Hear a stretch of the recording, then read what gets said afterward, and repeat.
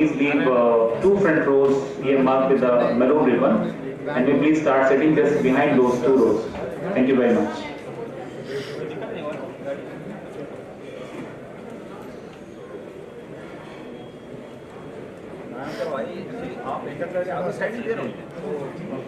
Somehow I missed you probably. Anyway, welcome sir.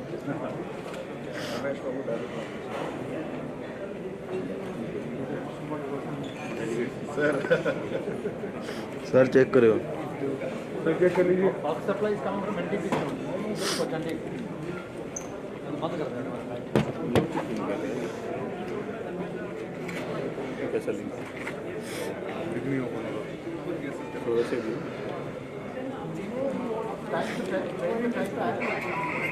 चल देगा भाई मेरे को.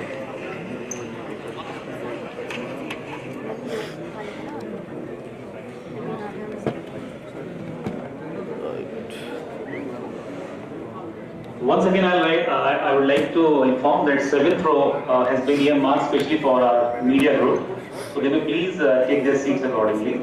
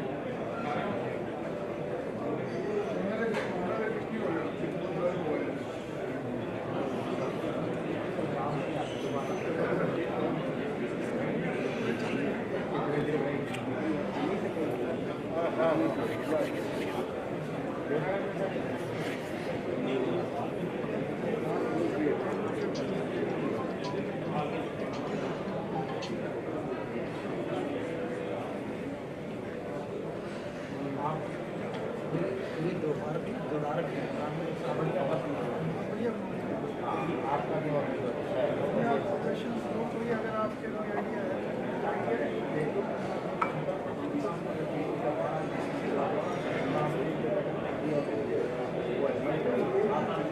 this is an announcement. All the invited guests may please proceed to have a cup of tea just outside the hall. Tea is ready.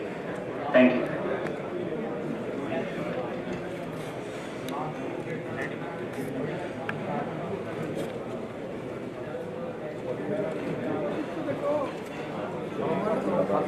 Camera दिखा रही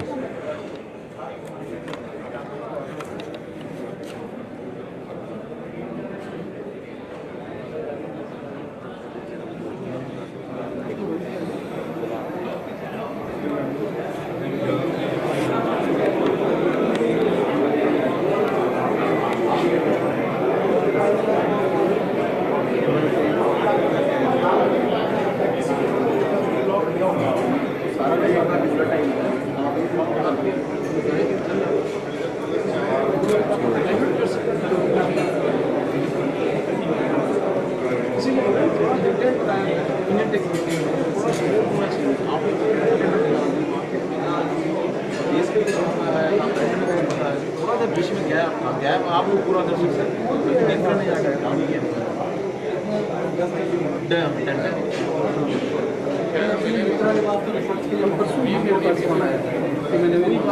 पूरी आप investment तब करोगे जब सामने मैचिंग टेक्नोलॉजी या तो हमें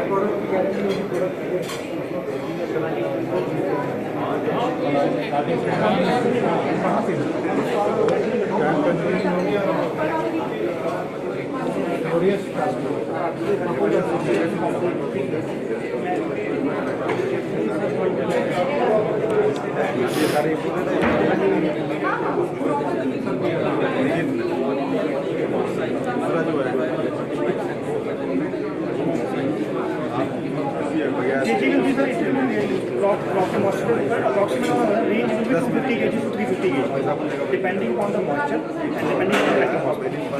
Lactic phosphate ज़्यादा होगी तो ज़्यादा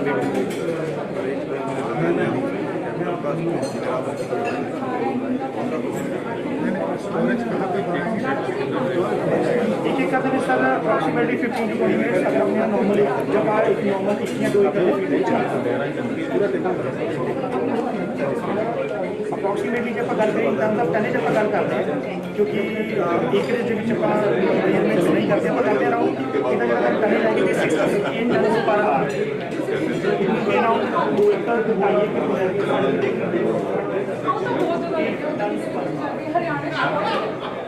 के सर में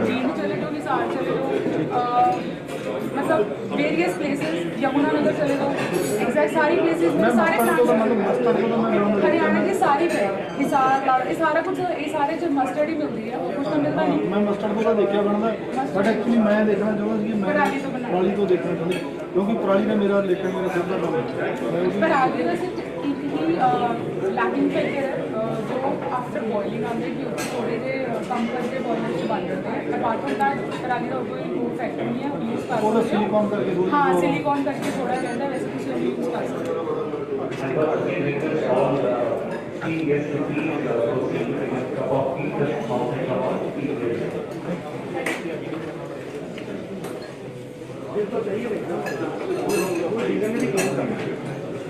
पेमेंट हो जाएगी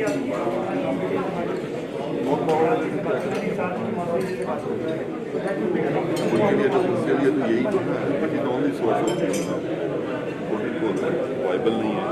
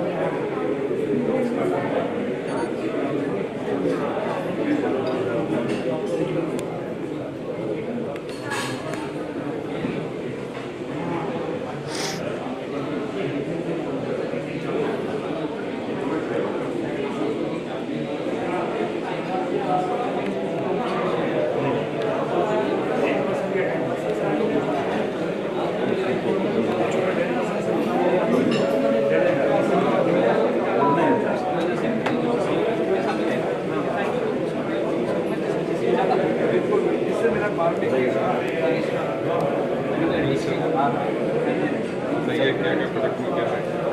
मशीनरी है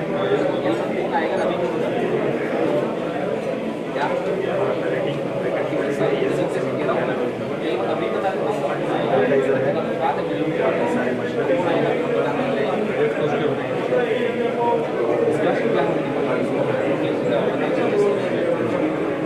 डेढ़ से 2 ton capacity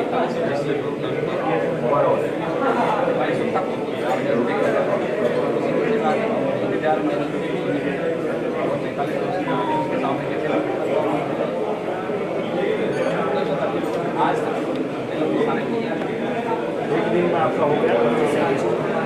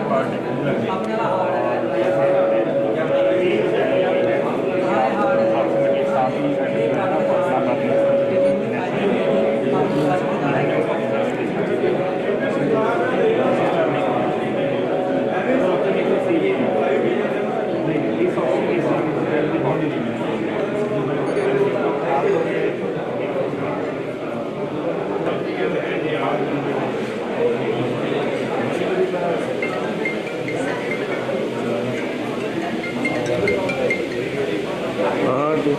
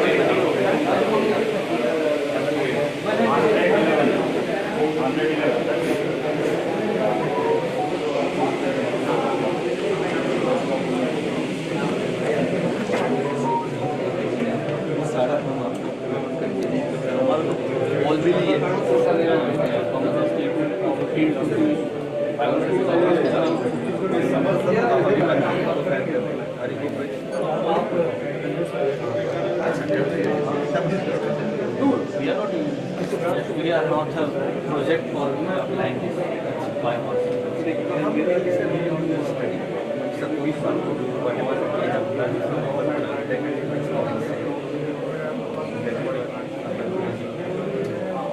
For that we have to consult and we all several project study करने भेजा गया है संतुला संतुला मतलब पता चला नहीं होना ऑटो पे ऑटो के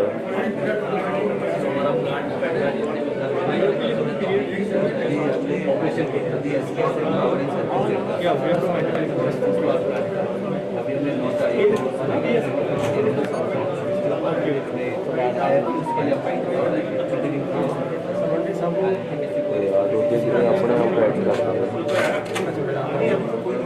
सकते हैं we just do the study for the plant 13 में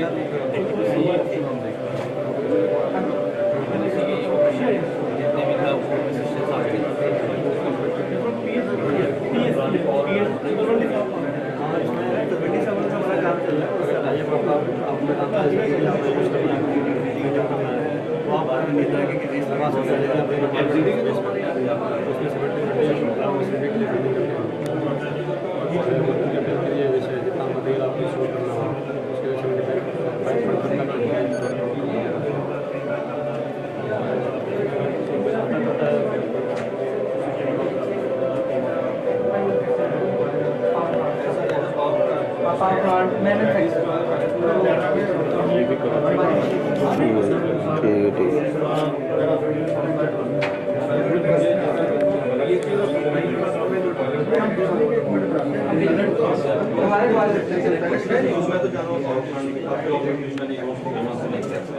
ठीक है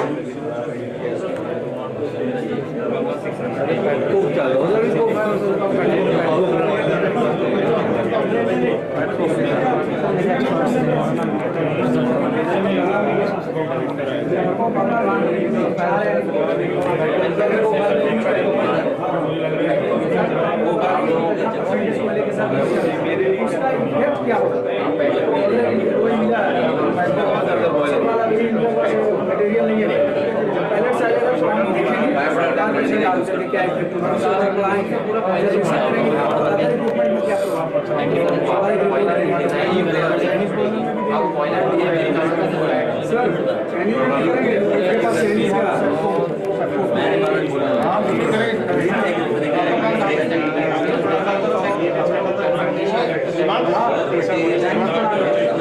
स्टडी प्लान में स्टडी करा जाता है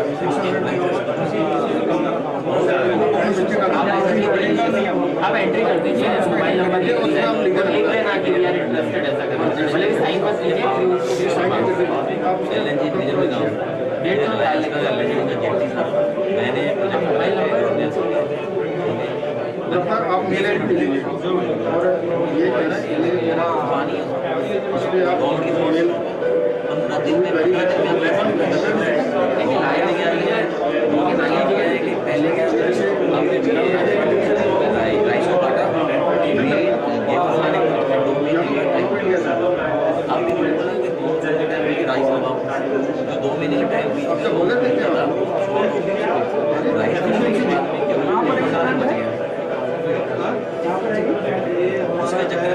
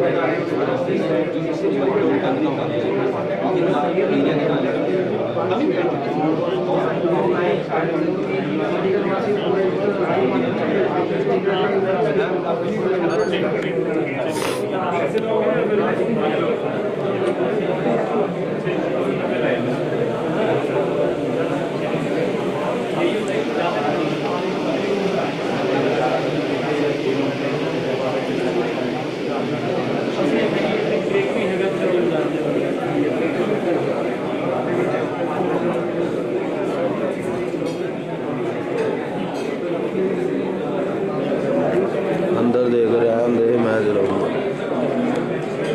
ਜਿਹੜਾ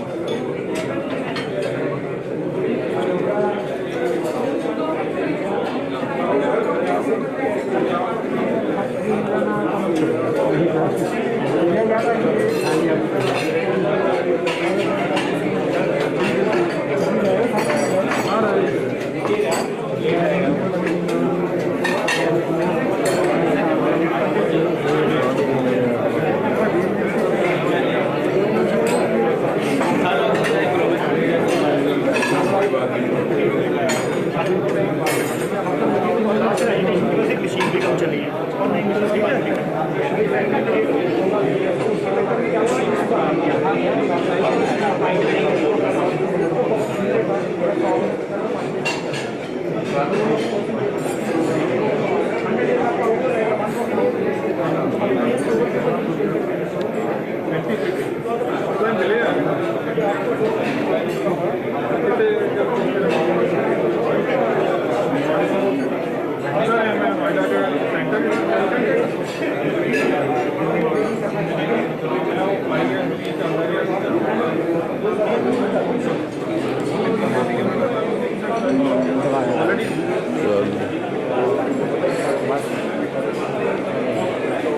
अंदर यार लाइट नहीं पैंदी भाजी कितने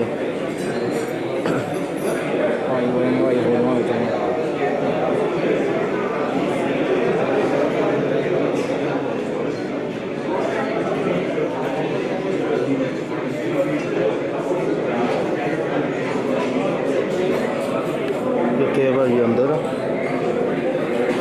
मैं कैमरा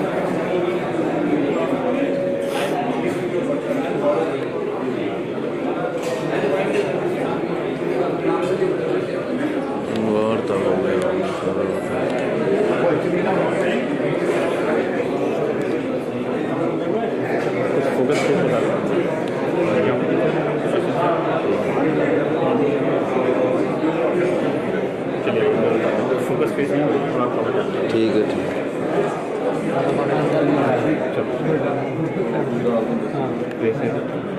फ्रंट में देखना कोट पैंट का हाँ जी हाँ जी कवर देना डायरेक्ट ऑपरेशन म्यूट है ना हाँ जी As our esteemed guests have started joining us in उनको the भी कवर अच्छा देना ठीक है program hall, I'd like just to mention that we are live on pink वाला हाँ ना जी, two YouTube पीछे channels. उनको First, NTPC official YouTube channel and second, Summer Mission YouTube channel. So the entire event would be live streamed on those two social media platforms.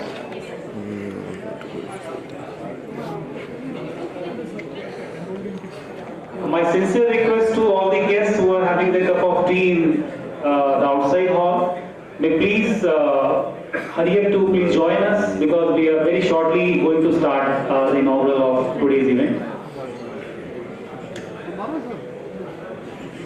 Stand लगे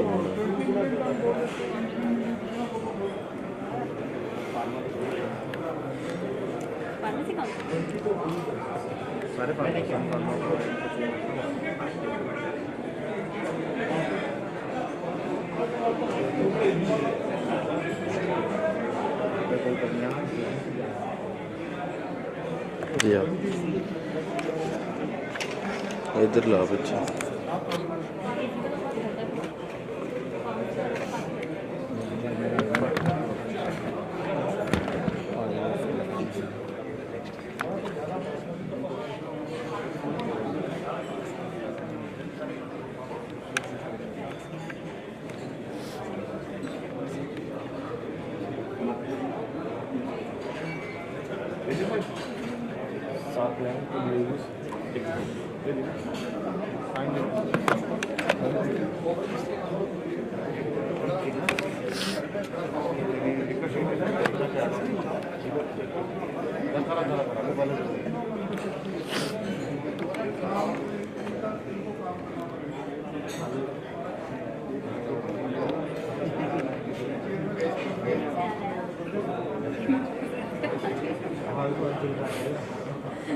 मैंने उसको बोला मैं कोई पेमेंट कैसे नहीं लाई, ये आपने मेरे साथ किया ना, मैं फ्रीलाइन नहीं बोला, मैं कोई पेमेंट नहीं किया।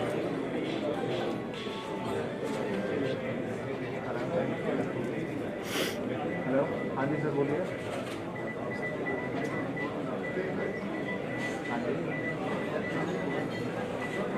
ठीक है, मैं भिजवा देता हूँ।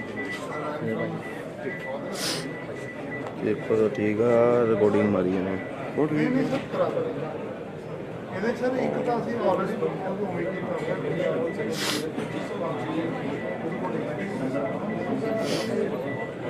ਕੱਲ ਦੀ ਫੋਕਸਿੰਗ ਹੁੰਦੀ ਨਹੀਂ ਬਈ बॉक्स नहीं करता ਨਾ कहा तो ਆਦੇ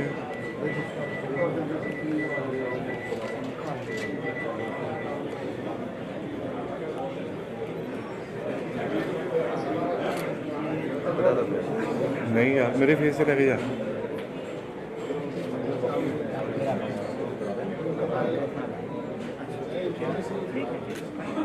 है ना ये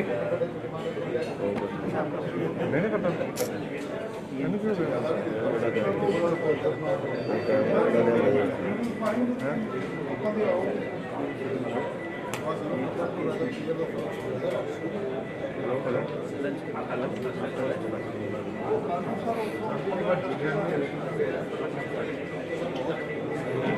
नहीं आ लगे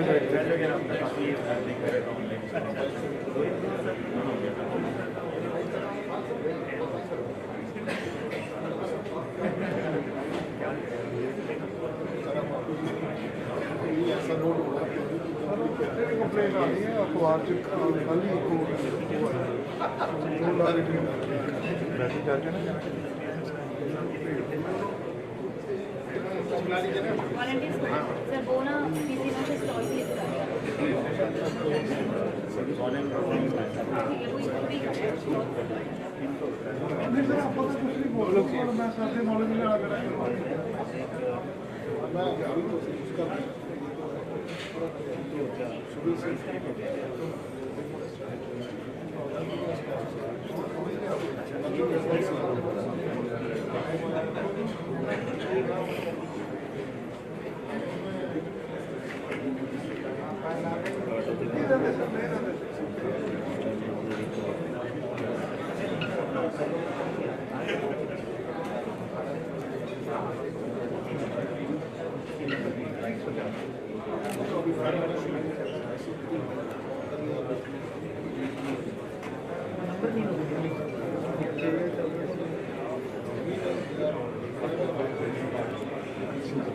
बादशाह का इशू है बादशाह का रास्ता सारा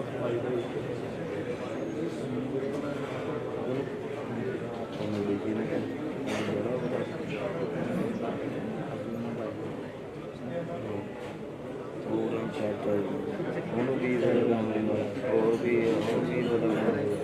ਫੋਟੋਆਂ ਆਊਟ ਕਰਦਾ ਇਹਨੂੰ ਬਾਅਦ ਨਹੀਂ ਪੁੱਛਿਆ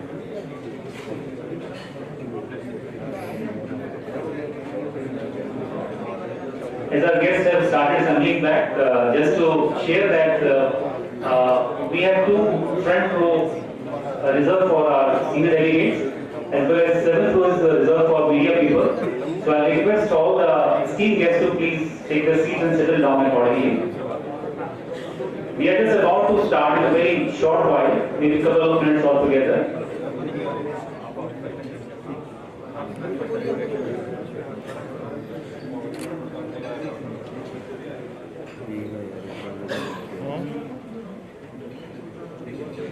Once again, I'll share with all of you that we are live for this event on two of the social media platforms of NTPC and Stomach Mission on their official YouTube channel.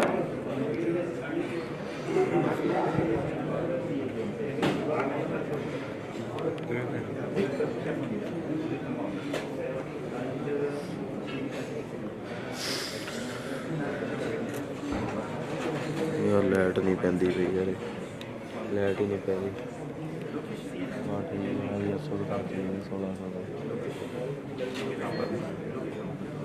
Light ही नहीं पै रही लाइटा चलानी light ही नहीं पै रही यार देख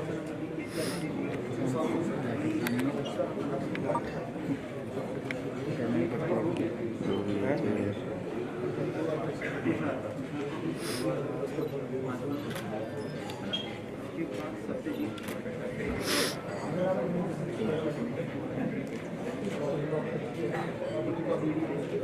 ठीक है भाई, सही कर चलेगा।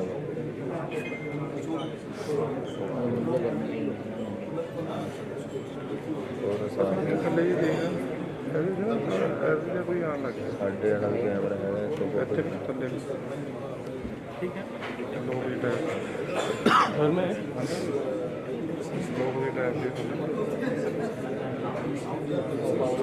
ਮੈਨੂੰ ਬੈਟਰ ਹੈ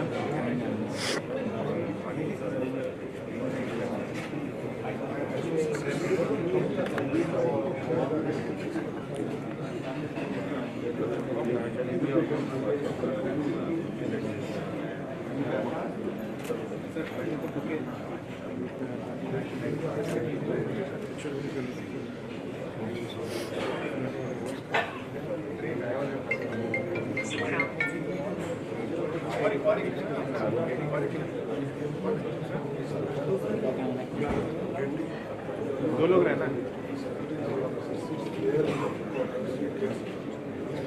इंतजार की घड़ियां बस कुछ ही पलों में समाप्त होने वाली हैं और फिर हम आज के इस प्रोग्राम का इनॉग्रेशन सेशन स्टार्ट करेंगे। It's a matter of few minutes only.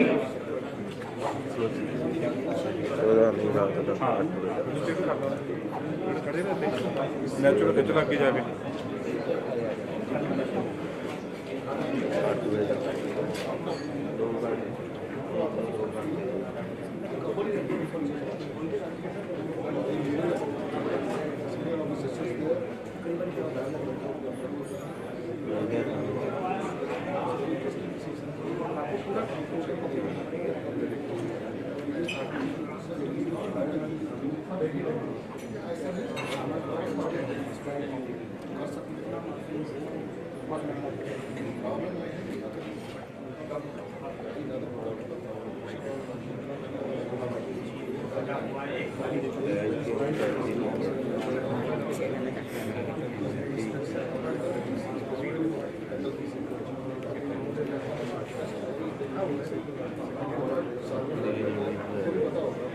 क्या होगा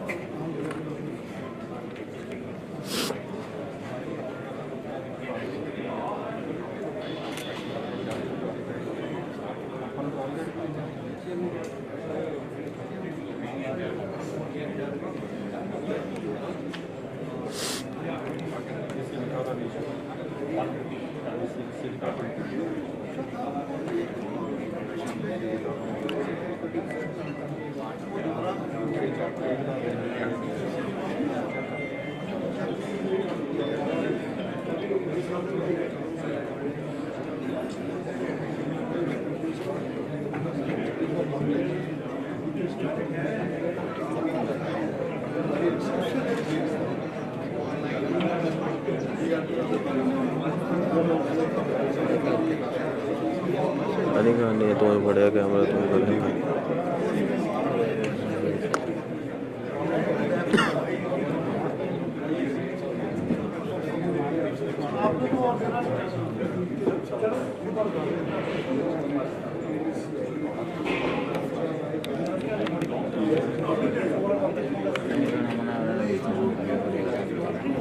लोग तो कैमरा बनता है ना बड़ा अपना लोग नहीं तो कर तो photo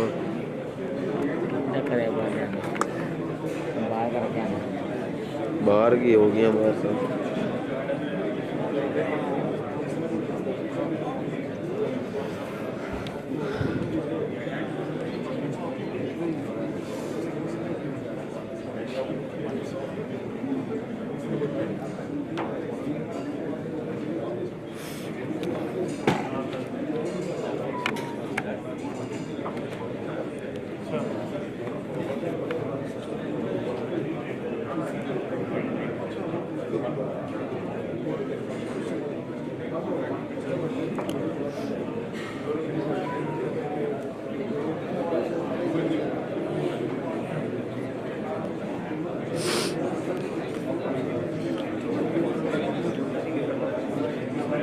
Good morning, everyone. May I request all our esteemed guests to please take their seats so that we may formally attend to the inaugural program of today's event.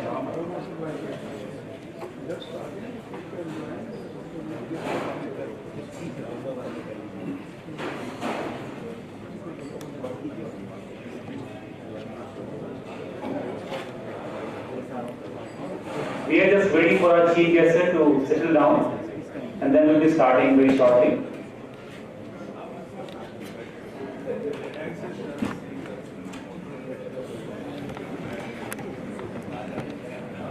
Well, ladies and gentlemen, the way we see the world shapes the way we treat it. If a mountain is a deity, not a pile of ore. If river is one of the veins of the land, not potential irrigation water. If other species are our biological kin, not resources, and if this planet is our mother, not an opportunity, then we will treat it with greater respect. Thus is the challenge to look at the world from a different perspective. And this is the change of perspective that has made us realize the potential of biomass as an alternative carbon neutral source of electricity and not to regard it just as a farm waste to be scrapped by reckless double burning. A very good morning to one and all present.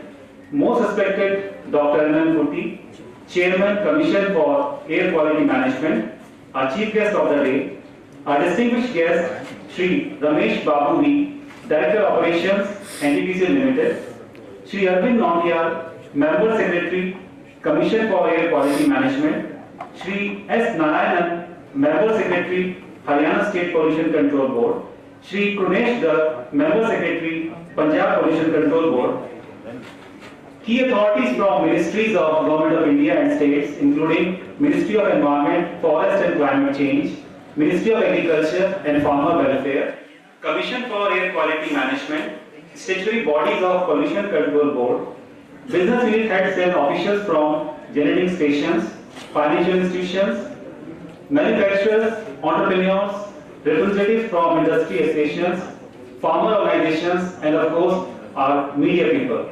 Ladies and gentlemen, I, Manav Bandhu, take an immense pleasure and privilege to welcome you all to this workshop, which has been themed as Ex-situ utilization of agricultural residue for co-firing in thermal power plant, which is organized by SAMAR National Mission on Use of Biomass in collaboration with NTPC Limited, India's largest integrated power major and a Maharashtra company. Today, stubble burning is one of the major causes of poor air quality. If we go by the estimates, then every year during just 2 months of October and November, around 30 to 40 million tons of crop residue is burned, which otherwise has a potential of producing about 6,000 to 8,000 of megawatt power, generating cumulatively approximate 50,000 million units of electricity annually by co-firing biomass in coal-fired power plants. In that context, SAMAR mission is a meaningful and well-intended initiative of Government of India to create a win-win proposition by promoting reduction in stubble burning, reducing carbon footprint of electricity generation, and at the same time increasing the income of farmers. Thus the theme of pallet to power to prosperity precisely captures the essence of SAMAR mission. Mission keeps organizing awareness campaigns and capability building programs of different stakeholders in bioenergy value chain. Today's workshop has an explicit objective to promote and facilitate ex-situ utilization of paddy straw in various applications with a focus on developing an ecosystem for aggregation, transportation, manufacturing, supply and uses of biomass pellets, briquettes and torrefied pellets for co-firing in the thermal power plant. It's such a great pleasure to have with us the galaxy of experts from biomass energy ecosystem. We have received an overwhelming response of more than 250 delegates for today's workshop. On behalf of SAMAR Mission and NTPC Limited, we acknowledge your presence with a sense of appreciation and gratitude and call for partnering towards clean air and sustainable energy. Before we get the ball rolling, I now invite our distinguished guest to join us on the dais. May I request our chief guest of the day, Dr. M.M. Putty sir, Chairman, Commission of Air Quality Management, to please join us on dais. I request Mission Director Shri Sudeep Nath sir to please escort our dignitaries on dais.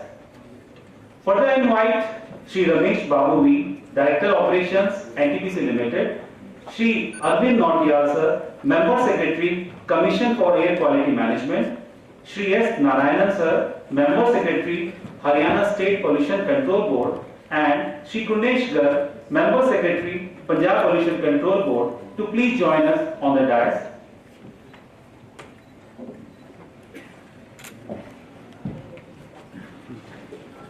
Thank you so much, sir. Your gracious presence on dais has added the vibrance and gravity to the inaugural function of today's event. Now, living the age-old belief of our culture, that is Atiti Satkar, Parmo Dharma, and to express our gratitude for the gracious presence, we'll start today's inaugural program with the welcome of our delegates on the dais. Today, we are honored to have with us Dr. M.M. Putty sir, Chairman, Commission of Air Quality Management, and our chief guest. I request Shri Sudeep Nath, Director Summer, to please welcome our chief guest by presenting a flower bouquet. So, ladies and gentlemen, please put your hand together to welcome our chief guest.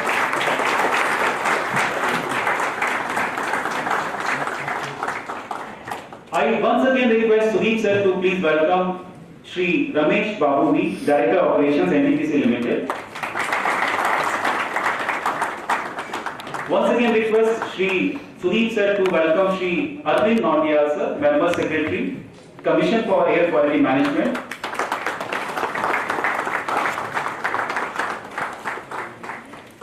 Moving forward, I invite Shri S.P. Singh Burke sir, GM NTPC, to please welcome Shri S. Narayanan sir, Member Secretary, Haryana State Pollution Control Board.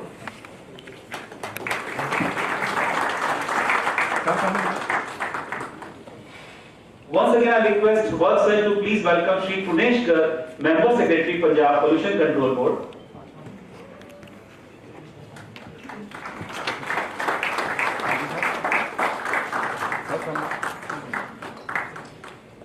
Thank you so much, sir. Well, ladies and gentlemen, light symbolizes victory over darkness and dispels the cover of ignorance. It marks the beginning of any auspicious movement. So may I request dignitaries on that to please do the honor of lighting the auspicious lamp, and request all the guests present to please join us in invoking divine blessings with a firm faith that today's program may meet its intended objectives.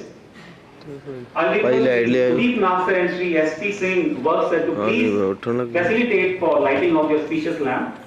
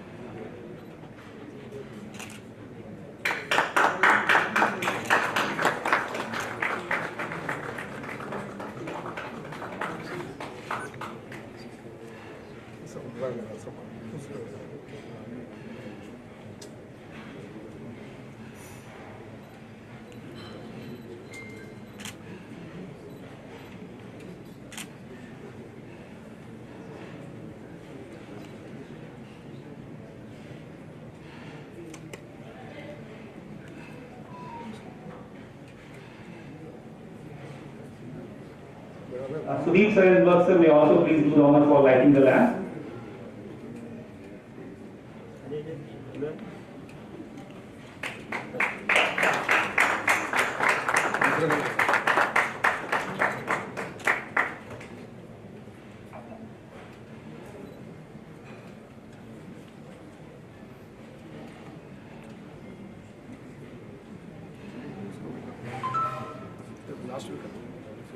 Thank you so much, sir, for doing this honor for lighting the auspicious lamp. You are able to please take your seats on the dais. ਬੁਲਾਇਆ ਮੁੰਡੇ ਨੂੰ ਤੂੰ stand ਤੇ light ਲਾ ਮੂਰੇ stand ਇੱਥੇ ਲਾਉਣਾ ਨਾ ਲਾਈਟ ਵੀ Now, with the lighting of the auspicious lamp and invoking the blessings of divine, now we are all set to formally start this workshop. For this, may I now invite Mr. Sudeep Nath, Mission Director of Summer and Executive Director of NTPC Limited, to please put up his welcome note. Shri Sudeep Nath.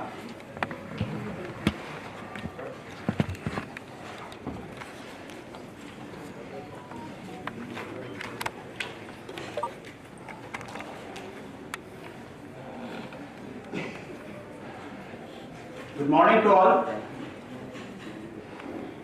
Most esteemed guests on the dais, respected Sri M.M. Kurti, Chairman CAPU, Sri Ramesh Babu, Director of Operation NTPC, Sri Arvind Natyal, Member Secretary CAPUM, Mr. S. Narayanan, Member Secretary Haryana State Pollution Control Board, Sri Kurnesh Garg, Member Secretary Punjab Pollution Control Board, all the dignitaries, senior officials and participants from MOEFCC, Government of India, Ministry of Agriculture and Farmer Welfare, Government of India, MNRE, Department of Power Punjab, Department of Agriculture Punjab, Department of Agriculture Haryana, Department of Science Technology Punjab, Department of Environment and Climate Change Punjab, Department of Environment and Climate Change Haryana, Department of Energy Haryana, JNCOs, all JNCOs especially from the NCR region, entrepreneurs, industry associations, agricultural universities, KVKs, FPOs, CBBOs, CAQM, NTPC Limited, members from Samart Mission, ladies and gentlemen. I would like to express my sincere appreciation to all of you for your gracious presence here and making this program a lively event. I also welcome each one of you to be a part of India's story of green energy transition, where Samart Mission and NTPC are going to work together with the direction of CAPM also for this NCR region, hand in hand with you all. And this program will provide us a platform to share and resolve our ideas and concerns. Government of India aims to attain the vision of promoting energy transition and climate change during the Amrit Kal, finally leading to sustainable energy solutions for Atmanirbhar Bharat. India's fuel energy security can be well supported by biomass as it provides opportunities for concepts such as waste to wealth, waste to energy, and ultimately leading to benefit to all. The biomass-based electricity energy capacity is one of the cleanest source of electricity production because it not only reduces the open field burning of agro residue by farmers, therefore curbing pollution, but also it replaces the coal in the conventional thermal energy plants to reduce the carbon footprint from our existing power plants. As you are all aware, that pollution is a major problem in northern India, and this problem is increased to many folds during the or after the harvesting period due to burning of agro residue, especially parali. Ministry of Power, Government of India has taken serious steps to reduce this pollution. National Mission for Use of Biomass in Thermal Power Plants, where the name has been reclassified as Samart Mission, has been formed in the month of July 2021, so it's just 1 year. Revised biomass policy has been issued and mandated for the use of 5% biomass co-firing in all thermal power plants. This 5% blending is mandated to be increased to 7% after 1 year from the date of issue of the revised policy. issue of model contract for long-term biomass procurement between GENCOs and pellet vendors have been done. SOPs for co-firing of biomass in power plants have been issued. And we are conducting various awareness programs for GENCOs, capacity building program for pellet manufacturers, and awareness program for farmers to sensitize them all towards the ill effects of stubble burning and how to convert it to a source of income are some of the key steps which are being taken.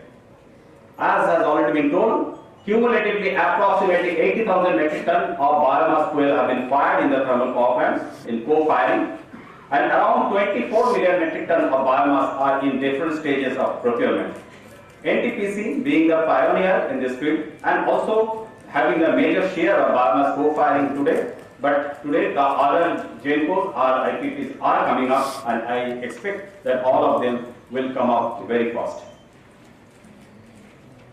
The mission is functioning like a bridge between the farmers, suppliers and manufacturers for interaction and sharing of knowledge to make the best use of biomass and to keep functioning supply chains to carry forward the energy security as well as livelihood of the farmers. 18 such awareness programs have already been conducted.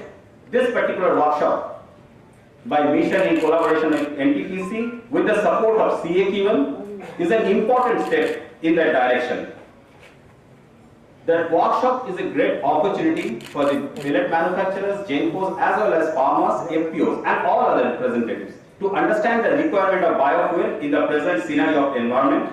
The agenda of today's workshop have been framed such that it takes care of the requirement for all the stakeholders of this biomass industry. We can take this opportunity to reaffirm, to work together, to carry forward the use of biomass in thermal power plants and to build a sustainable agriculture value chains that will build the energy security and clean energy transitions.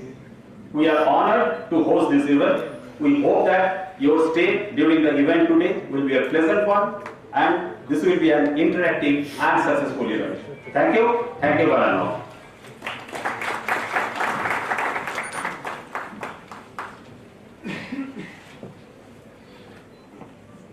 Thank you, Sudeep sir, for emphasizing on Government of India vision on energy transition, detailing out the objectives, efforts of Samad mission and situation on ground, and detailing out the objectives of this one-day workshop. Thank you so much for this.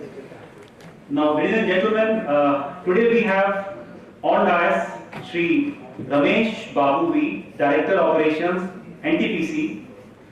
NTPC being the co-organizer of this workshop and one of the key players in mission has emerged as a leader in biomass user, having co-fired approximately 58,000 metric ton of biomass while tendering a total of around 11 million metric ton over short-term and long-term basis has all been lined up. Giving you some glimpses about the rich and varied experience of Director Operations NTPC Limited.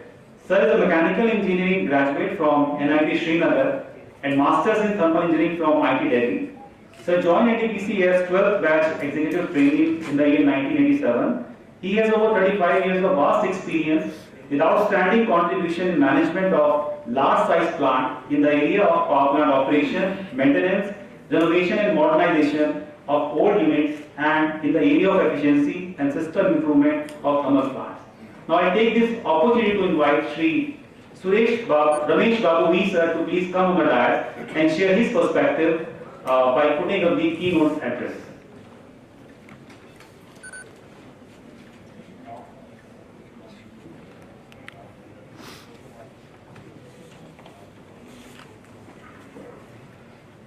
Good morning to all of you. I hope I am audible.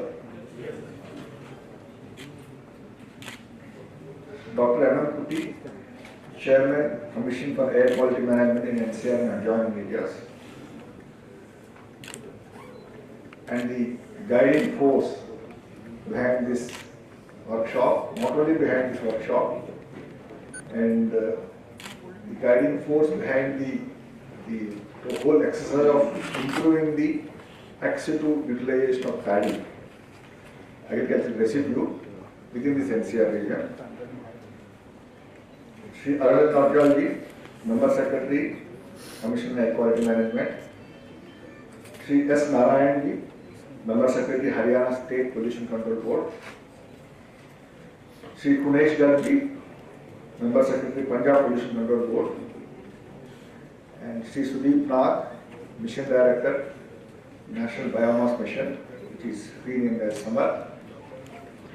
And all the officials from Government of India, Government of Haryana, Government of Punjab, officials from various JANCOs who have come to attend this workshop, and most important, all the delegates representing pellet manufacturers, aggregators, entrepreneurs who have come to pick up this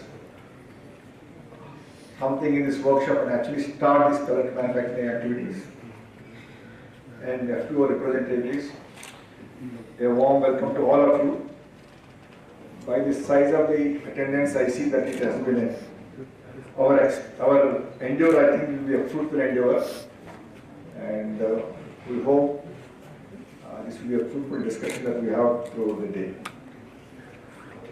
As all of you are aware, the renewable energy sector is witnessing an exponential growth because of the RE penetration, RE integration into the grid. So during this RE integration, some new ideas, some research and some learnings, and to see how this map the trajectory of future growth in the renewable sector. This is the need of the hour. India's transition जो हम लोग बदल रहे हैं जो conventional coal energy to renewable energy, this transition is guided by the approach of access, efficiency, evaluation, and our unwavering commitment to the fight for the menace of this climate change. In this changing scenario, Indian power sector is expected to deliver beyond the energy security and also to deliver sustainable energy. Countries' climate commitments to the world is a reflection of this changing expectation. So this is where today's topic of discussion becomes very relevant, and it's also important. Utilizing the surplus residue biomass will be an important lever in ensuring sustainability in the energy sector, and also it's a clean energy. That's what we are looking for. Our agro residue is an untapped potential, it's an untapped resource, and it's available in huge quantity. The estimates vary, but around 250 million metric tons is annual availability of this untapped resource. Just to put things in perspective, as a company, NTPC burns around 222 million tons of coal annually. So ideally, if this can be made available to us, it's a good alternative to us. Now, this is a precious resource that is being wasted and adds to air pollution, as all of you are aware, when burned in the fields. So harnessing this resource would not only strengthen the energy security, it also improves the sustainability, but it also creates additional income for the farmers and the persons involved in the whole value chain of this pellet manufacturing. In the recent past, government has provided various policy frameworks to promote the use of biomass firing. The revised guidelines issued by the Government of India mandate around 5%, progressively increasing to up to 10% for biomass co-firing in the thermal power plants.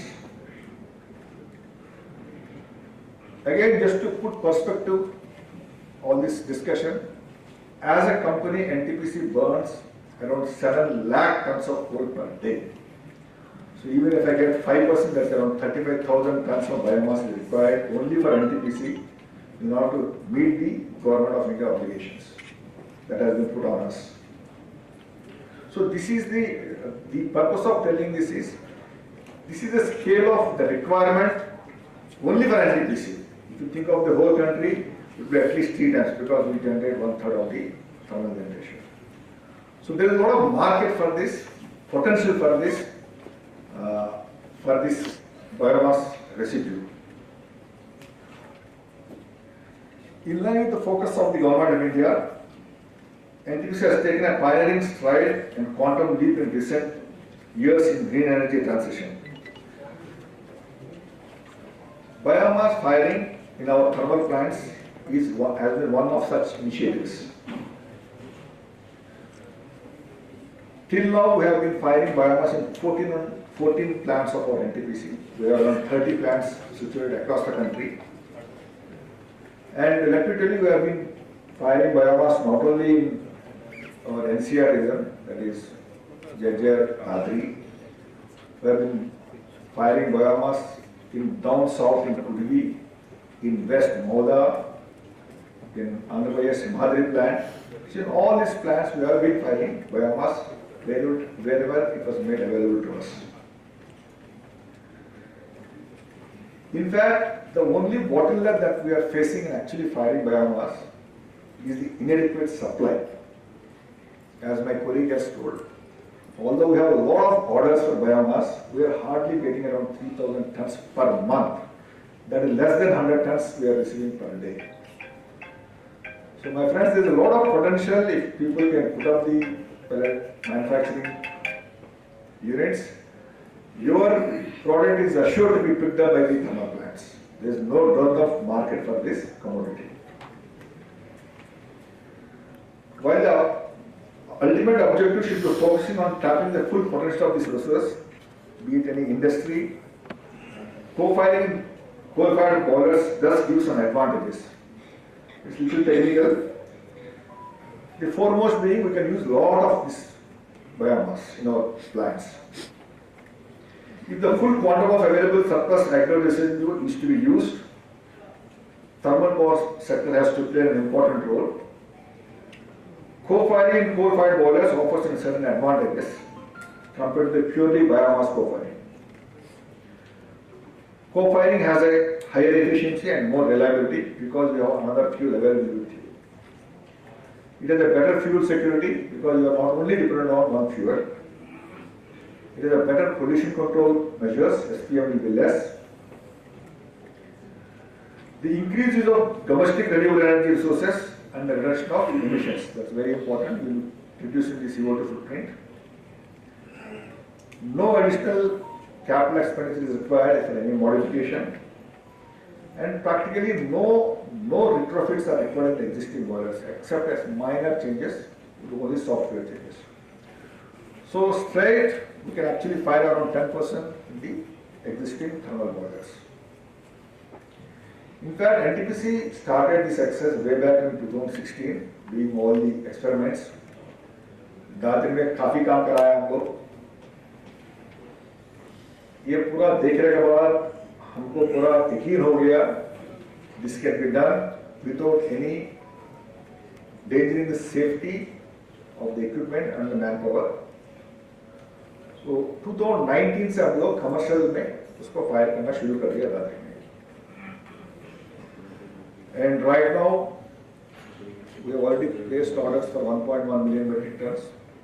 Another 9.2 million metric ton will be placing order by 18th. So this is the quantum of requirement that we will be needing. इसमें एक चीज है जो हम लोग 9.2 million metric ton जो order देने वाला है 18th को, वो 7 साल का टाइम फ्रेम में रखा. 7 साल टाइम फ्रेम इसलिए रखा कि लोगों को ऑर्डर मिलने के बाद they can actually set up the unit and 7 साल तक assured सप्लाई आपको दे रहे हैं. मेरे ख्याल से इससे अच्छा बिजनेस मॉडल कुछ होगा नहीं. Where we are actually assuring you to take your produce for the next 7 years. उसमें भी प्राइस एक्सक्लेशन का मैकेनिज्म है. अगर इनपुट प्राइस बढ़ेगा, there is a mechanism for actually compensating this.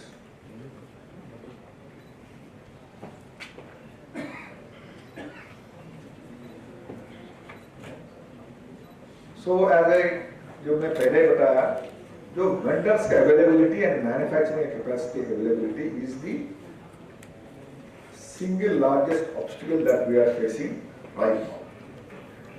And मैं समझता हूँ जो आज का ये वर्कशॉप में ये सब चीज हम लोग डिलीवरेट करेंगे। क्या दिक्कतें आ रहा है, ये इसको स्केल अप करने के लिए क्या हेल्प चाहिए होगा, यहाँ गवर्नमेंट ऑफ इंडिया का, government of Haryana, government of Punjab का शीट्स भी है। We have called bankers also, Bank of Baroda and SBI are also there. वो भी अपना हिसाब से बताएगा कि क्या क्या इंसेंटिव्स वो दे रहा है। Government incentives are also there. So ये सब लोग मिलकर हम इसको आगे कैसे लेके जाना है, so that we have sufficient pellets available within the country for the thermal plants to start cofiring. And इससे ज़्यादा अच्छा होगा that we will be actually helping the farmers in earning some money on out of this residue, and also we will be helping the environment by completely eliminating stubble burning. So in this direction, Government of India ने एक mission बनाया, उसका नाम दिया गया summer mission. ये 1 साल हुआ। समर मिशन भी इसमें बहुत सारा एक्टिविटीज किया, वो जगह ट्रेनिंग प्रोग्राम्स कंडक्ट कर रहा था। एंड आज का focus would be how do you scale up this activities so that enough produce is available to all the thermal plants.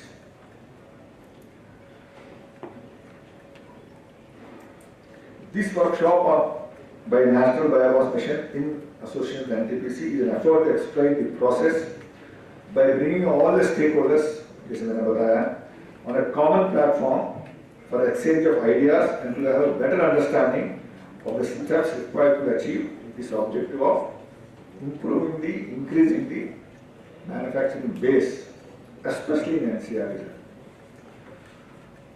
And I extend my best wishes for engaging and fruitful discussion leading to workable recommendations of this workshop, that is to improve the manufacturing base in the NCR region. Thank you.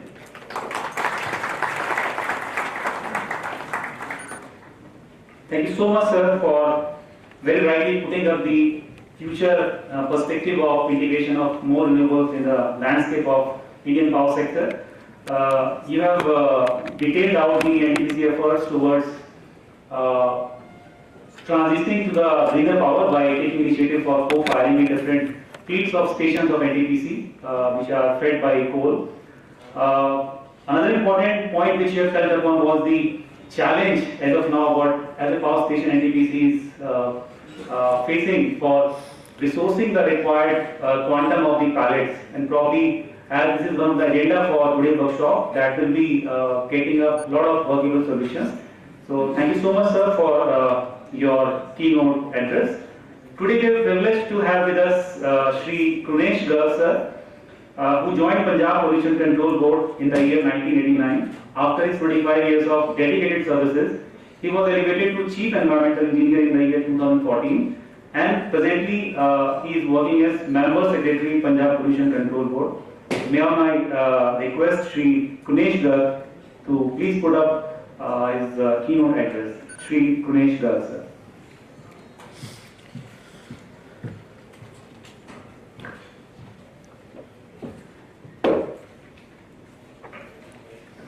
Good morning, everyone. Respected Dr. Rahman Koti, Chairman CAQM, Mr. Abdul Nautiyar, Member Secretary CAQM, Mr. Vesh Babu, Director of Operations NTPC, Narayan Saab, my colleague from Haryana Pollution Control Board, my friends from other departments, Ministry of Environment and Forest, Power, Agriculture, and all the people who have joined here in a mission to change the energy scenario of India, to make it a more cleaner and renewable. Let us take it to a renewable path.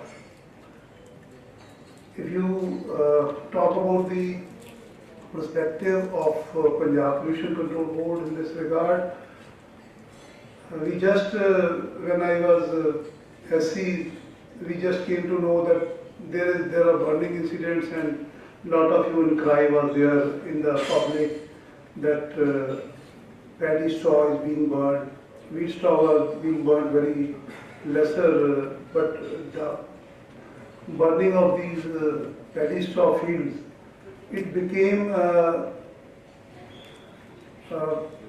came into focus for the last 10 to 15 years. I have one incident also that one time the Home Secretary of Government of India was flying over Punjab, and at that point of time the paddy straw fields were being burned, and that was the terrorism time. And he saw it from the top, and he said that there is something going on in Punjab, but from above he saw those fire incidents at that point of time. So, but that was very nominal. But the attitude of the farmer or their practices being followed by the farmers have changed a lot. Earlier they used to do it by manually. The harvesting was manual. They used to cut the crop just from the root level, and then used to mix it up with the earth and soil. And but afterwards, with the mechanization, the more mechanization, and we are using combines. We are only taking the barley over it and converting it into our paddy, and the rest of the straw is being left, and that is being burned because it is very easy to get away with this paddy straw. But over the period of time, it has also been seen that with the quest to save water, we are also pushing the sowing period to save water, and there is a very limited window left with the farmers where they are unable to take care of their paddy straw, and they prefer to burn it. Over a period of time, you have seen that whenever this September comes, the life becomes very difficult for all these pollution control board people, and number of queries from all society, from different government organizations, international organizations that come over that there are a number of fire incidents, and these are reported in the press. And of course, with the CAQM giving a proper SOPs, now those things are being managed, and the fire incidents, there is a SOP from which period to which period these fire incidents are to be reported and how it is to be done. But the number of, I must tell you that the number of fire incidents never tell you the exact picture. It is just a, you can say, story in the newspaper. But the actual is, what is the area burned? And over the period of time, whatever awareness has been made by different agencies, whether it is agriculture department or the crop residue management machinery being provided, there is definite change in the area being burned in Punjab. It is decreasing every year, which is being done by a satellite survey. Satellite data is there, that is decreasing. The total, if you see at the, because this workshop is regarding biomass, but I am concentrating on the paddy straw. Paddy straw availability is 1.8 crore tons every year, and we are burning it, and the energy which we can get back from the system, that is just going into the environment without any use. And we need to have some kind of synergy, and everyone is working in his perspective. For example, there are only two ways, in situ or ex-situ. In situ, agriculture department has provided the crop residue machinery, but there is some limitation, and they are trying to make the utilization more so that this paddy straw can be incorporated into soil. But still there is a ex-situ option, and I am of personal view that in case in situ and ex situ are not balanced, then it will not be a success story. We will have to go for a balanced approach for in situ and ex situ. Because a farmer, if he goes for in situ management for 2 years, the third year he will have to go for ex situ option. So the availability of biomass is immense and the opportunities are immense. Now today we are talking about the thermal power plants, but there are so many other ex situ options which can be explored. So we as Punjab Pollution Control Board are working with the thermal power plants is one thing. They are asking for you to 5% to 10% usage of replacement of coal with this biomass, briquettes and pellets. But I think there may be many more options coming. In Punjab, there are 6 to 7 industries which are now earlier using 3.5 lakh tons of paddy straw as fuel in their boilers. Now I expect this 2023 post-harvesting, it will be, the collection shall be at least 1 million tons. You will find more and more industry is becoming confident about the boilers which they are installing, and they are collecting biomass. So biomass usage for energy, for gas. Of course, compressed biogas is a late starter, but once it starts, then the requirement will be 1.5 million tons. So these all options will contribute to the prosperity of the farmers.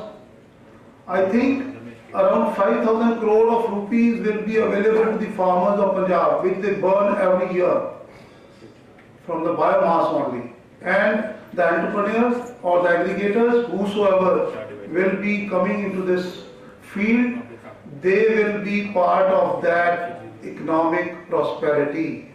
So I urge you all to take this initiative further so that we may be able to provide a clean energy, renewable energy, and usage of this paddy straw, not only paddy straw, there are other biomasses also.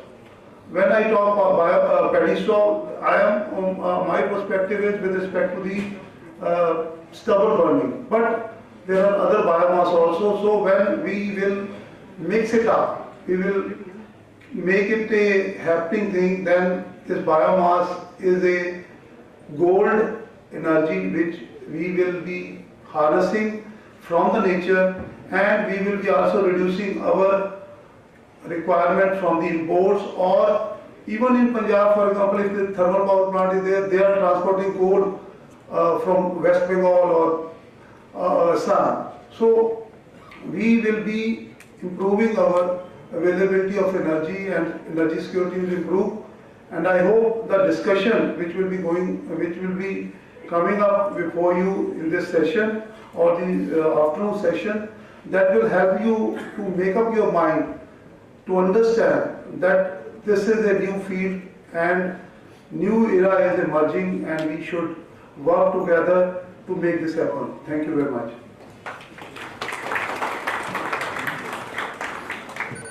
Thank you so much, sir. You have really shared such an insightful point in your addresses. You have very rightly mentioned about the perspective, how practices of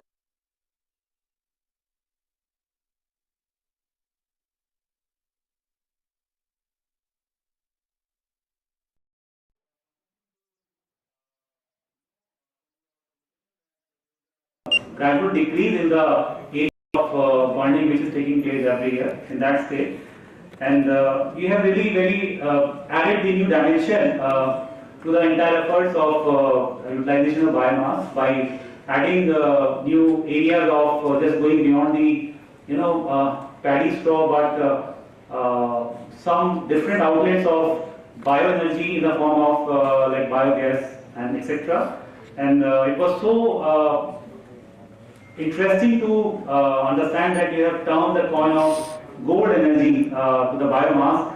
That itself put up a great perspective, an opportunity to move forward with this concept of transition of green energy. Thank you so much, sir.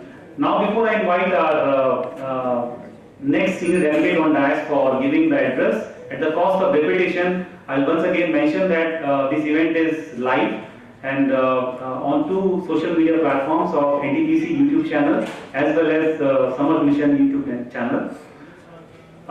Ladies and gentlemen, we have privilege for having Shri S. Narayanan sir, Member Secretary, Haryana State Pollution Control Board. He is an Indian Forest Officer belonging to 1997 batch of Haryana.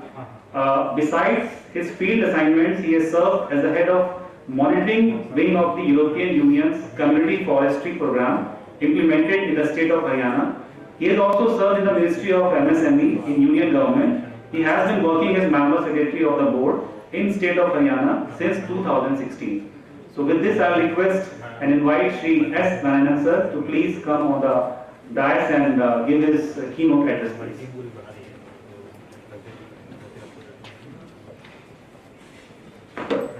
Thank you. Respected Chairman of CAQM, Dr. Iman Kutisa,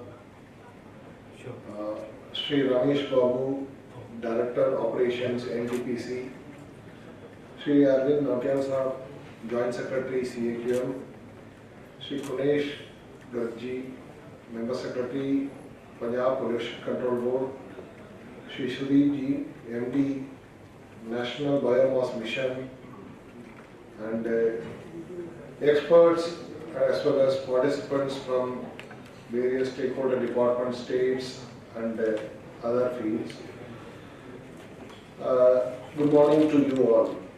I am very thankful to the National Biomass Mission and NTPC for having organized such an important workshop in a very crucial time where we are actually fighting to reduce the crop residue burning in the northern states, which is contributing reasonably to the air pollution in Delhi and NCR. So it's a very, we are actually rather trying to address the issues in all possible ways, in situ, ex situ, as Mr. Pradesh was also telling, whatever way possible we are trying to rather actually do it. Government is, union government as well as state governments are paying a lot of money for incentivizing the things and also to ensure that no crop is burnt and it is getting properly utilized in the effective economical and environmental friendly manner. So in that way it becomes more crucial, and with the new guidelines and directions of CAQM also, now at least 5% of the fuel should be used from the biomass side as far as the thermal power plants are concerned, and it has to be rather increased to 10%. So we are hopeful at least 7% should be rather reached within that particular time, seeing many of the constraints and initial hiccups. We hope that will be done. And with this particular 5 to 10% if implemented uniformly throughout the country, we are hopeful of actually reducing around 38 million tons of carbon dioxide as per an estimation. So we think that that much of emission will be cut out over the period. And then this will contribute significantly to our commitment to COP26 commitments. So whatever is planned, our plan to rather reduce the fossil fuel, use the renewable energy, and also to rather actually replace it with the bio-renewable resources. That will also be rather significantly addressed. So I hope that this will rather actually contribute in a bigger way in that way also. Because with the 90 to 180 million tons are expected, it is expected to be rather used, reduced in the year 2030 with this phase, wherein 50 to 100 million tons of coal will also be substituted with this biomass by the year 2020. So this target lines can be rather, at least to a greater extent, we can try to achieve if everything goes in the positive manner and the way we are expecting it to go.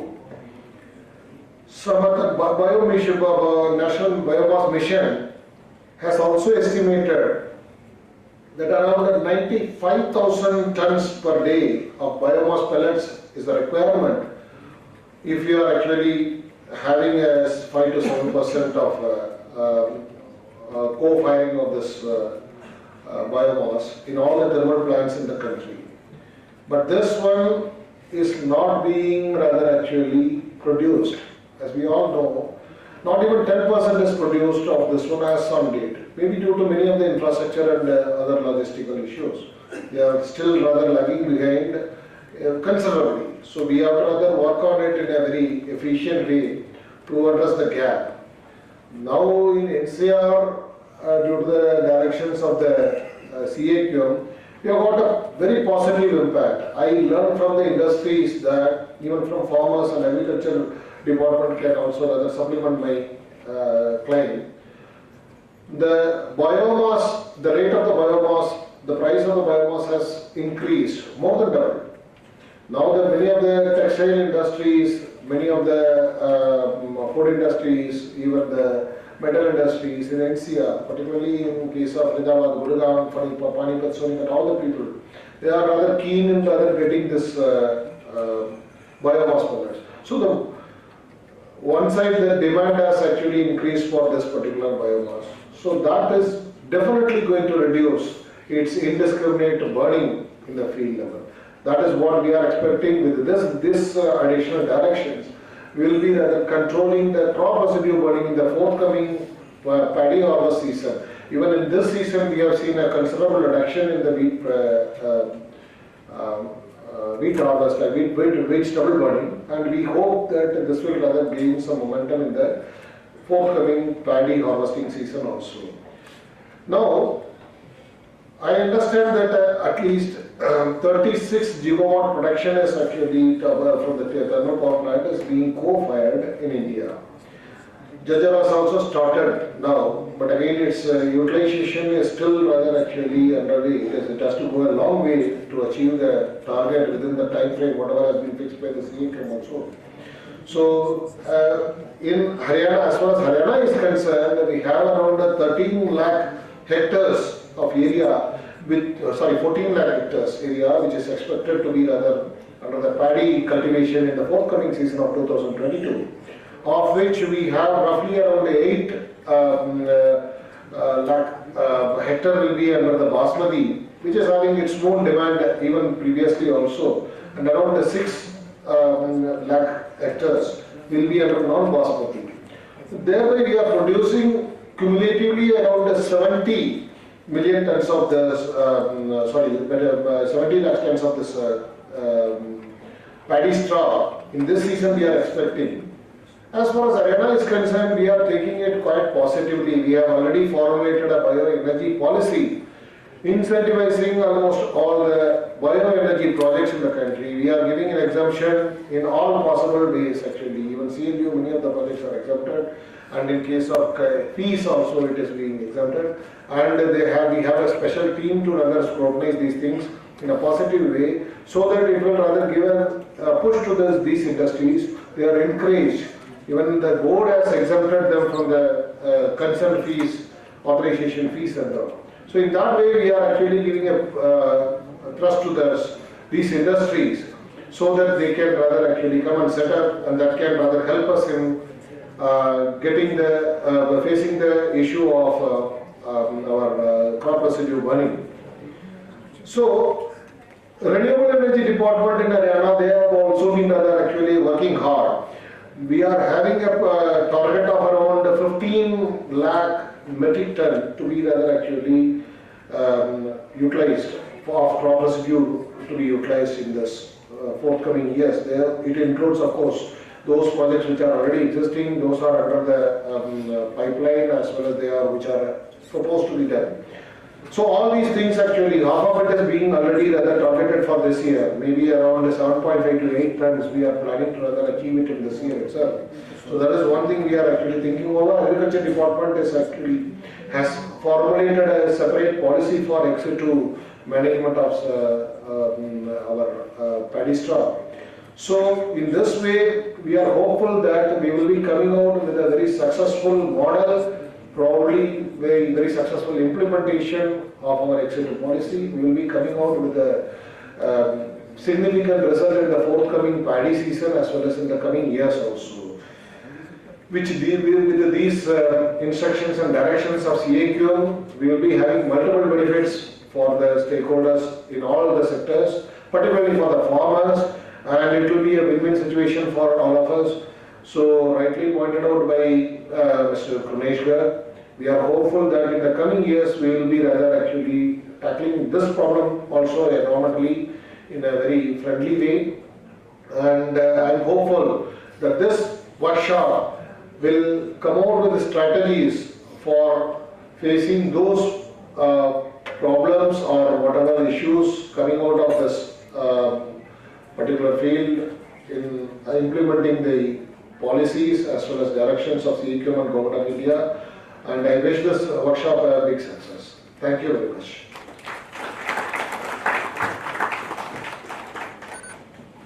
Thank you so much, sir, for sharing your perspective on biomass utilization and state policy on bioenergy. Thank you very much. Now we have the privilege of having with us Sri Arvind Nautiyal, sir, Joint Secretary to Government of India and Member Secretary Commission of Air Quality Management. Sir Arvind Nautiyal is an officer of Indian Railway Services of Mechanical Engineer. He is a qualified mechanical engineer by training through the prestigious special class Railway Apprentice SCRS scheme, and possesses vast experience in railway rolling stock design, production, maintenance, and operations in one of the most complex and biggest railway networks across the world.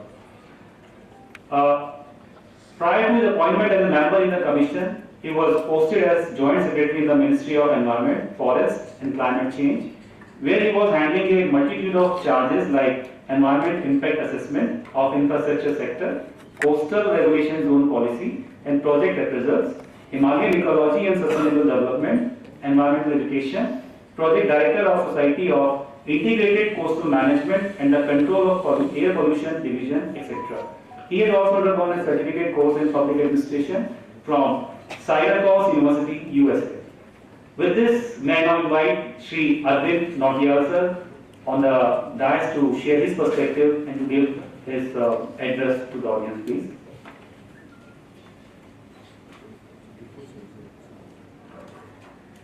Very good morning to all of you. Honorable Chairperson CAQM Dr. M. Kuti, Director of Operations Ramesh Babuji, my colleagues on the dais, Krishna Rananji, Kavdesh Garji, Sudeep Nathji, distinguished officers from the state governments, delegates, ladies and gentlemen.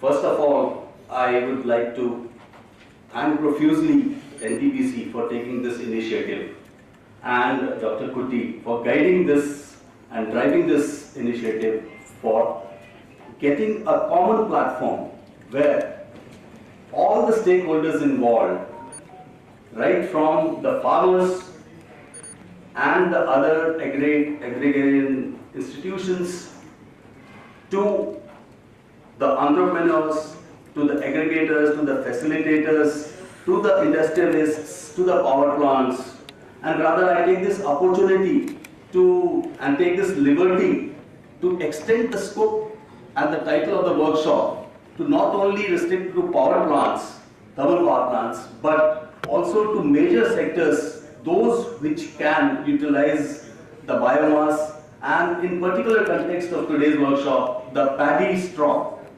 for various applications, energy or non-energy applications. So, I mean, this is a kind of a new beginning. We have been working in this direction.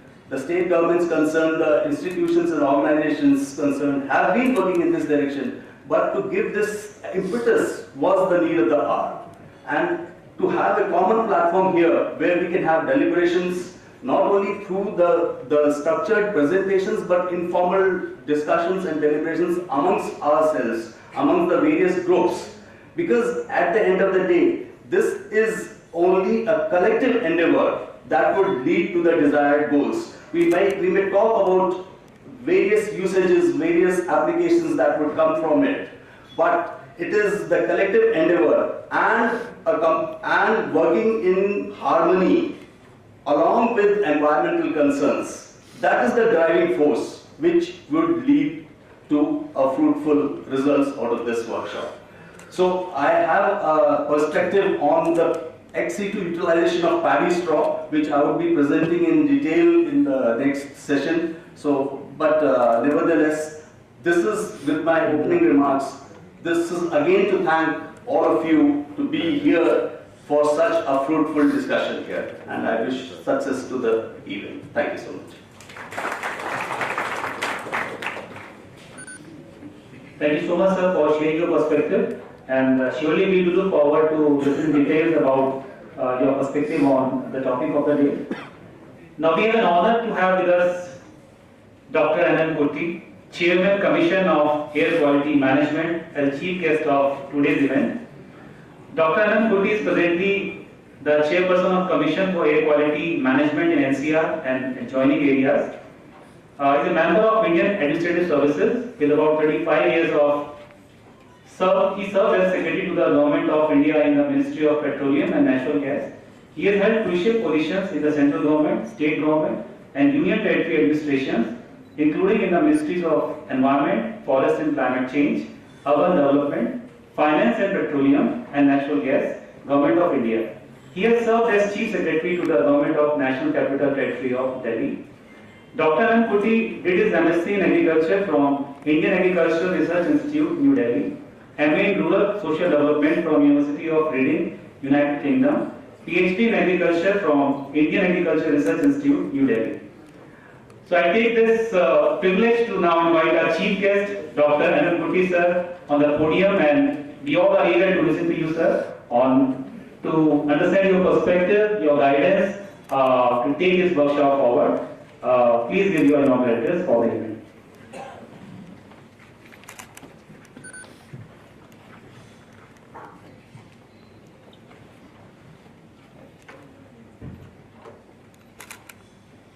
My friends at the dais, Shri Ramesh Babu, Director Operations, National Thermal Power Corporation, Shri Aravind Notia, Member Secretary of the Commission of Air Quality Management, Shri Narayanan, Member Secretary Haryana Pollution Control Board, and Karunesh Garg, Member Secretary Punjab Pollution Control Board, Mission Director, National Biomass Mission, Mr. Sudhir Nath, various officers representing the central government and state government, delegates, entrepreneurs, other stakeholders, ladies and gentlemen. Most of the speakers who have spoken before me have already projected the issues and what can be done to move forward. At the outset, I must say that this one-day workshop that is being organized by the National Biomass Mission and NTPC is a timely intervention and a timely response to address a burning issue that has caught the attention of not only central government and state government, public at large in the entire northern belt of this country, entire Indian locality places. Let me give a comprehensive background of what is the issue. Paddy continues to dominate kharif crop mix in this part of the region. And this leads to enormous paddy store generation. Between Punjab and Haryana, about approximately 40 lakh hectares of paddy is cultivated. And out of that 40 lakh hectares, almost 30 lakh hectares is non-basmati paddy. There is a need to differentiate between basmati paddy and non-basmati paddy because basmati paddy straw is hardly burned and non-basmati paddy straw is greatly burned. Out of these 40 lakh hectares of paddy that is being grown in this part of the country, produces 25 million tons of straw. You see the quantum. So what is the problem? The problem is handling 25 million tons of straw every season, paddy straw. The problem is gigantic, the problem is huge. Out of these 25 million tons, maybe around this 5-6 million tons straw is of basmati straw, so that we can leave aside. And if you minus 5 to 6 tons from 25 million tons, we are grappling with 19 million tons of straw that is to be handled every season in Punjab, Haryana, NCR district of Uttar Pradesh, very limited extent Delhi and Rajasthan. These 90 million tons have to be scientifically managed. One, to ensure sustainability of agriculture. Two, to continue to see that our soil health does not deteriorate further. In the process, enhance farmers' income considerably and also reduce air pollution caused by burning of stubble. Such a large-scale paddy straw generation has led to large-scale crop residue burning, which is episodic and happens mainly in October-November, winter months, and contributes adversely to a great extent to adverse air quality in this region. Large-scale burning of paddy in October-November, primarily in Punjab and Haryana, contributes significantly to any attempt to control air pollution measures in this region, National Capital Region and adjoining areas. Why this is happening?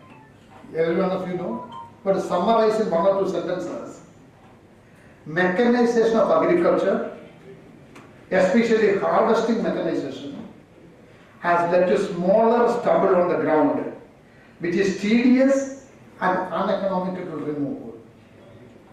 Delayed sowing of rice in Punjab and Haryana, and therefore a very limited narrow window available for harvesting season between harvesting of rice and sowing of wheat, are the main reasons why we are led to this stage.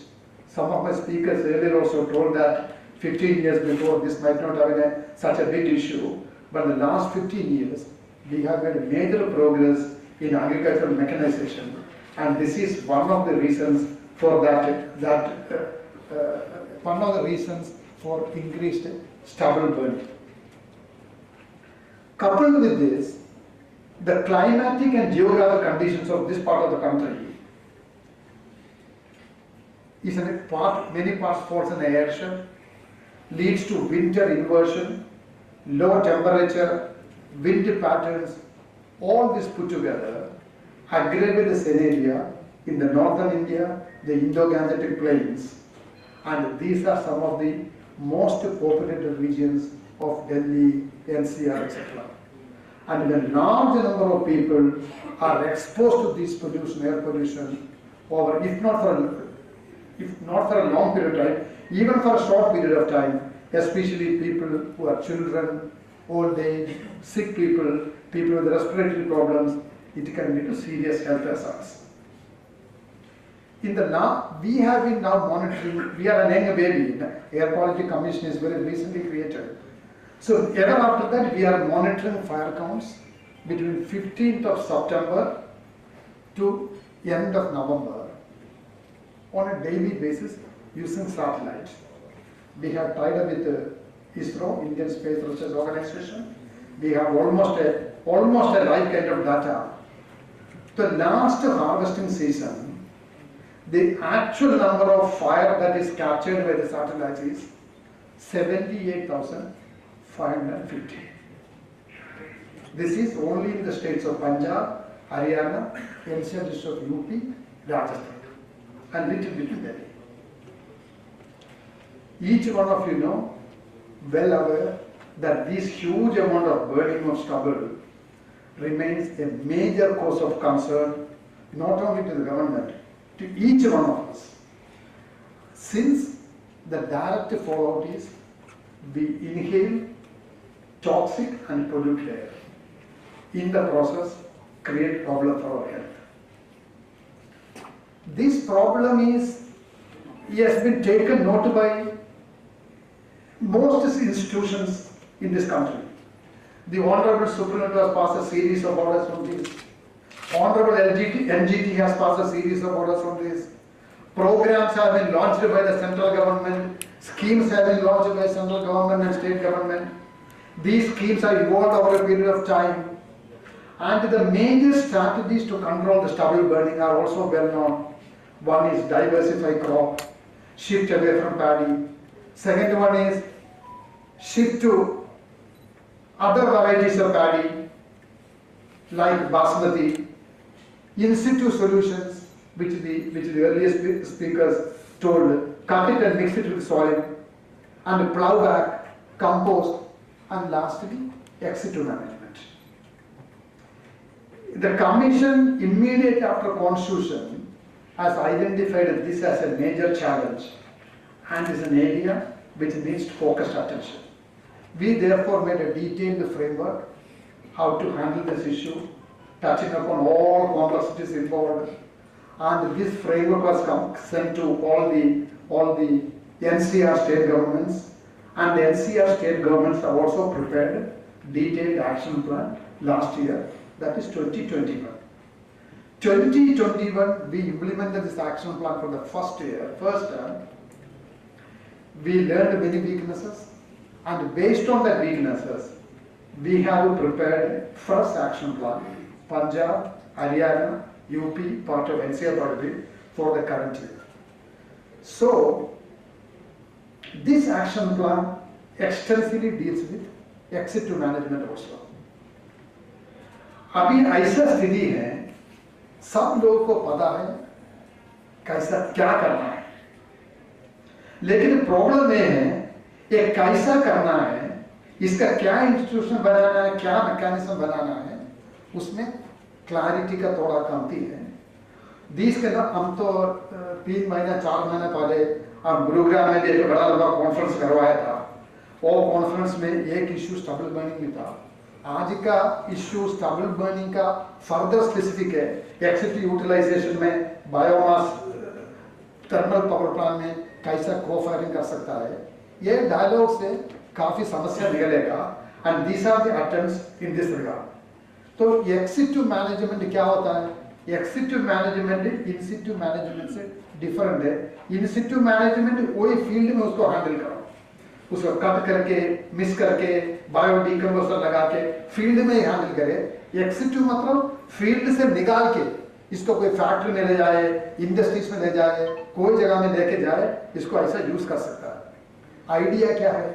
Idea ये है, ये paddy straw सब लोग सोता है एक waste है. हम चाहता है इसको वेस्ट का तरफ से मत देखिए, इसको वेल्थ का तरफ से देखिए. एंड अभी साइंस एंड टेक्नोलॉजी को ऐसा कैपेबिलिटी है टू कन्वर्ट इनटू वेल्थ.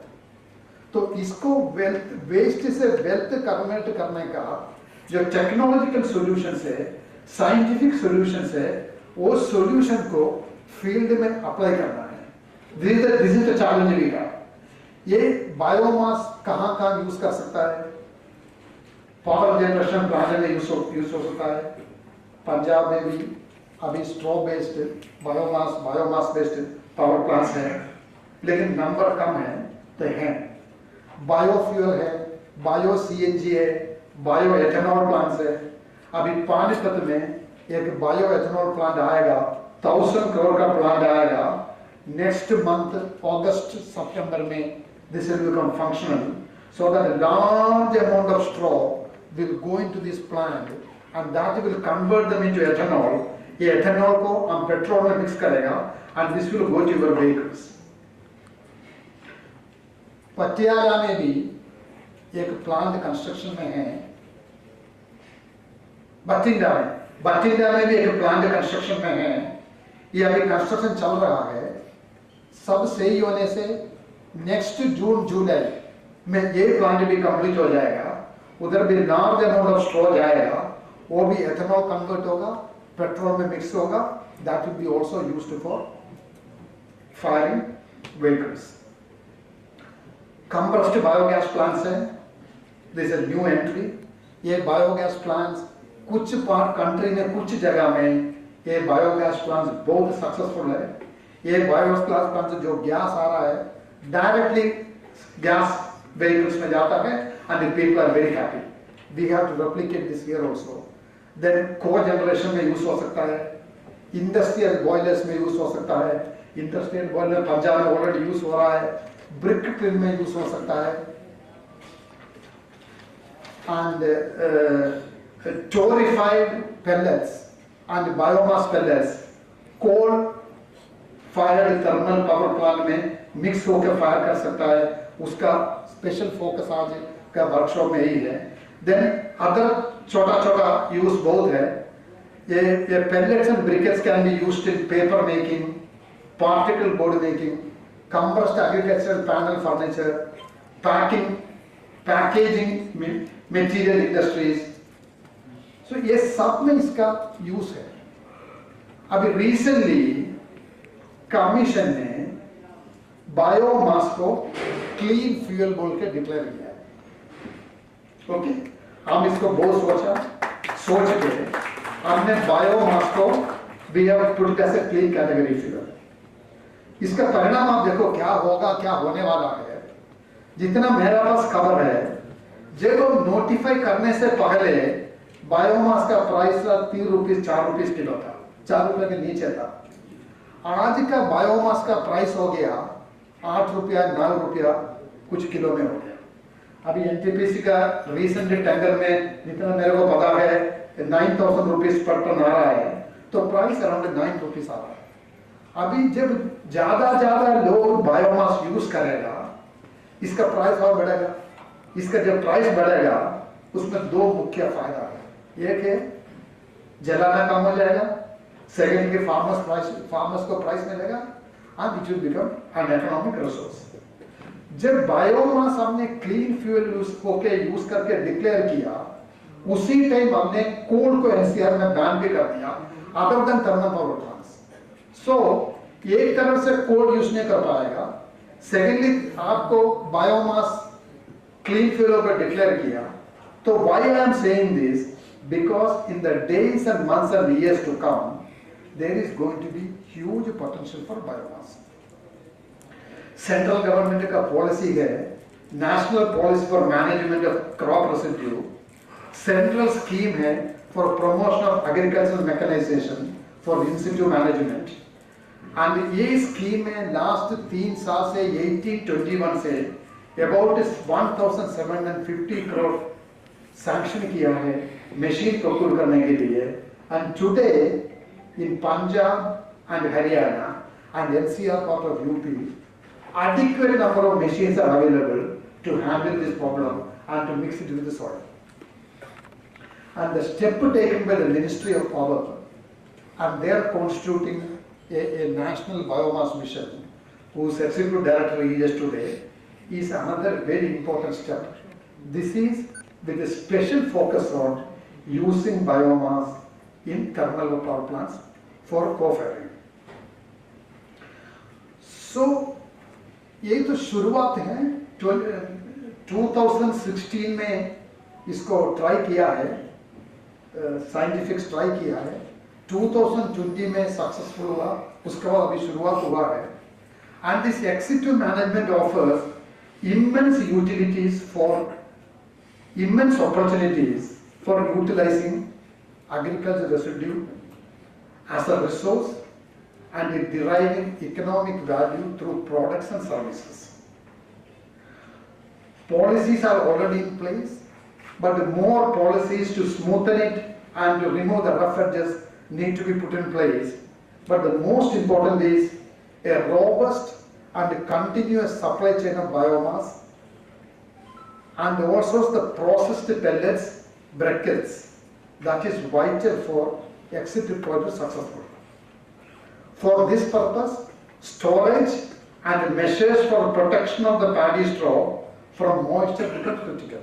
आपको पता है जब पैडी स्ट्रॉ में बहुत ज़्यादा मॉइस्चर होगा उसको यूज़ नहीं कर पाएगा, ग्रेन में भी बहुत ज़्यादा मॉइस्चर का यूज़ नहीं कर पाता है, उसको भी ड्राई करना पड़ता है, इसको भी ड्राई करना पड़ता है. Panchayat land and other storage spaces need to be identified to commensurate the quantities required for ex-situ application. So that decentralized approach हो जाए, विलेज में भी जगह मिले, तहसील में मिले, डिस्ट्रिक्ट में मिले, उधर स्टोर हो जाए, उधर से इसको शिफ्ट हो जाए यूज करने का प्रोसेस में. And then similarly, setting up of adequate number of paddy, straw pelleting and briquetting machines, units, in the vicinity of targeted end use locations are most important. यहाँ पे सारा एंटरप्रेन्योर को, technocrats को, bureaucrats को बहुत बड़ा important role है. Transportation of these goods to faraway distances is going to be an expensive proposal. Therefore, decentralized premises बनाए, उसको nearest industrial unit में जाए, so that supply chain systematic हो जाए and availability ensure हो जाए for industries or all other applications.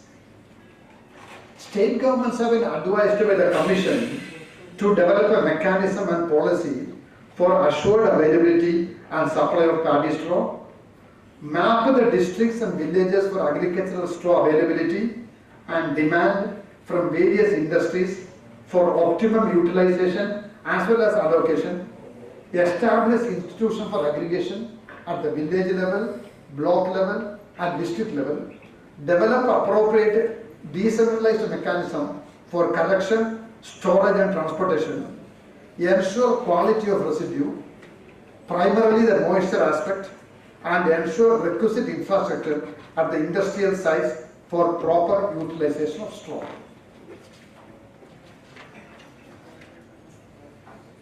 जैसा मैंने बोला 2016 में 17 में NTPC इसका टेक्नोलॉजिकल feasibility evaluate किया है, and after evaluation, extensive studies, it has been proved beyond all reasonable doubt this can be co-fired in thermal power plants up to 10% without बिना any boiler modification में इसको torrefied and non-torrefied can be successfully co-fired. And ये co-fire का experience का basis में it is convinced that this can be done on a large scale, replicate कर सकता है, उसका basis में we have issued direction to the 11 thermal power plants within 300 kilometers radius of Delhi to co-fire them 5 to 10%. The union budget of last year, central government last year का budget में भी co-firing in thermal power plants has been made mandatory by 5%. So जो हमने mandate किया है 300 kilometers of Delhi में जहाँ 11 thermal power plants है, these are statutory directions. These statutory directions have to be complied with. We are monitoring it, but I must tell here, some efforts have been initiated in this direction. The progress has not been satisfactory. NTPC is co-firing around 100 metric tons a day. So monthly it is around 3,000 metric tons. Private sector's contribution needs to be picked up substantially. And regular co-firing is yet to start in power plants managed by Punjab and Haryana. The quantities of biomass that is being co-fired is very limited. It needs to be substantially increased. But CMD and NTPC mentioned that they will be issuing giving the order of a massive tender within next 1 week or so. And they have also issued a procurement, already they are lined up for 1.1 million ton. So as per the data available with the Commission, about 11.85 lakh ton of paddy straw in Punjab and 4.7 lakh tons of paddy straw in Haryana are currently being used in various ex-situ projects, in industrial boilers, biomass projects, bio-CNG plants, bio-ethanol plants, CBG plants, etc. That is last year, during 2021. But there is a proposal, there is a lot of effort that has been made by the state governments and everybody who concerned with this. and it is expected by 2023, this 11.85 is likely to go up to 27 lakh tons of biomass in Punjab, that is 11 to 27, and 4.78 from Haryana, that is to 18 lakh tons in Haryana in Ex-situ applications. This only indicates that Ex-situ applications, though getting a push, the push has to be much stronger by policies, by commitment of action, and through financial support. The suggestions which have been given include viability gap funding for biomass power plants, long-term CBG offtake agreement, linking pricing mechanism with the variable input cost, 100% assured offtake to CBG, continual capital subsidy, and subsidy to CBG developers. अभी तो biomass का कोफायरिंग का बात अभी हम कर रहा है, सेम थिंग एथेनॉल पेट्रोल में मिक्स करने का बात भी हम थोड़ा पहले कर रहा था, उसका कारण से इनिशियली 2% 3% से शुरू होके उधर अभी ब्लेंडिंग 10% हो गया. 10% is a huge amount nationally. So it is very much possible. In petrol we are mixing ethanol and selling it, and today large number of units have come in Punjab also, Haryana also, UP also, and various other parts. They are making large amount of ethanol. They are making ethanol from sugarcane, they are making ethanol from straw, they are making ethanol from grains, and therefore ethanol production is picking up in a big way. I am very confident people like you who are sitting here, entrepreneurs, committed citizens, public spirited citizens, you will immensely contribute to this effort, so that what we have achieved in ethanol, the same thing can be achieved in co-firing thermal power plants also. Today's technical session, especially the session in the afternoon, that will touch upon various technical issues. What are the experiences as of today in co-firing? क्या success हुआ है, क्या डिफेक्टी है, अभी आगे लेने के लिए क्या करना है, फाइनेंशियल इश्यूज क्या है, सप्लाई चेन मैनेजमेंट कैसे हैंडल करना है, pellet to मैन्युफैक्चरिंग के लिए क्या डिफेक्टी है, उसको कैसे हैंडल करना है. All this will be discussed this afternoon in the technical session. So it is now established beyond all doubts that straw can be used as an economic resource in multiple places. I have already mentioned that. Now the players, the entrepreneurs, the stakeholders, the bankers, the financial supporters, the policy makers and technocrats must ensure how you actually get it done in the field. And that is also quite difficult, because in Punjab, in Haryana, in UP, everywhere, many plants have already come out and many plants are in the pipeline. What is required to be done is replicated in a big scale, so that we should look at the 25 million tons of paddy straw that is being developed every year, how to dispose it, not to 1 million, not to 2 million, not to 3 million. And today, any amount of briquettes you produce, any amount of pellets you produce, we are capable of buying. Any amount you produce, we are capable of buying. Because today, coal is being fired. Coal is not a very environmentally sustainable product. I think today coal is also being imported. Import is always expensive. And so, make any amount of pellet, people are going to buy it. Assured supply, assured offtake, assured price. Punjab, Haryana में कोई entrepreneur का company तो है नहीं है. You have done fantastic work in the many previous years. In entrepreneurial spirit. So this entrepreneurial spirit should come forward and see that more and more in-situ plants come up, more and more pellet plants come up, more and more briquette plants come up, which can be taken by companies like NTPC and state government का power plants है, 11 power plants NCR का within 300 kilometers है, उसका requirement of pellet इतना ज़्यादा है, अब कितना भी बना लो उन लोग खरीदेगा. And I am very confident that today's conference will result in meaningful discussion and valuable guidance, especially to entrepreneurs and other stakeholders, to tackle a huge opportunity and potential that this sector gives in the immediate future, in the medium-term future, as well as in the long-term future. Because we need power all time. Power is always required, and this is a renewable energy. So this is not a polluting power. So this has been declared as renewable by the Ministry of Renewable Energy, Government of India. And the budget provides for this. Therefore, what is required is the straw-based pellets को thermal power plants को use करने के लिए you must try to see that adequate बनाया जाए and it is fed to them so that this can be used. So इस programme successful होने के लिए क्या क्या बॉटलनेक्स है, क्या क्या शॉर्टकमिंग्स है, क्या क्या कमती हैं, उसको आइडेंटिफाई करके आगे ले जाने के लिए पूरा प्रयत्न करना है. ये प्रयत्न अकेला एनटीपीसी, अकेला कमीशन नहीं कर पाएगा.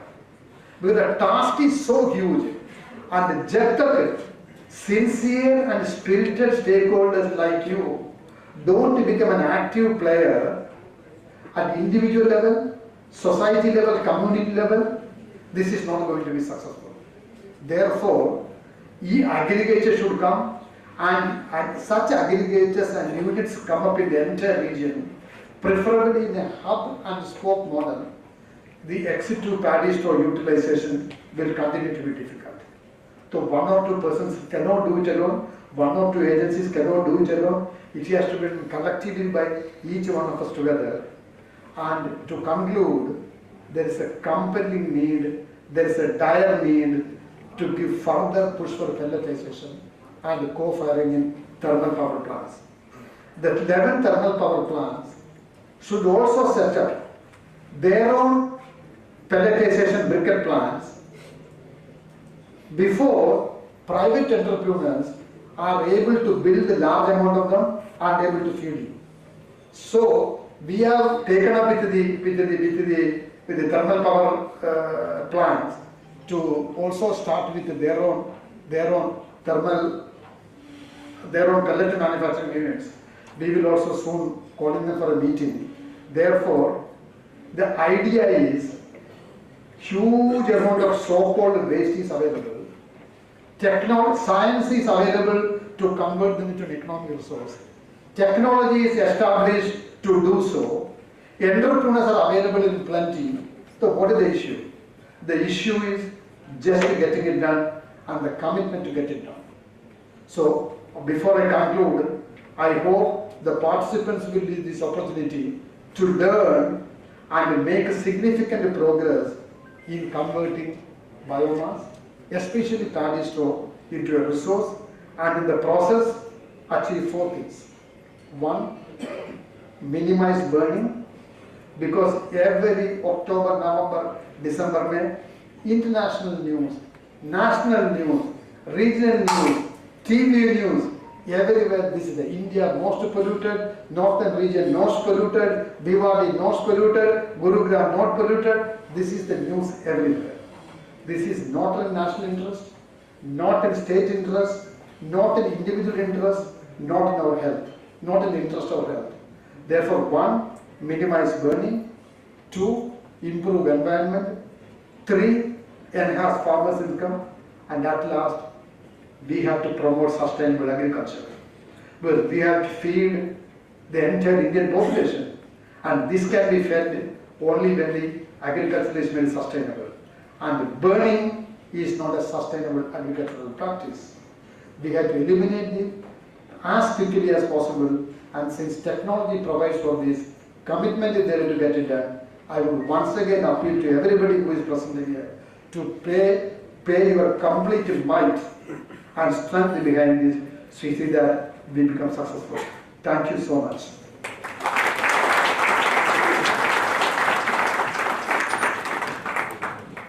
Thank you so much, sir, for enlightening the August gathering by putting up the threadbare discussion about different aspects of biomass and putting up the complete picture of biomass ecosystem. But at this point of time, we are feeling sense of gratitude as well as a sense of enlightenment. And before we close the inaugural session for today's program, we'll go for the felicitation of our distinguished guest on dais. For this, may I request Mission Director Shri Sudeep Nag sir to please do the honor for felicitating our chief guest of the day, Dr. M. Kutti, Chairman, Commission for Air Quality Management. Shri Sudeep Nag sir. Picture photo.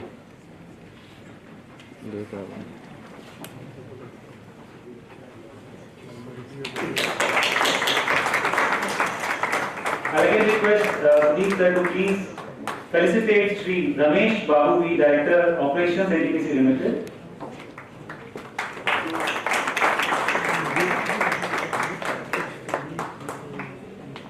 Sir, please do the honor for felicitating Shri Arvind Nautiyal sir, Member Secretary, Commission for Air Quality Management.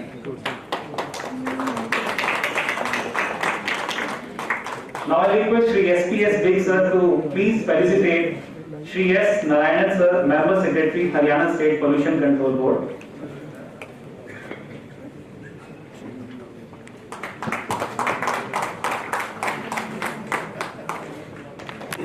And last but not the least, sir, please felicitate Shri Kunesh Garg sir, Member Secretary, Punjab Pollution Control Board.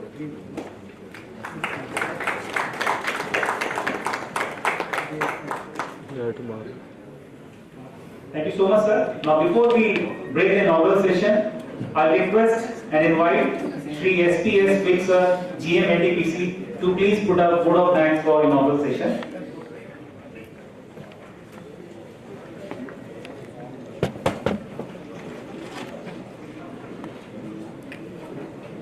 Light लिया light ले गया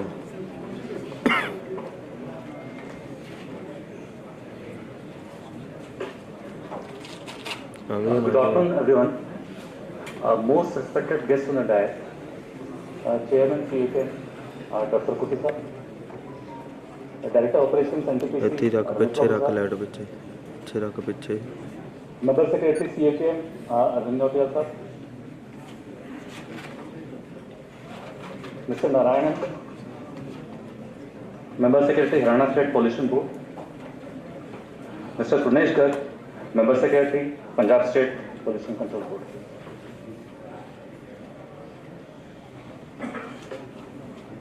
Shri Sudeep Nag, Mission Director, National Biomass Mission. Our most valued invited guests from central government, state government, and the Chencos. Delegates representing manufacturers, farmers associations, industry associations, and bankers. Sir, on behalf of all the participants, Sabat and the NTPC organizing team, it's my privilege to propose a vote of thanks and express our gratitude to the eminent guests on the stage who have taken time out of their busy schedules to be with us and share valuable thoughts on the agenda of the workshop. Sir, your continued guidance and support will be crucial to the success of the ambitious roadmap of biomass mission. A big thank you, Dr. Kutti, for comprehensively capturing the issues and the scale of the problem in such short speech.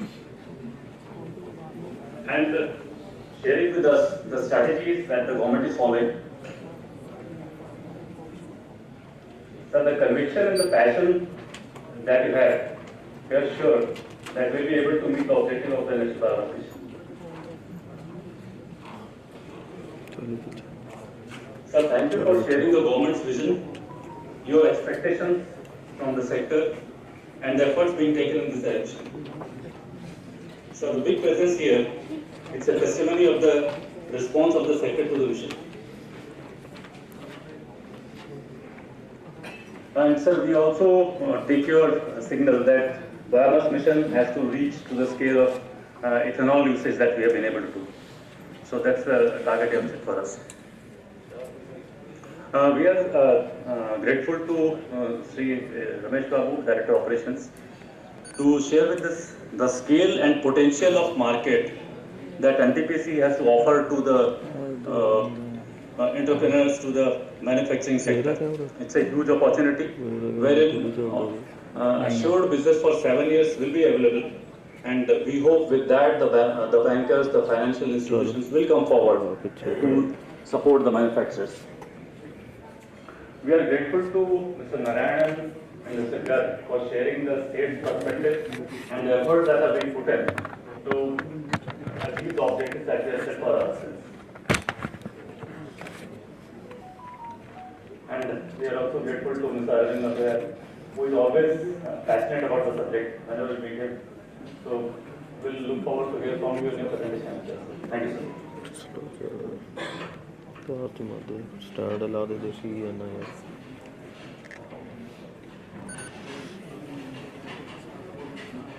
Sir, I would like to use this opportunity to place on record our hearty thanks to all the delegates and participants present here, without whom this event would have no significance. You are the most important stakeholders here. Respected guests of the dais, ladies and gentlemen, this workshop has been organized with a very short notice and has been made possible by a very motivated team. Though it's too early in the day, it may look like the end of the event vote of thanks, but still I like to put on record acknowledge and appreciation for the organizing team. The contribution of those who worked really very hard for the success of today's workshop. The NTPC team, the Samarth team, the PR team, the hotel team, the logistics partner Bhaman and Dolly, the venue management team of the hotel, and everybody else associated with the organizing teams. Their commitment is visible in the outcome today. A big thank you all. So I will be failing in my duty if I do not acknowledge the support and the push that has been given by the CAQM team and the senior management of NTPC, without whose support this event would not have been possible in such a short time. Sir, once again thanking you. Now I will be requesting, so our next program is, after this event, we'll just go around the exhibition stalls, we'll have an interaction with the exhibitors, and subsequent to that, we'll have a tea break, and we'll be waiting for the next technical session after about half an hour. So I'll invite you to visit to the stalls of exhibitors. Thank you so much. Thank you so much.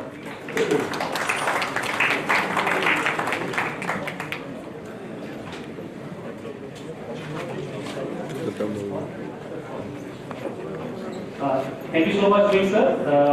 I request all the esteemed guests present here to please first visit the stalls which have been put up by banks, OEMs, machine manufacturers and consulting services. Request all guests to visit those stalls to understand the quantum of work done and the opportunities available in the respective stakeholder domain of bioenergy value chain. I request to stage management group to please keep the stage ready for post-tea presentations by engaging the set of financials on stage. Thank you very much.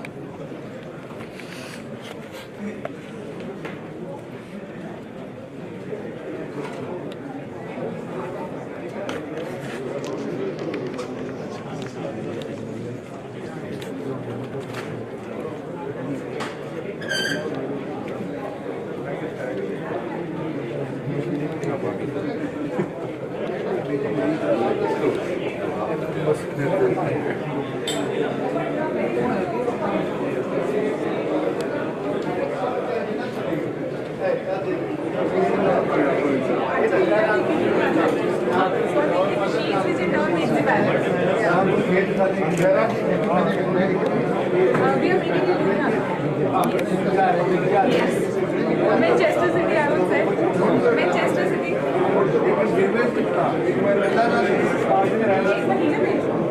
Right now we are actually selling out around 15 to 16 machines in a month.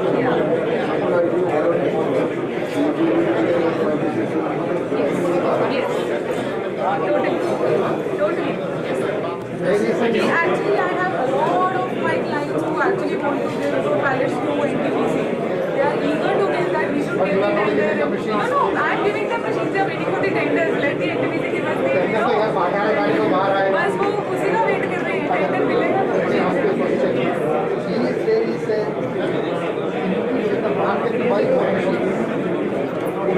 yes.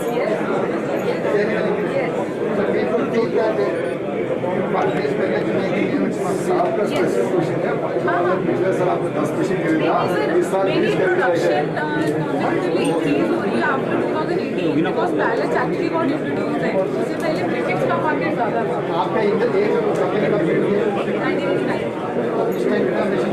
इस time तो 45-50 दिन में एक machine था. अभी तो एक महीने में 15 से 16 machine. Thank you so much.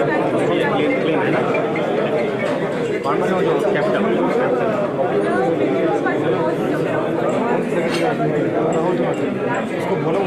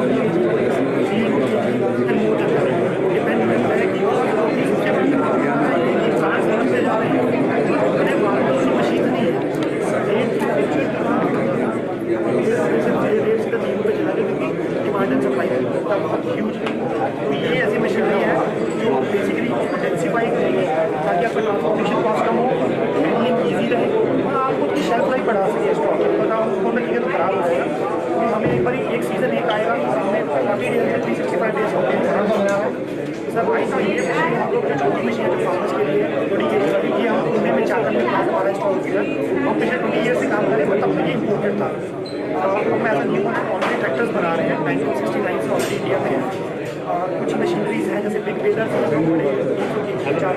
वो भी इम्पोर्ट हो रहे हैं यूरोप से. बाकी जो छोटे बेलर है by the end of this year इसकी लाइन स्टार्ट 20 kg बेल. तो per day capacity is around 40 to 50 tons. Approximate only one plant in Pune. Yeah, there's a plant in Pune which capacity is around 1,000 per year. Extending us. Right now the market is very small.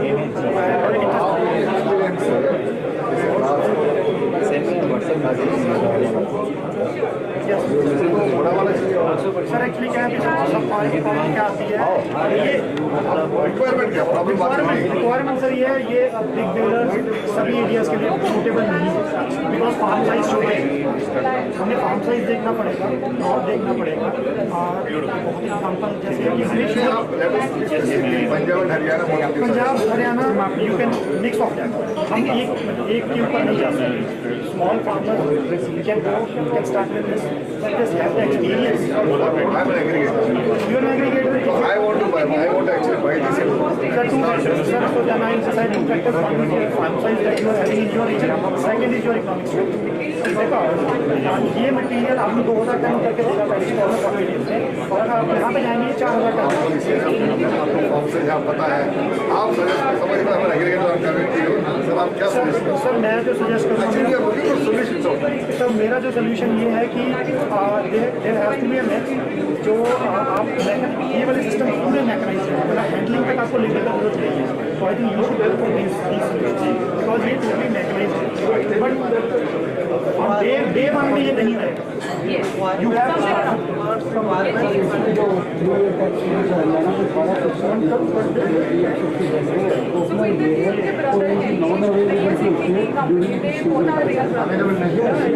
सभी को दिया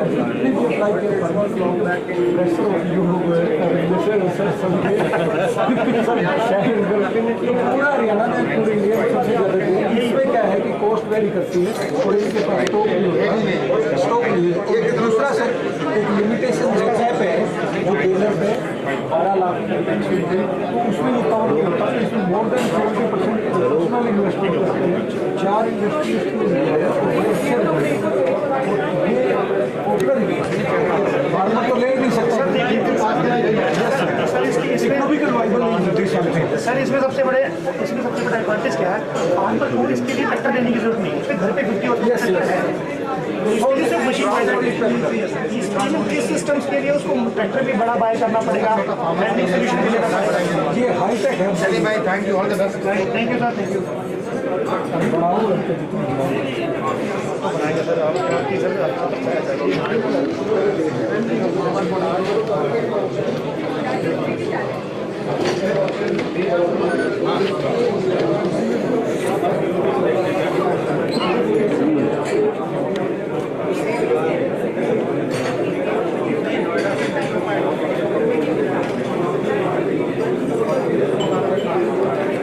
यार तू भी सोच के आना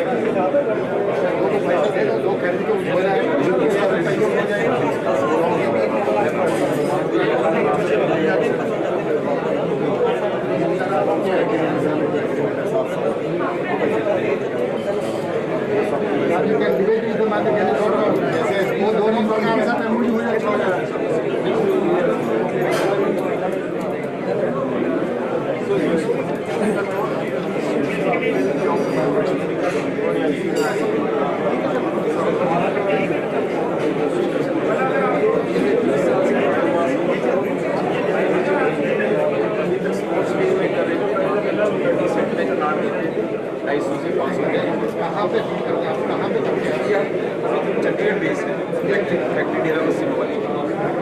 पहले जो बना रहे थे स्मॉल प्लांट था, डिसेंट्रलाइज स्मॉल एंटरप्रेन्योर देते थे, 500 के जी 250 के जी लोकल बायोमास लेता था, लोकल बायोमास का रेट देते थे। लोकली हमारे स्टोव और बर्नर बनाते साथ में, वो लगा के LPG डीजल का रिप्लेसमेंट का सोल्यूशन चल रहा है।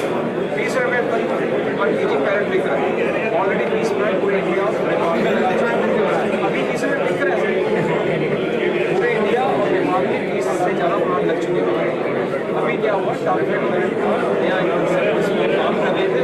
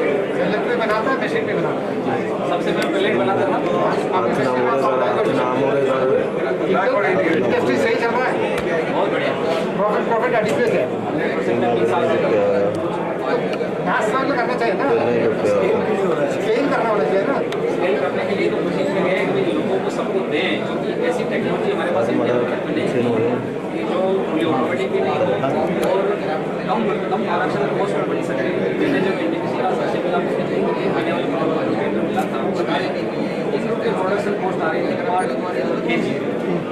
मैंने सोचा कि भारत देश को पोसाने वाली प्रोडक्शन पोस्ट नहीं, इसीलिए हमने दूसरी मैकेनिज्म मशीन थी उसमें मैकेनिज्म रिसर्च किया, थोड़ा उसके बाद बनाया।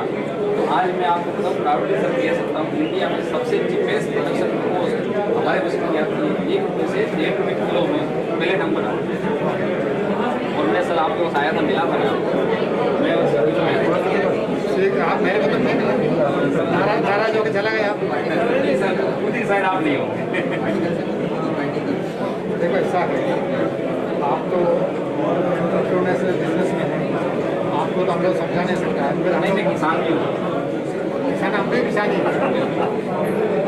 लेकिन अभी तो मास स्केल पे इसको प्रमोट करना। अभी देखो 1,000 साल पहले पढ़ाई क्यों नहीं होता था, सारा पेपर क्या होता था, लीफ में लिखता था, लीफ में लिखता था। उसके बाद हो गया प्रिंटिंग, मास प्रोडक्शन, उसके बाद हर बच्चा के घर में किताब आना शुरू हो गया। इसलिए इसको मास प्रोडक्शन कराना पड़ेगा। आपके जैसा आदमी नहीं, हमारे जैसा आदमी कैसे कर पाएगा, बुढ़ा हो गया, देखो आपको करना है। ये पूरा प्रोडक्शन जो हो रहा है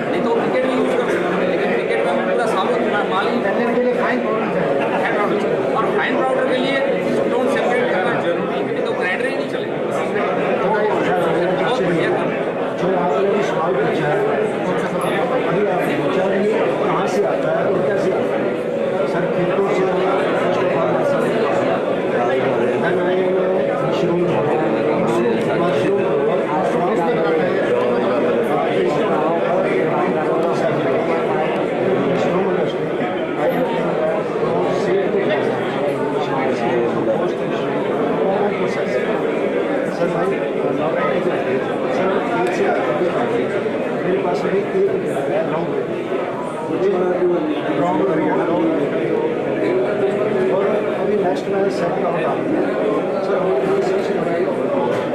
इंडस्ट्री ऐसी जो ये यूनिट एवरी कोई इंडस्ट्री जो है परंतु उसको वो मशीन नहीं है, वो मशीन जो है बड़ी कॉस्टली है, बड़ी इलेक्ट्रिसिटी वो सिलेंडर है, जो सिलेंडर है सर है, मैं मानता हूँ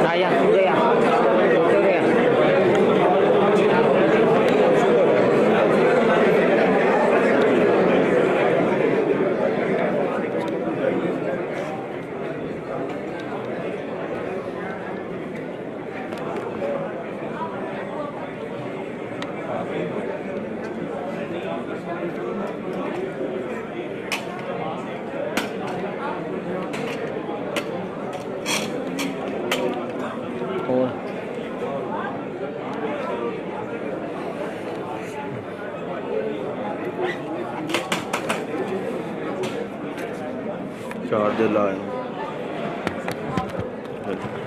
दवाई वाइस में 2 मिनट में बंद कर दे नहीं बंद नहीं करनी या तो प्लान चोर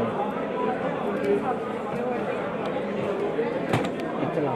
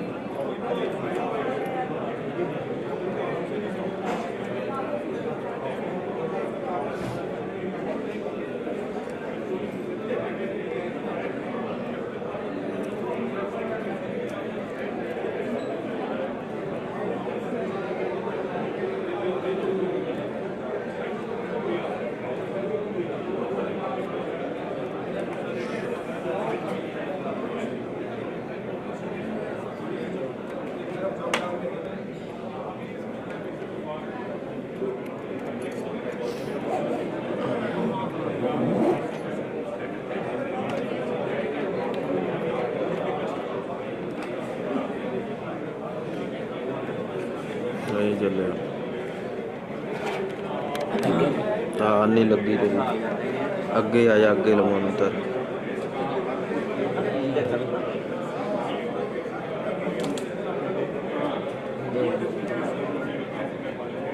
नहीं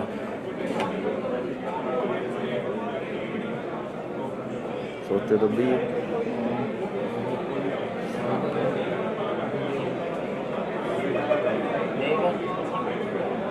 हाँ ठीक है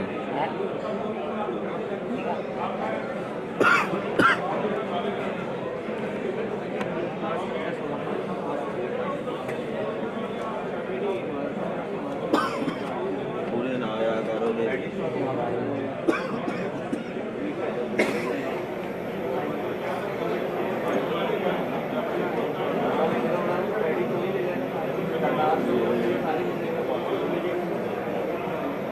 Thank you.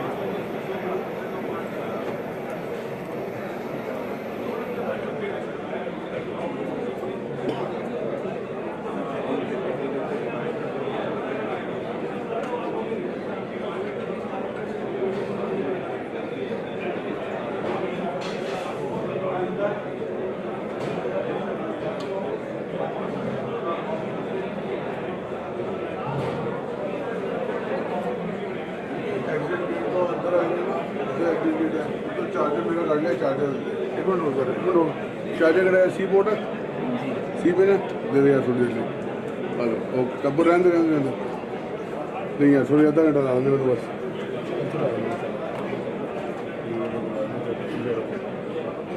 ये नहीं, सी चाहिए।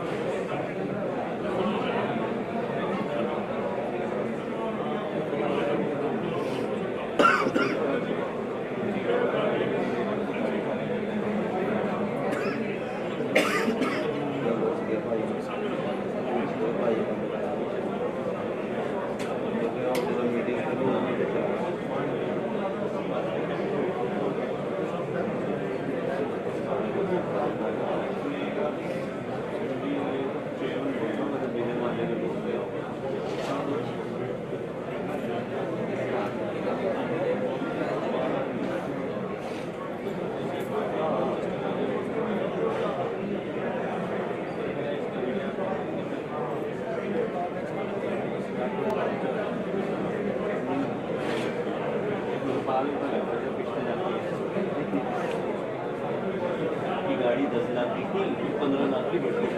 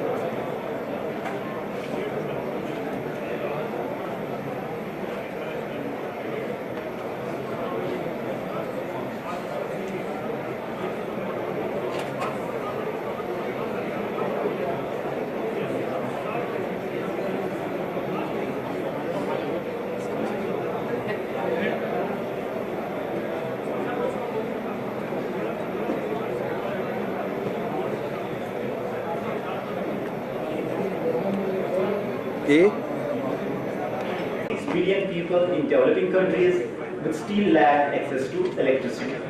So, the United Nations General Assembly from 2014 to 2024 has declared a decade of sustainable energy.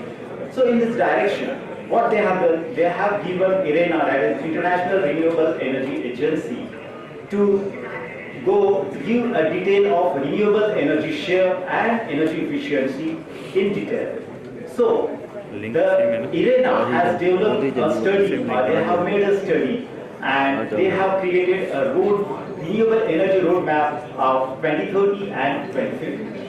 So, under this, they have done study and published the report in 2019-20. So, in this one, general electricity, global electricity generation, like fuel-wise, is which was generated from in the year 2019 was 20,044 terawatt hour of electricity, out of which 37% electricity was produced from coal and 27% from renewables, which was mainly driven by solar, wind, and a significant contribution from biomass.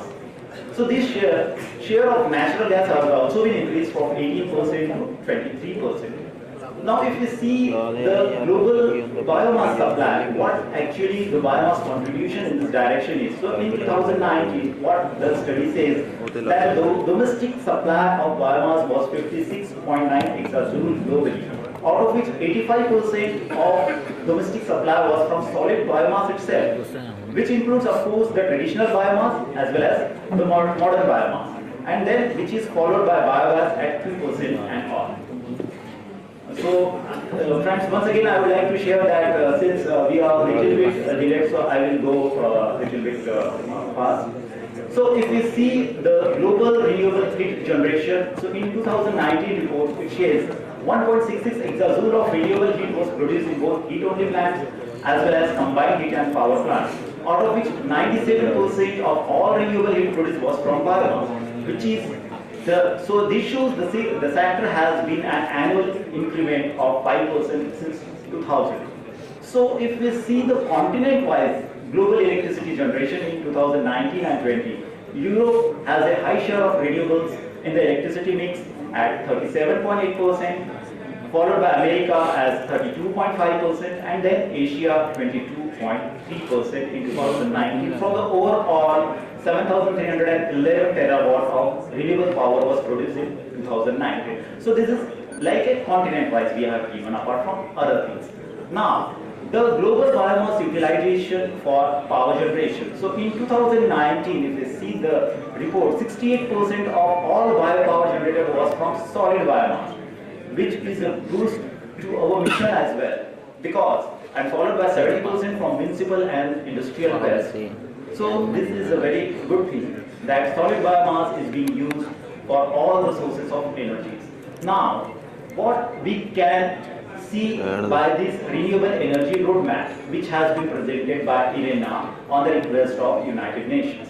So, in the year, there is a prediction of a roadmap, that is a renewable energy roadmap of 2050, which is showing a good positive result that 85% of renewable energy can be utilized. It is a prediction that can be utilized in our power sources, apart from 24% from 2015, that is during the Paris Agreement. And one point, if you are seeing, we are shifting like 12.4 gigatons of CO2 per year, which has been drastically reduced up to 2050, 1.9 gigatons per year. So this is a good thing. So what is the takeaway from the Indian point of view? So if you see this Indian point of view, that is a jump in 2050 is around 93% there. So, which is a very good trend, and although it is a prediction, but it is a very, very good positive sign for us, provided the policies and the goals made up by the Ministry of Power, Government of India has been meticulously followed. It should be followed actually by the stakeholders, by different stakeholders, and it should be used in the power plants. So definitely this task is not far, and we are going to achieve it. Now, what are the things if we see from the Indian point of view? What actually the Indian potential in biomass?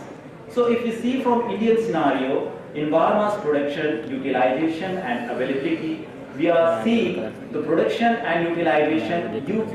If we see a little bit like state-wise, if we go in detail like state-wise from Indian point of view, so Uttar Pradesh is having a good utilization, in fact production as well, and surplus as well. Then followed by Madhya Pradesh, Maharashtra, Punjab and Haryana. So this is just a glimpse which has been made, a study made by ASCII from our Indian point of view. So if we see the major crops contributing to all the total biomass potential across India is rice, wheat and maize, which is almost contributing more than 40% apart from cotton as well. But basically if we focus on the northern part of India, so this is like this much growth is, this much crop production is being done in this part of India. So consequently, the what we say, the paddy straw is also being generated accordingly in this area. That is because of rice and wheat production. So if we see the surplus biomass potential across India, so Punjab is having a 22.25 million tons of surplus biomass production, followed by Gujarat, Uttar Pradesh, which is having 21.6 million tons, and Haryana is also within the top 10, that is 10.91. So apart from this surplus biomass potential which are already available in India, why don't our stakeholders can use this surplus biomass for the power potential? So if we see state-wise the power potential, so this is like a state-wise power potential. So which is having, Punjab is having a very good power potential, that is more than 300 megawatt, followed by Uttar Pradesh which is having 2,800, and also our Haryana state is like 1,400 megawatt. So very good power potential if we see in terms of biomass.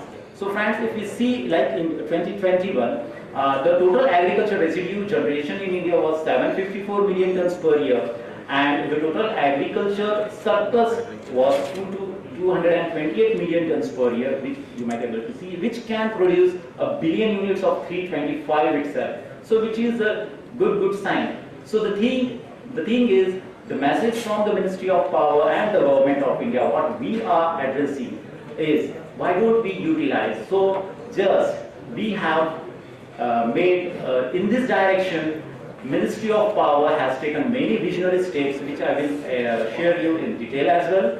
So if we see this trend from 2000 to 2030, so the trend is upward and it is quite encouraging. So of course this vision is very important, and definitely I will just come to what exactly the policy mandates in this direction and what the steps has been taken and what the role of the mission in this direction, and in what way it can benefit to you and in what way we can help you. So if we see, anyway, if the biomass is surplus, it is in the form of raw material. So something has to be made either in the pellet form. So the technology which is being used is either torrefied or non-torrefied if we see from agro residue point of view. So the torrefaction is being done because we have to make the chemical properties of raw biomass to bring closer to coal. So by torrefaction, the gross calorific value, it comes very closer to coal, which is being utilized in thermal power plants. That was our intention and that is what we have to address.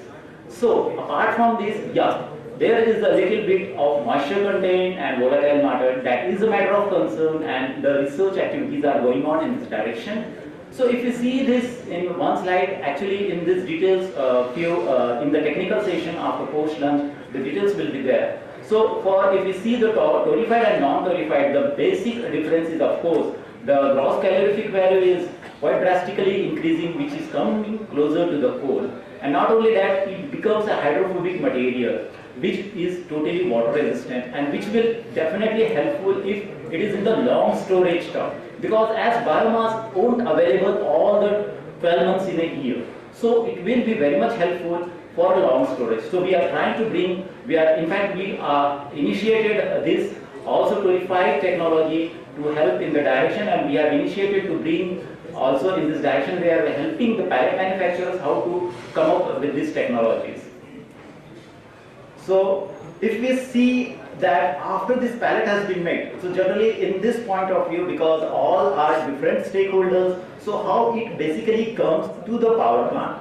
So when our farmers are harvesting, So the unused paddy straw, it is being left, it is being cut by a suitable farming machine which has been raking at a suitable place with the suitable farming machine, because there are machineries or farming equipments also, stalls are there. You can interact with them in this direction also, and then with a suitable baler, either round or square. It should be built at a proper place. Specifically, round is considered because it is good for transportation and handling purpose, and then it is being sent to pallet manufacturing unit, and after pallet manufacturing unit, it is being transported to coal mill or to the power plant through the conveyor. So it is quite interesting way, and at every stage, every stage from supplier, from our farmer point of view to the pellet manufacturer, and from the pellet to the power plant, supply chain is very important, and that's what we are facing a little bit obstacle, and we are trying to find an alternate solution for that, and we have made various subgroups in this direction. So in this direction, what are the takeaways for our stakeholders, that is the GENCOs, pallet manufacturers and farmers? First of all, I would like to share some benefits in this direction, because if we co-fire our raw biomass with co-firing in coal, it eliminates burning of agro-residue and create economic value of agro-residue by promoting it as a fuel in power plant in co-firing mode.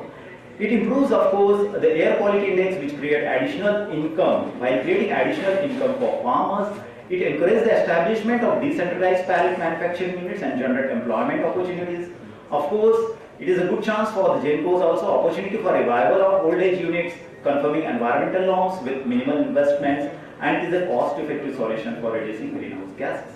Now, what are the takeaways for GENCOs? GENCOs, it's a less dependent on coal, and because as you are less dependent, why I am saying is because nowadays we are importing coal at a very higher cost. So that is not a solution to this problem. We have to use renewable energy, and that is a clear-cut message from the government of India, which I have brought for you. We cannot afford imported coals at a high cost. We will give our farmers a basic priority and use our farmers' hard-earned, their labor cost and all, to make this as a sustainable energy. Why not we are using it? Because recently, just on the 12th, Power Minister, in fact, Steering Committee Chairman, Honorable Secretary has already cleared it. Instead of imported coal, we have to use this biomass in our power plant. Of course, it brings less carbon footprint and considered under RTO by MNRE. So what are the takeaways for pallet manufacturers? So it is a new and lucrative blue ocean business strategy, which is very encouraging for the existing pallet manufacturers as well as the new entrepreneurs.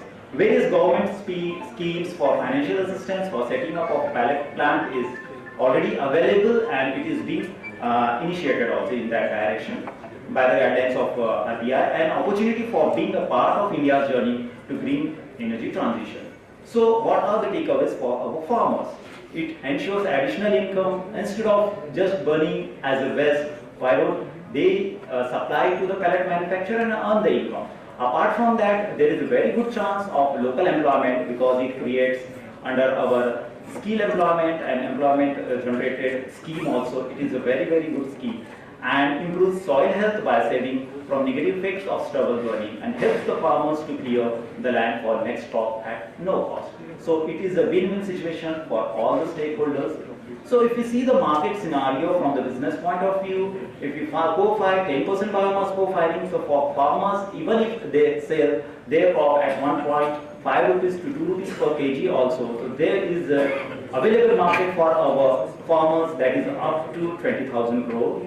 It is the estimation and approximation based on some study. And then pallet manufacturers, if they sell two power plants at 6 to 7 rupees per kg, so the available market for them is around 35,000 crore, and of course for our power generation it's a green energy. So the total available market for power sector is approximate 55,000 crore. This is an approximation. I will come, every question answers will be done after this session, please.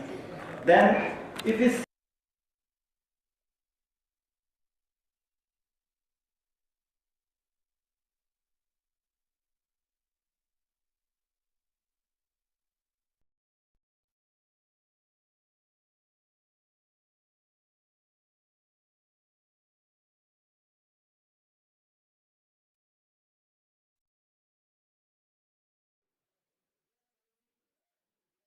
also for them, because the primary reason in between that is they don't have, that is the cheapest way actually to remove the stubble from their field. And maybe a lack of alternative methods to take out the complete stubble from their paddy field, that is also one of the things. And these things are there. So if we see these things, but apart from these things, it also affects the soil nutrients, because by heat generation, it kills the useful bacteria and microbes of the soil, which affects the fertility of the soil. In addition to, it affects our human health also. In one of the study, just I have read it in Times of India, that if we are staying near our NCR region or somewhat nearby, around 18 to 20 years, the life expectancy is reduced by 1 or 1.5 years, maybe 2 to 2 years. It depends on that, how much it is there. So we have to take it very seriously. So I brought a message from our Ministry of Power, Government of India, in this direction. So they have set up a national mission in this direction under the aegis of Ministry of Power, Government of India. So in this direction, to address the issue of air pollution due to farm stubble burning and to reduce carbon footprints of thermal power generation. So under this, they have set up mission structure. This is just a mission structure which is the apex body's Ministry of Power, headed by our Honorable Secretary, Steering Committee, then under them Executive Committee, and then our Mission Director, which under our Mission Director, which is headed by Executive Director, NTPC, and under them there are various 5 subgroups, subgroup 1, subgroup 2, 3, 4 and 5. So subgroup 1 is headed by CPRI head, who is looking after research and development. Subgroup 2 looking after the technical specification of boilers if the thermal share goes on increasing by co-firing. Subgroup 3 headed by MOP, supply chain. Subgroup 4 headed by EEE, who is looking after the testing of biomass, testing of raw pellets. So what if it should be proper if they are supplying to the power plants, that in the terms of GCV, and also on both sides they can test it either through power plant or through the pellet manufacturer. And then subgroup 4, of course, headed by MOP, who is looking after this regulatory issues. So if we see just a glimpse of major activities, because already the major activities has already been compiled, just a few glimpses because of a shortage of time. So I don't think I will read each and everything. So the guidelines has already been revised and issued, and it is available in our website as well. Then technical assistance. Our national mission is giving to all our stakeholders. The monitoring is being done, and we have also developed a website also, which is going to be launched shortly. Identification of labs. Already 8 labs have been identified, and the list has been shared to our GENCOs as well. So the R&D projects are also going on, because since, as you all are aware, that biomass is a new sector and we are going in this direction. So R&D process is very important in this direction, because the loss of GCV due to longer storage period is happening. And how much is the paddy content? Paddy content in the sense, because pellets are manufacturing and selling, but how much is the agro residue in the form of paddy in the pellet? It should be measured. So that also research is going on. Then training awareness program, as you all are aware, that training awareness programs is rigorously being done by our mission director under our very able and visionary leadership of our mission director. 8 numbers of farmers and awareness training program has been carried out, and then awareness to GENCOs and pellet manufacturers is also being taken care. So apart from this ease, because it creates a ease of doing business, so we have also it is very like I'm very happy to say that we have already made the pellet procurement through GEN portal as well. This is a recent announcement. And then as I've told that, as I've already told, farmers awareness program, we have already conducted 7 numbers of farmers awareness programs. Actually, this has been happening every month across all India. So we have conducted in Haryana, Punjab, Baghpat UP, Patiala Punjab, Palwal, Kanpur UP, Durg Chhattisgarh, Lahore Gujarat, and that's going on. The list is there because we have already made a schedule, and already more than 1 year program has already been chalked out. So this is for pellet manufacturers. Likewise, we have conducted 5 training programs, which has already been done in Madhurpur, Delhi, Nagpur, Maharashtra, Pune, Maharashtra, Chennai, Tamil Nadu, and Bangalore, Karnataka. So if we see the online training program for GENCOs, So 4 numbers of capacity building program has already been done by, actually this program has been conducted by NPTR. We have nominated NPTR under the supervision of National Mission on Use of Biomass, which has been carried out by JNCO, that which has been done by Badarpur, Durgapur, Nagpur, Nevali and Nahamgarh. Yeah. Now, before going it, still I have 15 minutes left, I think, or 10 minutes left, right? So the enabling policies, because we have, this is the mission and the policy mandates that, because already the revised policy has already been mandated for biomass utilization for power generation through co-firing coal-based power plants, which has been mandated in the month of October itself. So I'm not going to read all this one because it is already available in website of Ministry of Power, Government of India, in our website also.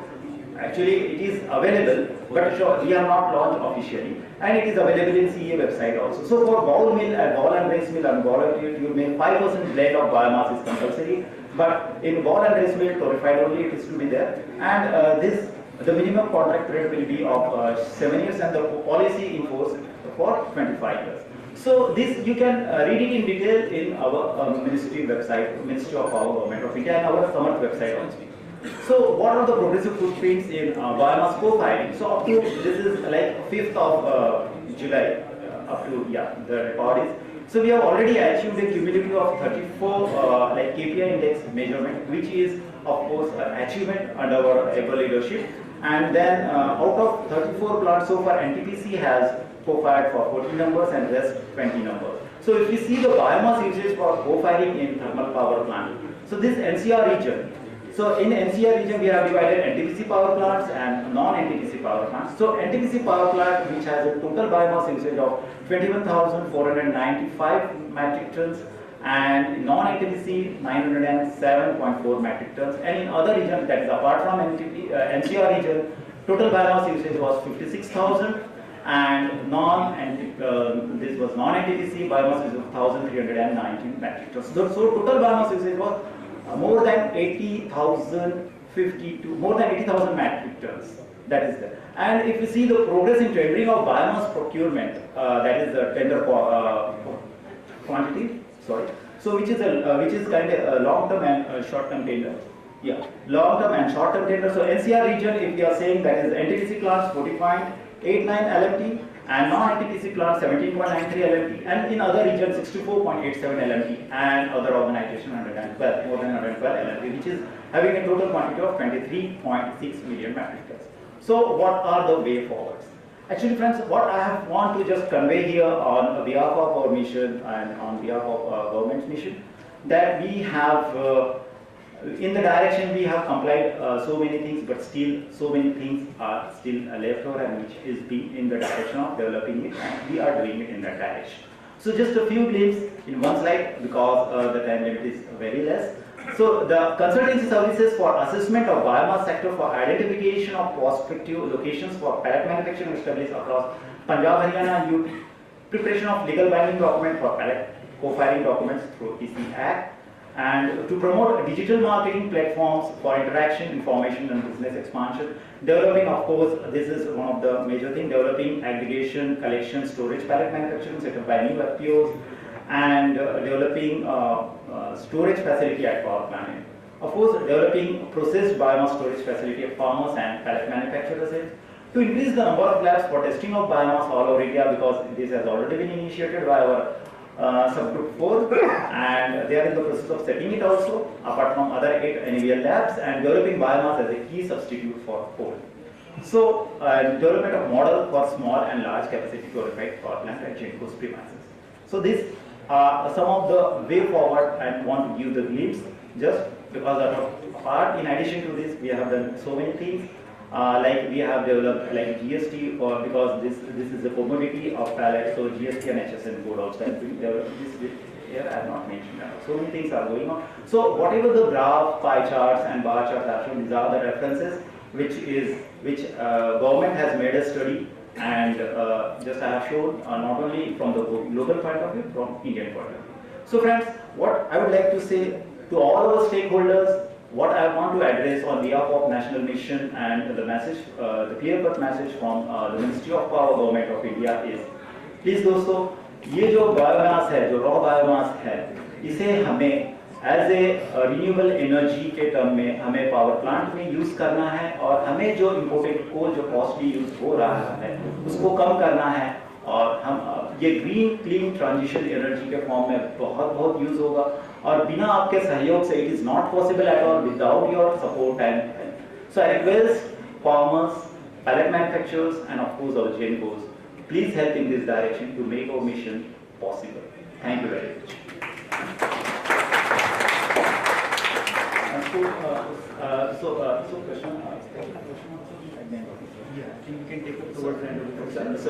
So if any possible question answers, please note it down. I will be here and I will try to solve your query from my point of view, from my presentation. And apart from this, in addition to this, because if any query is related to this, because there is a post-technical session, definitely at every point of view, for every stakeholders, there are very interactive good sessions are there. Please come up with your questions and answers after lunch. Thank you very much. Thank you very much, Mr. Praful. Please stay back for a moment on stage, please. Thank you very much for reading out the activities and mission details with the participants. May I request Shri Sudeep Nag sir to please do the honor for felicitating Mr. Praful.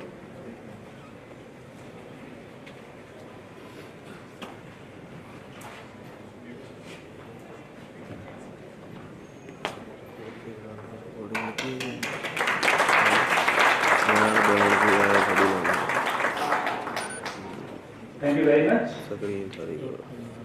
Now moving toward the last presentation before the lunch, may I now request Shri Arvind Nautiyar, sir, Member Secretary Commission for Air Quality Management, to share his perspective about the theme of today's workshop, that is ex-situ utilization of paddy straw. Shri Arvind Nautiyar, sir.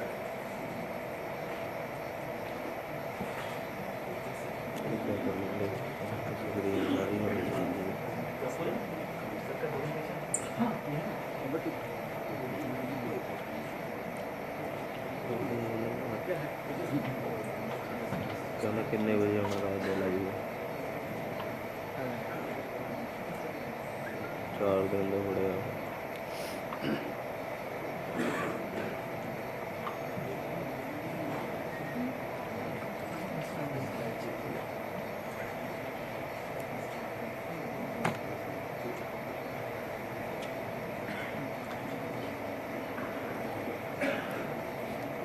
Very good afternoon once again.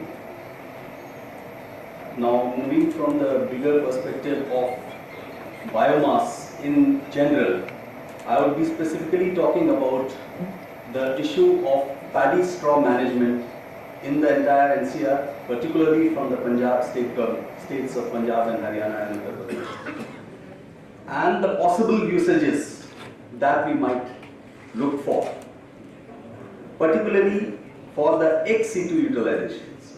So it would be mainly focused on paddy straw utilization ex-situ. So, as we are all aware, farm fires owing to stubble burning has been a matter of great concern from year on year, and the concerns are widely ranging from all strata. It affects individuals, it affects governments, it affects society, it affects, the image of the country. So with that perspective, the governments, state government, the central government, and the stakeholders have been working earnestly towards controlling this menace. Things have been improving, but the way we stand, and the figures are here before you. While there has been a marginal improvement, if you compare the figures of 2020 versus 2021, there has been a marginal improvement of about 10,000 odd cases, but still this is a high number to be talked about anywhere. Very high number, and there has always been a need to control to as close as nil. We are just taken a single step towards a long journey of controlling this menace, but we are there on track. Now, management of paddy straw, particularly during, and since the bulk of it comes from the state governments of Punjab and Haryana, I have not taken into account the generation and the issues related to NCR districts of Uttar Pradesh and Rajasthan, which contribute very minimally to this issue. So we'll be restricting mainly to the figures of Punjab and Haryana for the simplicity purposes. So Punjab generates about 18.74, and these are all million tons, mind you. So the magnitude can be well imagined. 18.74 million tons, of which 2.69 is about the basmati generation, and the rest 16.07 is the non-basmati generation. The reason for, as Dr. Kuti had already explained, the reason for this bifurcation is that basmati finds an easy way for utilization as fodder directly, whereas the other variety, owing to high silica content, does not actually go into the uses for fodder, which is the most logical usage, and hence we need to look for the mitigation measures. So 16.07 million tons, that's a rough estimate of what Punjab generates of non-basmati paddy. Likewise, in the state of Haryana, we have 6.8 total straw generated, of which about 60% is 55 to 60% is basmati. The rest 2.9 is non-basmati. Now that's the generation. How have we utilized it? So from time to time we have been advocating schemes, ways, measures, programs to control, prevent, mitigate stubble burning. The Ministry of Agriculture has been supporting a scheme for providing machinery at subsidized cost, and rather in fact also free to marginal and poor farmers, so as to manage the straw in situ. So last 3 years have seen large outflows, cash outflows as subsidies to the states to procure machines. These come with challenges of technology adoption, of complementing those machines with other implements, but nevertheless the intention was to use maximum of these machines or implements so as to incorporate or mulch the straw generated into the soil itself, so as to have the nutrients preserved and also clear off the fields of the straw. In the intervening period, a biodecomposer technology was also developed by IIRL, which decomposes the standing or the cut straw, degrades it and incorporates it in the soil. Another step forward was ex-situ utilization that we all know about. At the cost of repetition, I would say, but this is the most potent way or a framework for dealing with the management of the stubble, because it, at the end of the day, it works as an economic resource.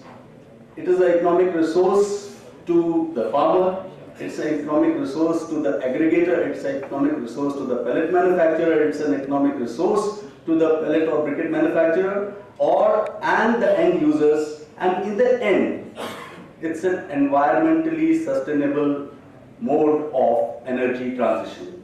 And we are all serving the environment in that manner. So this becomes a vital network, vital framework for management of paddy stubble.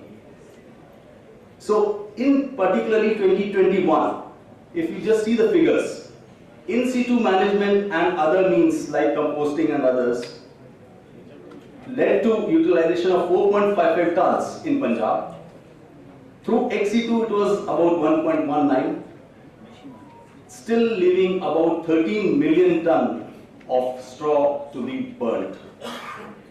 Likewise, Haryana figures are in front of you. 3.5 million tons total managed through in situ means.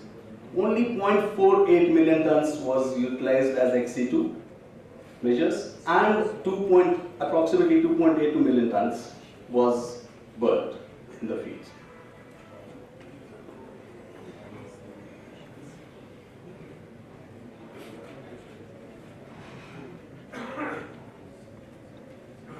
So how do we manage the paddy straw burn?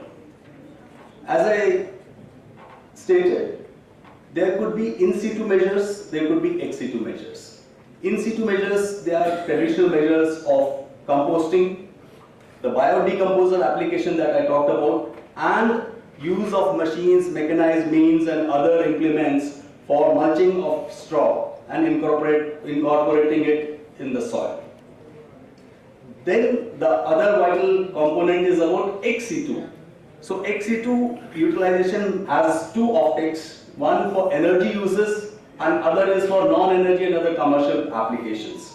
So energy particularly for bioethanol production, biogas production, and as fuel in industries in the form of pellets and briquettes, boilers. There's a huge potential for these to be utilized in the industrial boilers. And thermal power plants, of course, we have been talking about, that's how the mission was started, and that is the major uptake of such biomass, along with other types of biomasses, of course. But here we'll be focusing on what's the quantum of paddy straw, how much there's the potential to be utilized in various applications. And definitely power plants, thermal power plants are a major, there'll be a major takers for all the straw that is generated. The non-energy uses could be, though they are small in numbers to begin with, but they could be taken up in a big way, like for mushroom cultivation, pulp and paper industry, and packaging, the agri panels, and also in fact now it's being used for tandoors also in dhabas and restaurants. So as a replacement of unclean mode of energy, so it could be utilized there.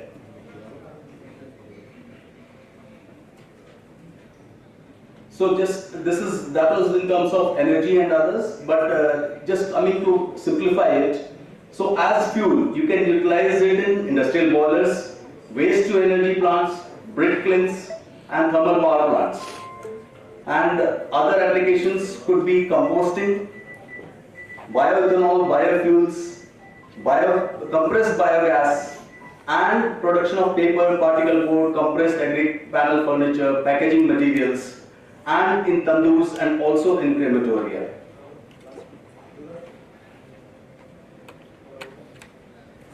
Talking specifically about what are the current levels of utilization of ex-situ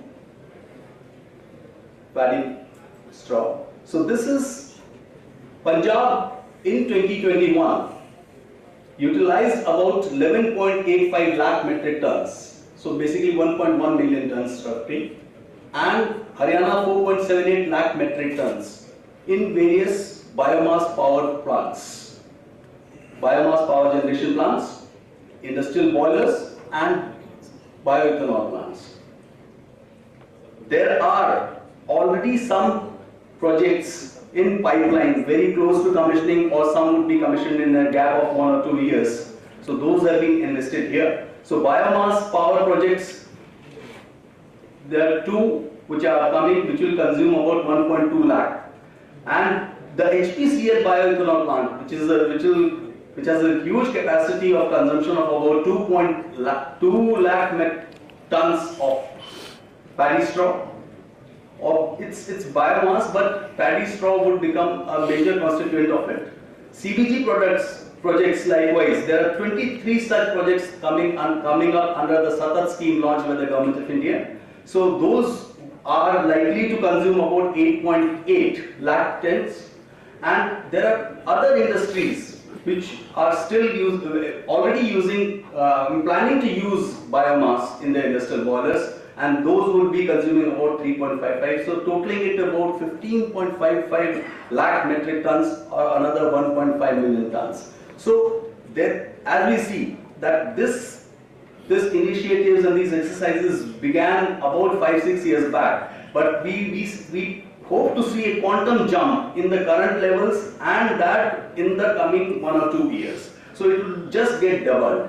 So that's a very happy sign, but that's not enough. Unfortunately, we are now at the crossroads wherein, as was aptly put during informal discussions, we have no dearth of demand. We have no dearth of manufacturing capabilities or supply potential. But somehow there's been a missing link. So I take this opportunity and this workshop as that important bridge of connecting all stakeholders to make a seamless kind of a movement to make this possible for the paddy straw, which is immensely available to the required entities which are really looking for these alternatives. They are conscious entities. They anyway require fuel. They will be happy using cleaner fuels. So this is the gap that the workshop envisages to bridge, and I am very happy to see the spectrum of stakeholders, wherein the financial institutions, the FPOs, the market users, the industrialists, the aggregators, the entrepreneurs, and the policymakers all are here to look for this common cause of establishing a robust and a continuous supply chain. So coming back to the statistics for Haryana, 4.78 has been utilized during 2021, which is planned to be enhanced to about another 4.96. Another 4.96 in the CBG plants under the Satat scheme and miscellaneous other biomass power projects, CBG plants and ethanol plants to the tune of about 13.76 would be enhanced. So there will be a significant jump as far as ex-situ utilization of paddy straw in Haryana. So 4.78 to additional 13.76 in a span of 1 or 2 years. So let's say 2 years down, we would be in a position to utilize about 27.4 lakh metric tons from Punjab, and Haryana about 18.54 lakh metric tons. But if you just recall the initial figures, there's still a large gap. This only accounts for 2.74 lakh million tons and 2.7 million tons and 1.8 million tons. Cumulatively put together, there is a big gap yet to be filled. We have about close to 20 million tons to be utilized. So that is where lies the potential. The requirement for this gap to be filled is the foremost requirement of a robust supply chain. There's nothing new in it, but there is this slide tries to see the potential for each sector. So paddy straw availability from the farmers, then for raking and baling operations is the next step, which could be taken up by the farmers themselves or the CHCs or the aggregators. So it's not that it's only to be given by farmers. Farmers could be further involved, or if required, they can transfer it to the CHCs or the aggregators. Likewise, the technical issues about moisture content and storage logistics was discussed. This is a very important crucial item, and considering the volume, we need large spaces. So that is where the governments, the state governments and the agriculture department and other departments concerned come into picture, and the village panchayats have a lead role there to provide land for such storage and necessary basic infrastructure for such storage. Thereafter comes the role of manufacturing and the aggregations. So pellets and briquettes, as the demand is from the industries, can be manufactured either in an entrepreneur model by the individuals or through cooperatives. It could be, so the space is wide open. So all all, and in fact the government interventions, and in fact Dr. Kuti also suggested that NTPC is rather working towards it. They are setting up their own plants. They are considering setting up plants, pelletizing plants in their own premises, so that the ready supply is available and the continuous supply is available. Again, getting straw to those plants will be facilitated through this kind of supply chain. And finally, the end users, the industries, thermal power plants, industry and other power generation plants, bioethanol plants, those are the end users who will be utilizing the pellets and the briquettes.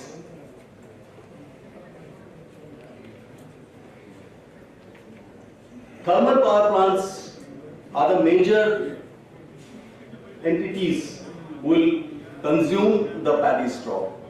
Rather, they consume biomass, but paddy straw will be an important component, and it has been now mandated to maximize the paddy straw content in such biomass.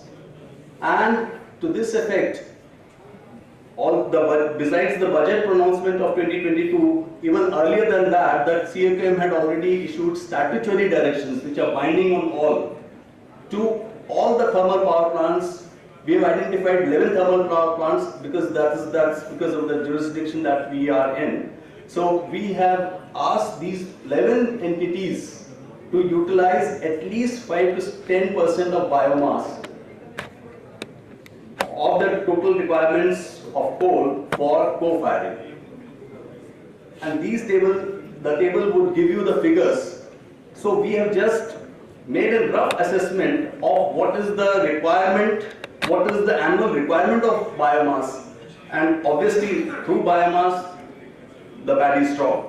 So cumulatively in these 11 power plants, you see the individual figures there, but I'll just read out. It's 25.42 lakh million metric tons, and that too, this is at, the calculations are based on a 5% requirement at 60% PLF, which is a reasonable figure to be seen, to assume. But with technology upgradations and the trials that the NTPC has been carrying out, it has been established beyond doubt that there are no technical concerns in straightaway co-firing biomass in the boilers there. And accordingly, this 5% can easily go up to 10, and of course, torrefication provides you a bigger window of, a larger window of greater utilization. And with upgrades, of course, that would be possible, but that's a long lead. To start with, we can immediately start co-firing of biomass in the thermal power plants and also industrial boilers. So that is another facilitator. Earlier on, we were focusing on thermal power plants, which is the biggest chunk, but industrial boilers also have this potential. So, but now if we just see, the requirement per se is 2.5 million tons, against which the existing contracts are only for 1.48.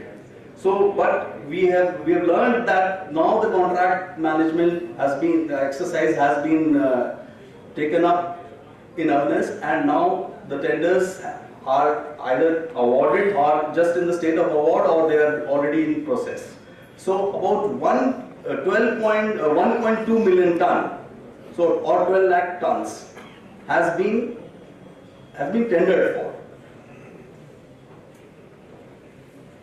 So that still says that only 13 lakh metric tons, and these tenders, mind you, are not only for annual basis. These could be long term also. So still there's a big gap on what the requirement of the total requirement of the power plants is, and the tenders have been floated so far.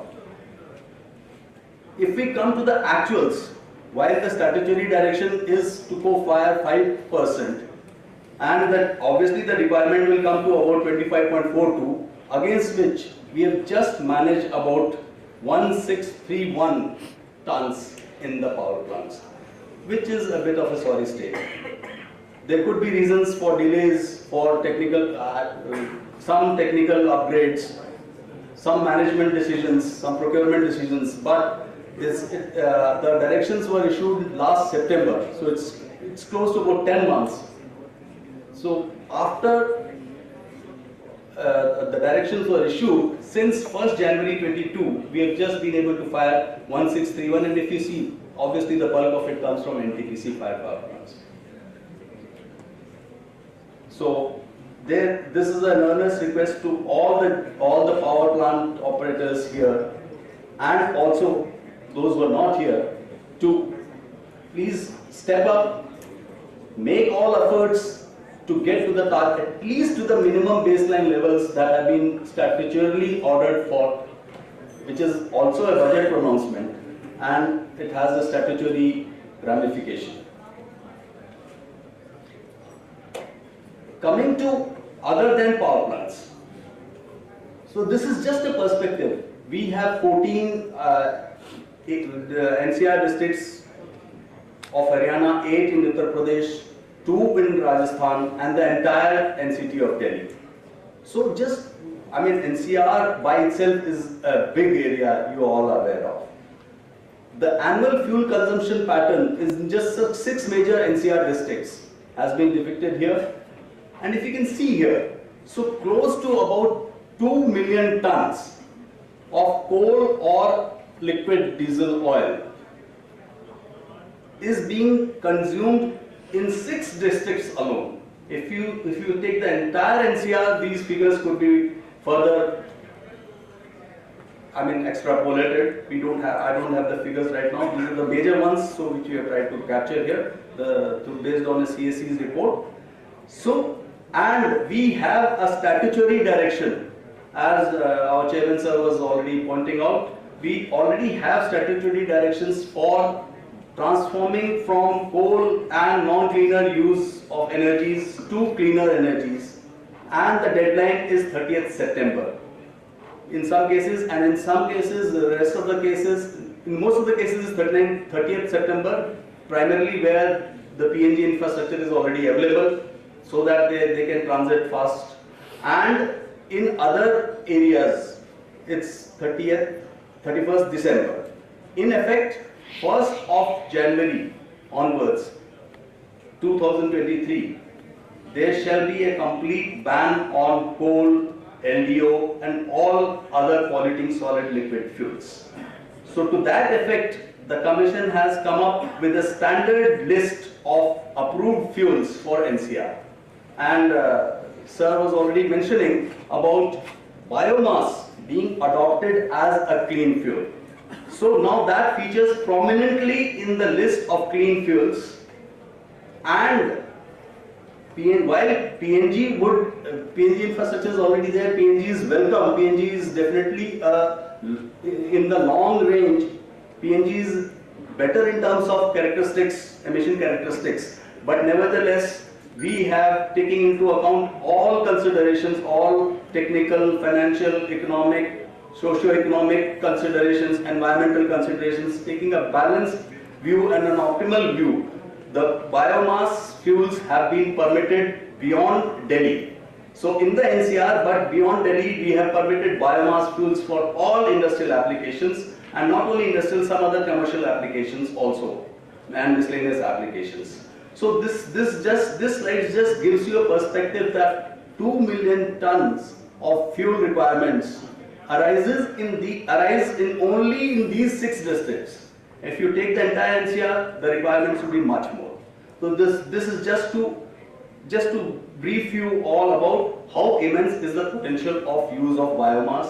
And in the regions of Haryana and Punjab, paddy straw dominates the biomass, which is not being managed otherwise. Hence, there is a direct correlation there of a fruitful utilization of paddy straw. So, we have certain facilitators or statutory directions to this effect, which I have mentioned about in bits and pieces. But these are the statutory directions. These can be referred to on our website also for details. But I'll tell you just briefly about what the directions mean. So this was the direction 17921, wherein I was talking about, wherein the thermal power plants, 11 thermal power plants, and of course the biomass mission talks about the power plants in the entire country. But the CAQM's jurisdiction from that perspective, it has been directions were issued to these 11 power plants to mandatorily co-fire biomass. Then the direction dated 4th February 22, it talked about a complete switch over to PNG or biomass fuels. Earlier on it was only PNG, so this biomass was added so as to give an option. And by 30th 9, beyond the jurisdiction of GNCTD, in some areas we have given a dispensation of 3 months, which I talked about.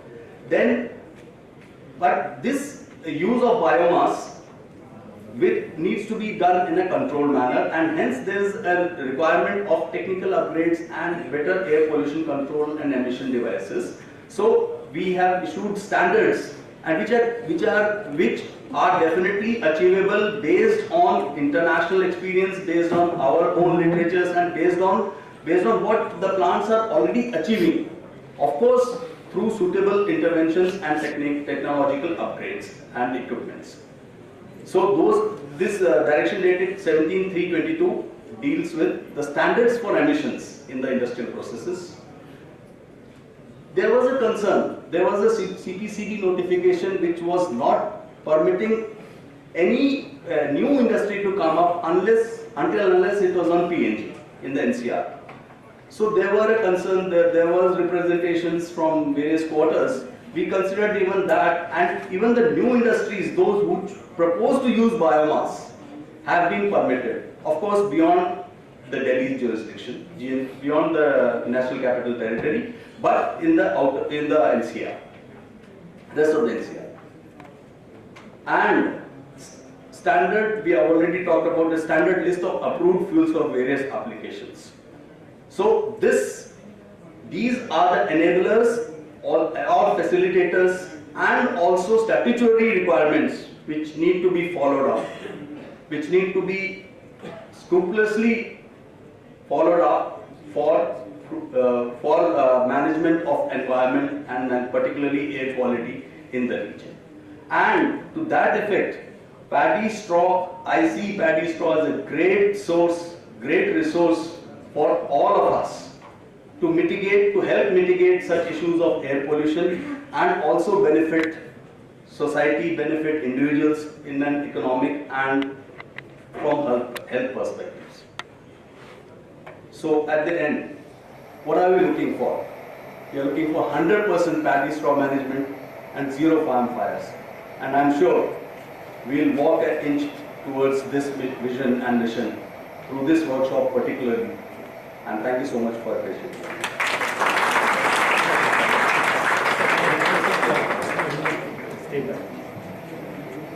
Thank you so much, sir, for telling out the entire landscape of paddy straw management, the ground situation, potential, and what is the way forward. May I request now to Shri Sudeep sir, felicitate our presenter for the session, Shri Arvind Nautiyal sir.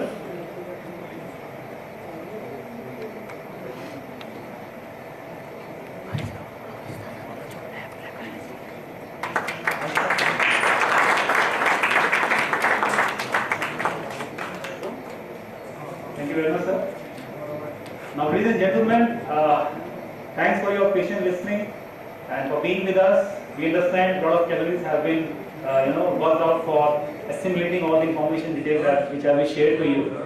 So it's high time for breaking for lunch. It's 2:10, and because of the available time for resuming the remaining session, we will be breaking for 45 minutes, and we all will assemble back by 2:50. Thank you very much.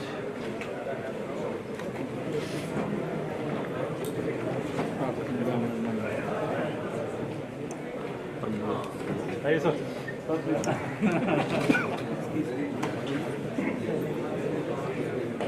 I think the organizing group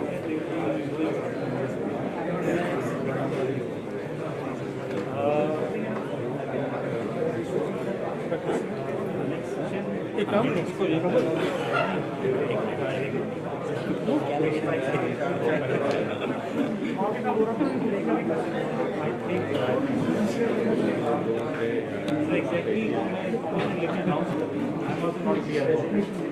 I'll share the details. Just have a lunch.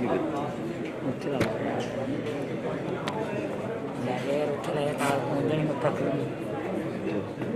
ਲੈ ਜਾ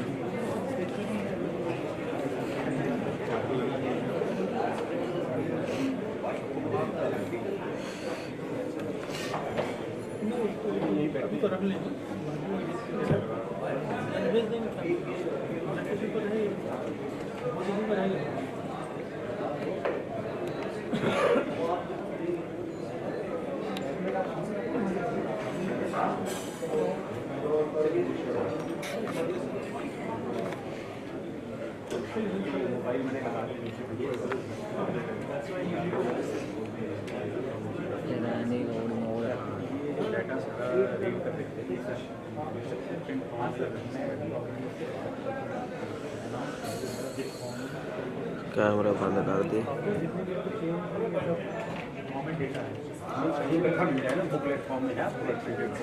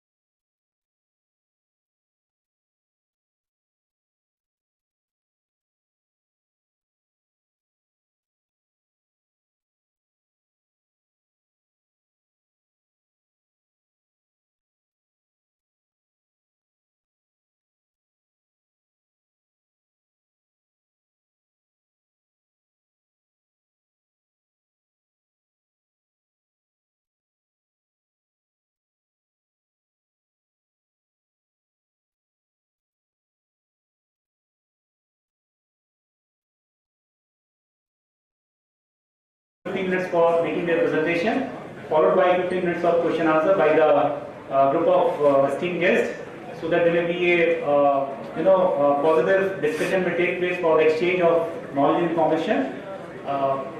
We have with us Sri R.K. Dawal sir, Director Technical Commission for Air Quality Management. Will be doing the honor of playing the role of session chair for the purpose of moderation of technical sessions. Now, without taking much time, I will invite our first team comprising of Mr. Prasad Rao Dahapute from Grah Capital to discuss and present upon the topic of market analysis and forecast, financial projections and FPO methodology. Mr. Prasad Rao. How do you alert the speaker? Yes, I just forgot to mention there will be a ring after a time of 12 minutes just to let you know that you are close to your 15 minutes duration. So all the teams would be cordially requested to please sum up within the given time of 15 minutes so that we may do the justice with the time for the purpose of exchange of different knowledge and information. Mr. Dahapute, please.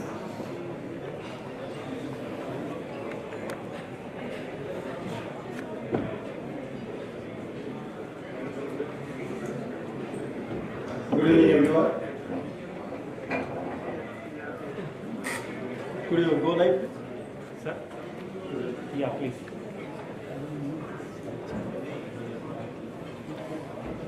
I am Prasad Dahapute, founder and managing director of Grah Capital.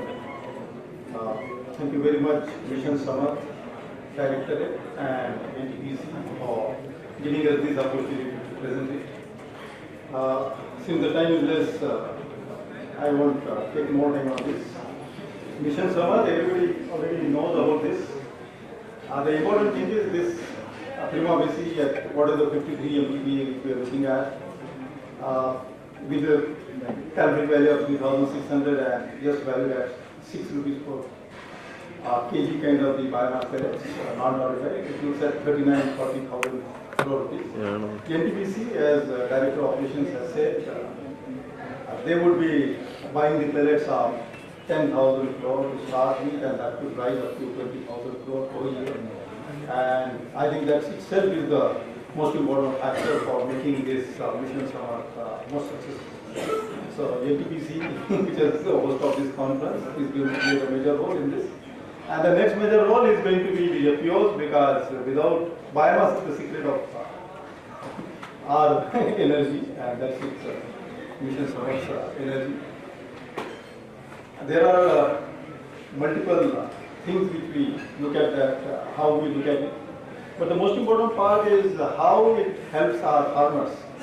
There has been distress in agri-value chain, and the bottom of that is farmers. And there has been suicide all across India, but I think Central India and Telangana, which has faced a massive wrath of the climate change, and because of that. So this is actually very good for people in Central India as well as Western India and parts of North India where biomass is more than enough available. When we look at this, what it could be, if we see this gradually, our projection which I show you, our projection show that it could be the non-torrefied pellets would be 43,000 crore rupees market by 2022, and torrefied one, which is going to the bigger one. This would be largely because the massive biomass that is available is a low calorific biomass, and the only way to make it good for co-firing is torrefication of that biomass. So torrefied pellets will be a larger chunk of the market. It should dominate something like 50% of the market share. I'll show you these projections. Direct benefit of these proceeds. We see 75.7 million tons of biomass is required for biomass pellets are required for 5% per annum. If we move to 10%, that will be double of that. This is using the mix of this. We have also the 50% mass loss with a moisture content of 20% in the biomass. And if you go for torrefication, there will be roughly 47.5% of loss in yield loss in biomass to the pellet conversion. These are the things. If we consider these two assumptions, then 15,100 crore to 28,500 crore would be the direct benefit to the farmers through the sale of biomass to the pellet mill.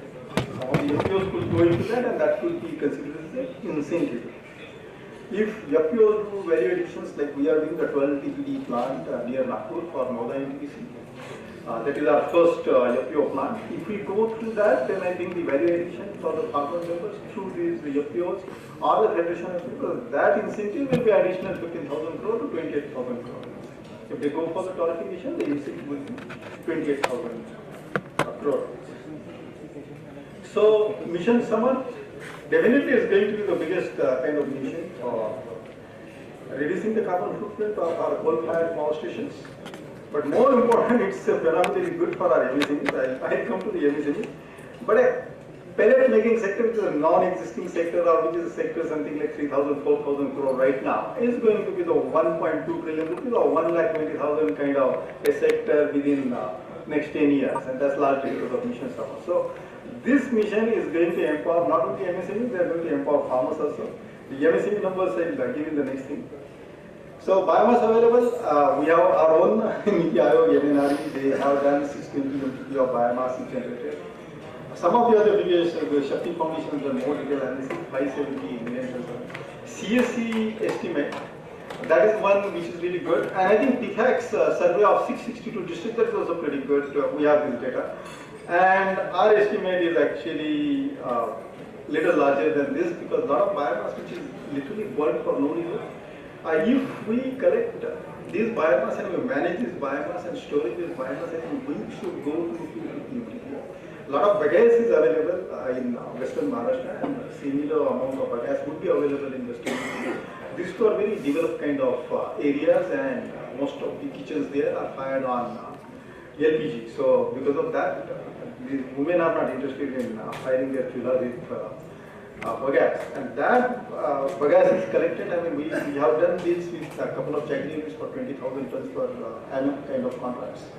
If that is considered, then bagasse will be the largest available thing, followed by the rice straw, and the third would be the cotton stock. And then soybean stock and other things are there, including chana, black gram, all those things together. This is commercial use of biomass. I think 2 to 4 rupees per kg should be available. All types of biomass. Pulses and oil seeds biomass will be costlier. But again, this is a 2% or 3% kind of ash content, and calorific value is something like 4,000 kilocalories per kilo. So that is the advantage. That's why the rice straw or something would be very, very cheap, whereas bagasse will be in the middle, and then oil seeds biomass will be the costliest.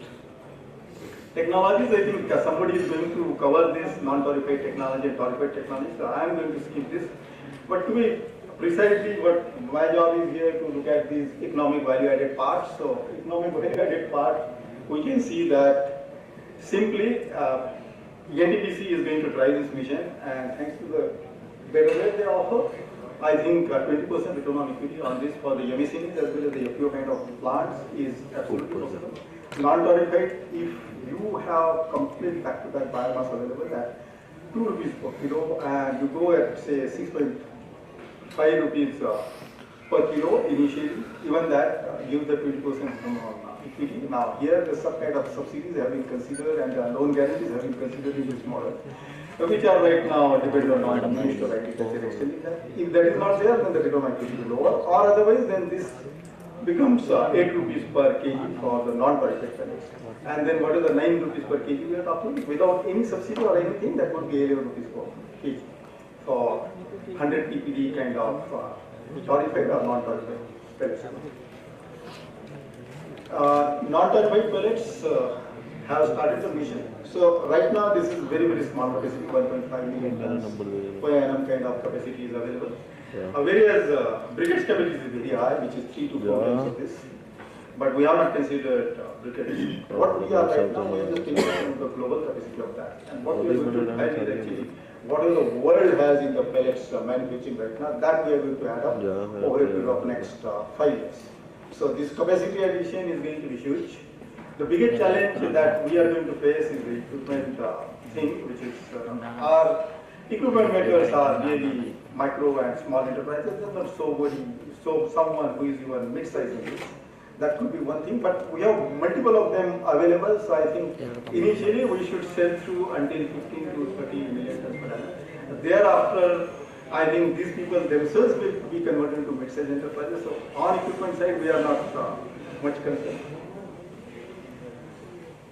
Torrefied pellets, since rice straw, which is 2,500 kilocalories per kg, it doesn't conform to CA norms, so since the regulator doesn't permit that, automatically that all will be converted and blended and will be non-torrefied pellets only. So that one, and part of the bagasse, which is that straw and the fiber that creates some problems, again that is going to be. So since the most available resource, biomass, and the second most available biomass, they will drive the torrefication in the system. Plus, since the 20% higher calorific value, NTPC is ready to pay 20% more for that. So torrefication is the most important part of driving this Samarth mission.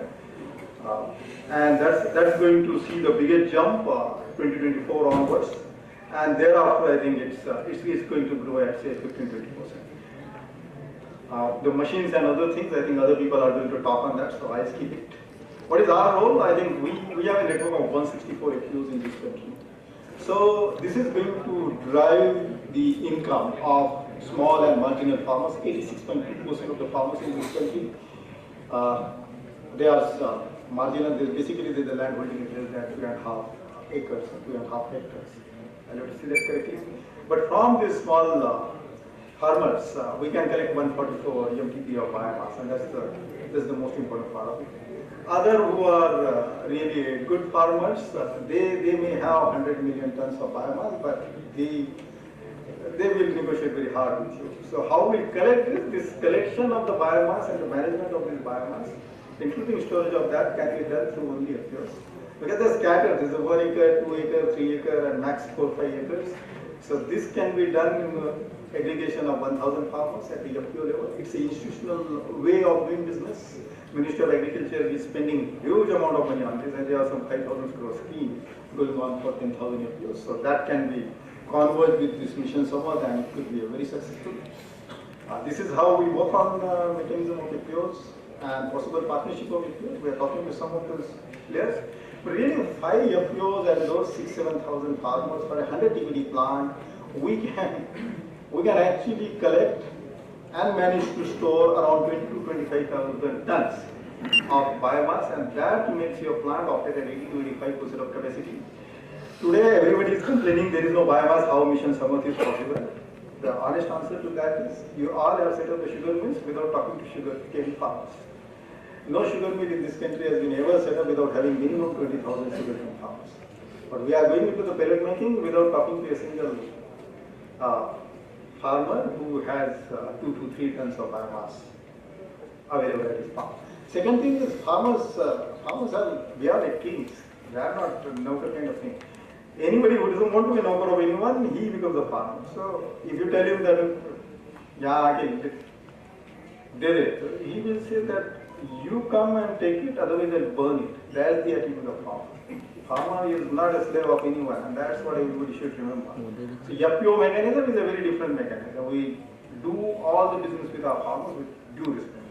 Because of that, I end up traveling 21 days a month, but that is working very good for us. This partnership of FPOs, and especially 100 TPD plant which needs 5 FPOs, that could ensure your plant operating for 200 days or so, and that's how it works.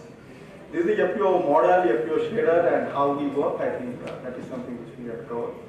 Most of these things we talked since I was asked to focus on this. So, 100 TPD plant with semi-automatic kind of thing, 7 to 9 crore rupees. Capital expenditure would be 7 to 9 crore, 3 to 4 crore. And 2 crore rupees of additional working capital Then if you go with this and you say the 8 rupees, 8 rupees per kg kind of pellets. Then for non-torrefied, you are around 50% of return on equity that any micro or small enterprise can have. Since it goes to 7 to 9 crore, it won't be a micro, it will be a small enterprise.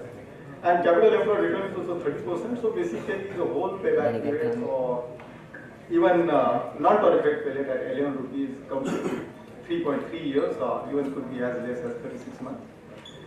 This is what we have seen is the 33,000 per ton kind of the pellet making in our assumption. More questions we can take.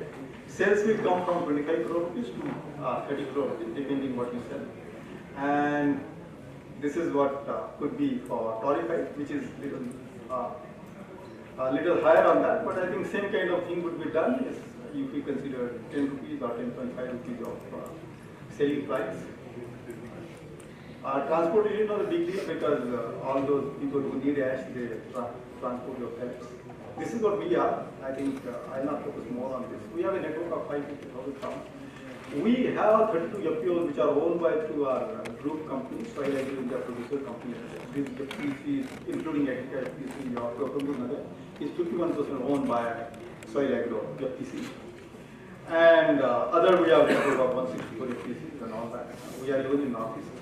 We are also working as a transaction advisor to Mahatma Phule Renewable Energy Corporation, Government of Maharashtra. And we are setting up 1600 TPD capacity for Mahape. I think they will be talking to NTPC separately. So I should not talk on behalf of Government of Maharashtra agency.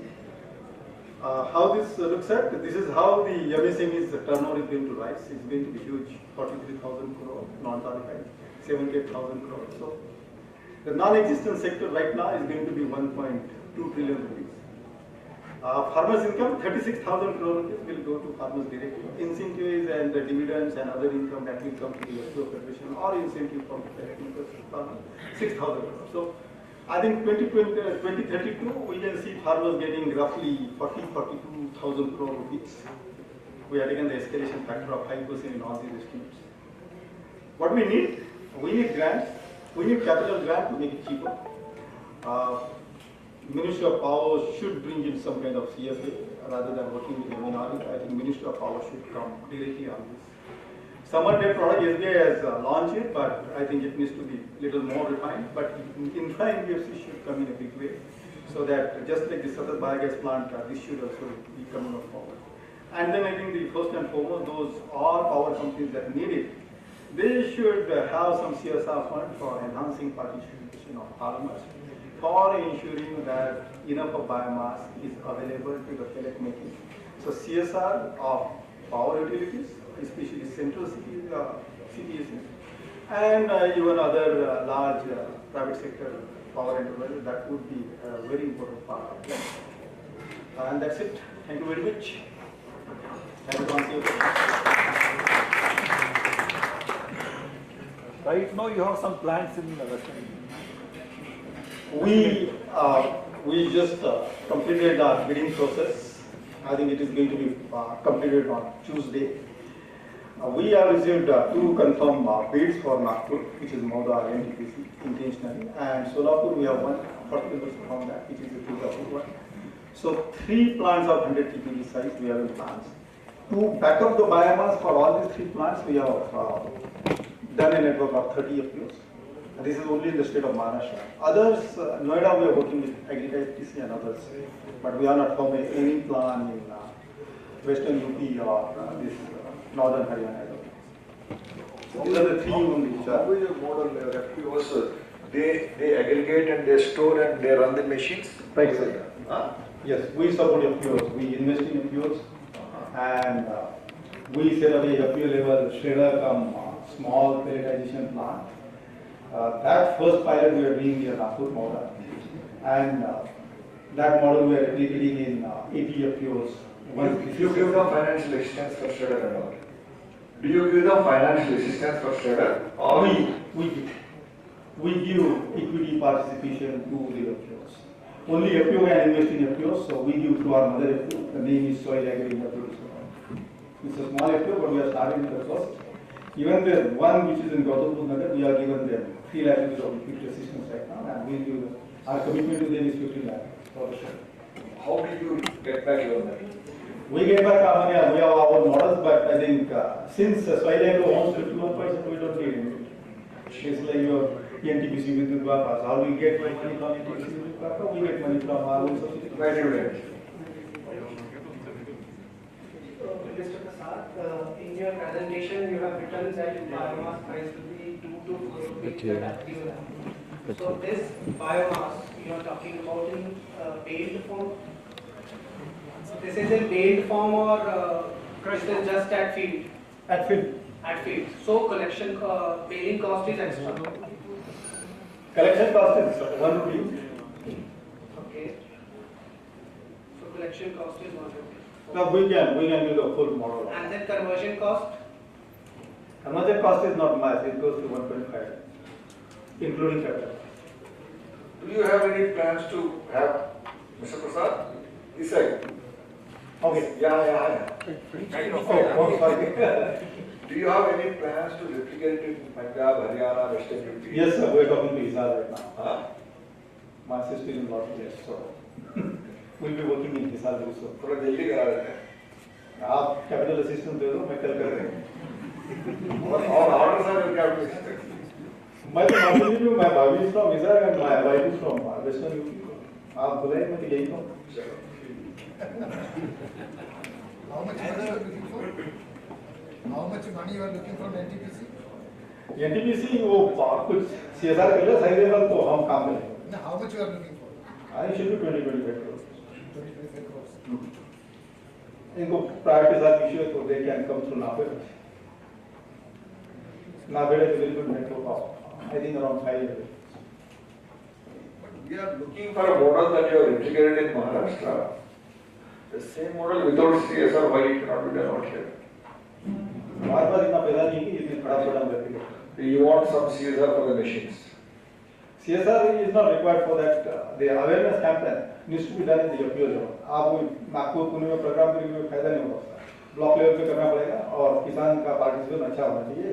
200 किसान आने चाहिए, एक गांव से 2-3 आने चाहिए। You want basically awareness programs at block level, sir? वो FPO के थ्रू कर सकते हैं। वो कर लो, आपका काम हो जाएगा।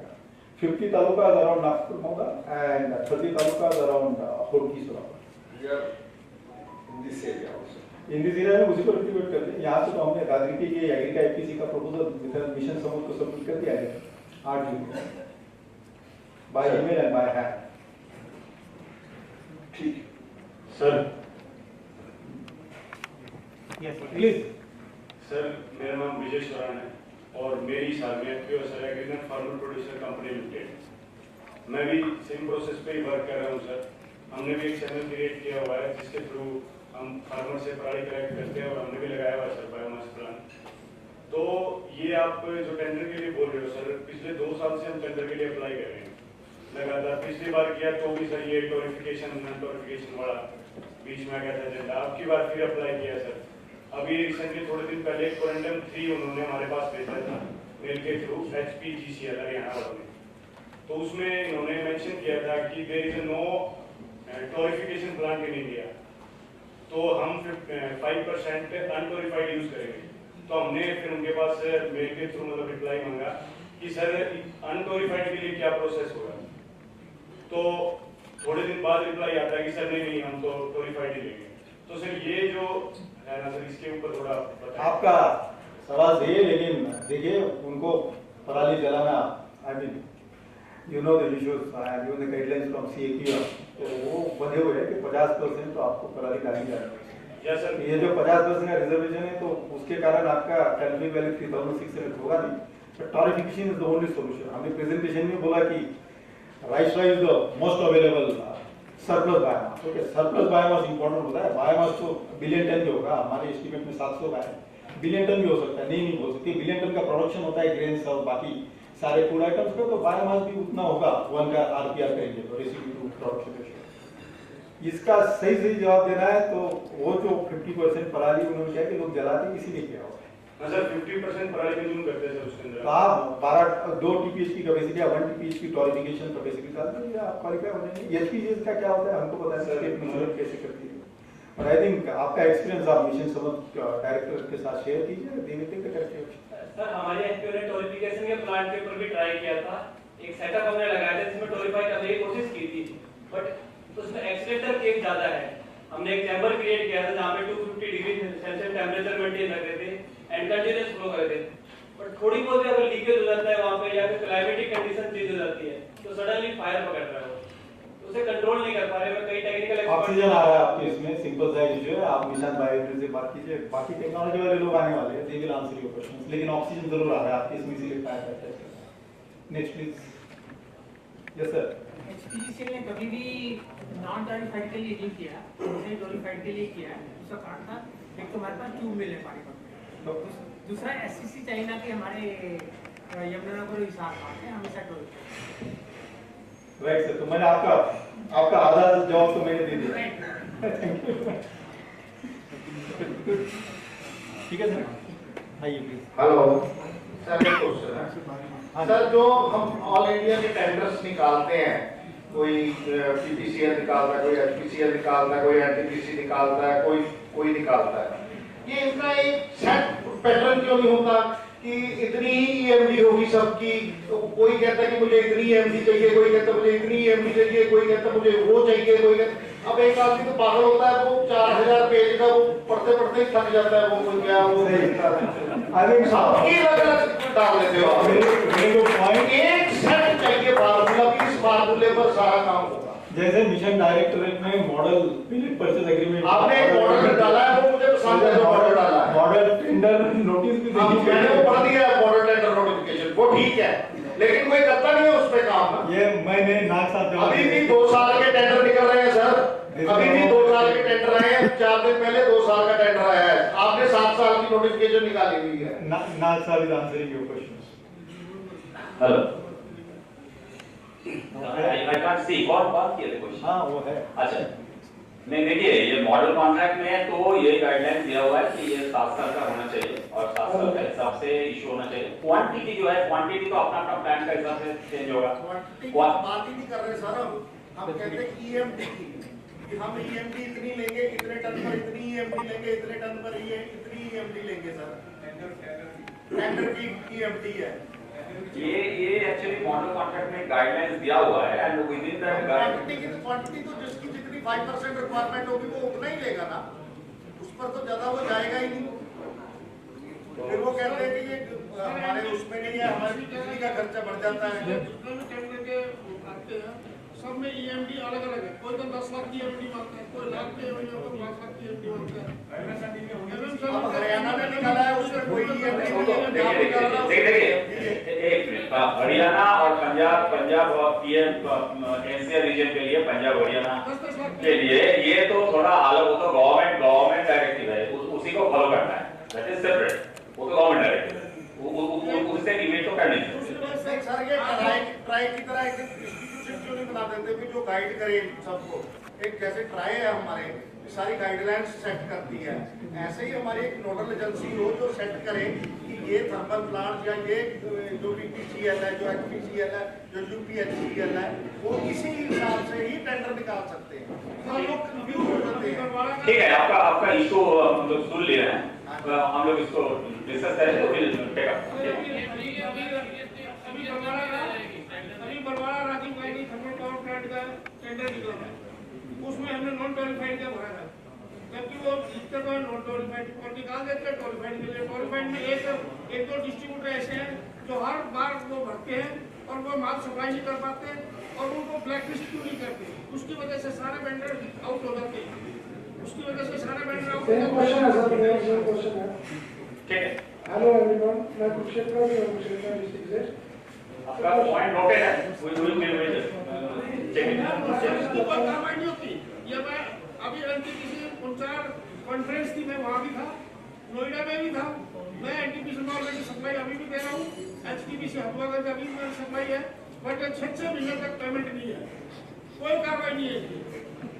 यहाँ आप लोग सुनते हो ऊपर जाके पेमेंट का क्यों नहीं है, ये फिर वो तो होनी चाहिए ना, हर बार का पेमेंट कहाँ से लेंगे हम? 6 महीने का वेट करेंगे। सुनिए, पेमेंट में तो उसमें दिया हुआ है कि पेमेंट पीरियड, एनटीपीसी में तो पेमेंट पीरियड फिक्स है, दिया हुआ है, उसका अंदर पेमेंट होना चाहिए। अगर 7 डेज के बाद एक मिनट सुन लीजिए, वो उस प्लान से आपको टेकअप करना है, हो सकता है कि जो पेपर सबमिट किया है वो पेपर्स में कुछ कमी होगा। नॉर्मली यही होता है पेपर साल भर से मैं एनटीपीसी में सप्लाई दे रहा हूं तो उसमें मेरे अपने पेपर कंप्लीट कैसे हो गए? अरे उस पर्टिकुलर कॉन्ट्रैक्ट पे जो पर्टिकुलर इनवॉइस सबमिट किया है उसी में कुछ कमी हो सकता है, अदरवाइज कोई कारण नहीं बनता। आप एक काम कीजिए, वो स्पेसिफिक इशू लेके आपने कम्युनिकेशन दीजिए, हम लोग देखेंगे। सर मैं रिक्वेस्ट करूंगा, समय की बाध्यता के चलते हम शायद ये अब तो समय आपको कम हो जाएगा, ऐसी बात तो आप सभी से लोग हैं, आप इशू है ना, आप एक मेल पे डालिए, आप एक मेल पे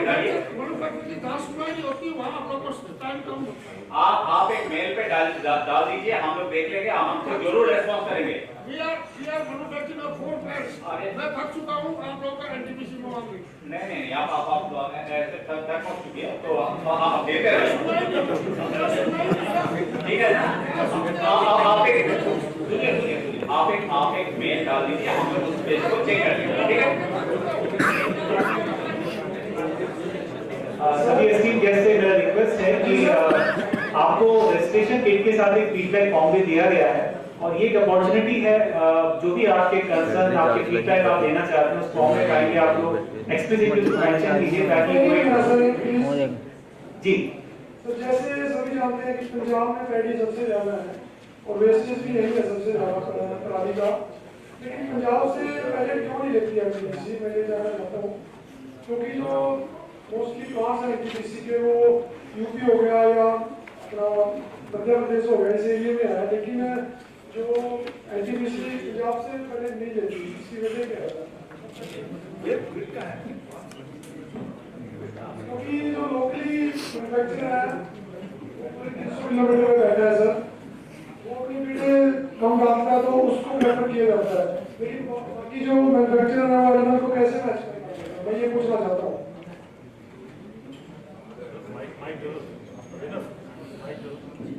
आपने जब अपने सवाल के जवाब खुद ही दे दिया, टेंडरिंग के रूप से जाते हैं तो उसमें जो कवर होता है प्राइस, एनटीपीसी उसी प्राइस में ही तो खरीद सकता है। नहीं एलवन को तो सभी मैच नहीं कर पाएंगे ना सर, कोई 900 किलोमीटर में बैठा है और कोई 300 किलोमीटर से इसलिए हम ये एक्सपेक्ट नहीं करते हैं कि पंजाब में पैडी से जो करेक्ट बनते हैं वो यूपी में जाएंगे। पंजाब हरियाणा में जो पावर स्टेशन हैं ये expect that to use those current हमारे अभी नहीं कर सकते यहाँ पर तो हरियाणा में कोई गाड़ी नहीं दिखता सर, कोई गाड़ी नहीं दिखती हमारा ज्यादा नहीं उसका टेंडर ऑलरेडी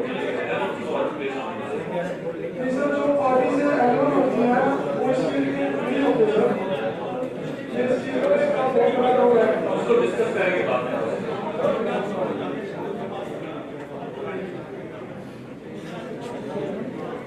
तो मैं रिक्वेस्ट करूंगा सुदीप नाथ सर से कि प्रसाद जी ने जो एक प्रेजेंटेशन हमारे बीच दिया है, first of all thank you so much sir for elaborating about the SQ methodology for presentation. I think we have rightly struck the chord with the audience. There was a very warm response from the audience side, especially for the first second sir. That was so welcoming. So I request Sudeep sir to please felicitate Prasad ji for his wonderful presentation.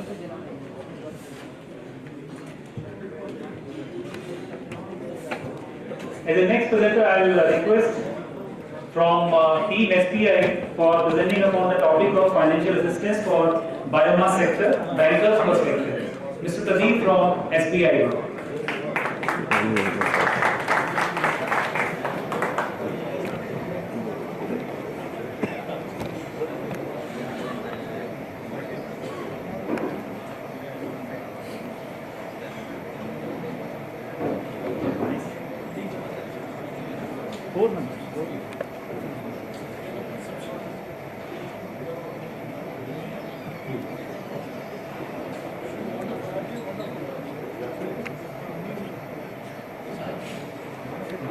हाँ नमस्कार। सबसे पहले मैं mission director Sudeep Nath ji को धन्यवाद देना चाहूँगा कि जिन्होंने मुझे आमंत्रित किया।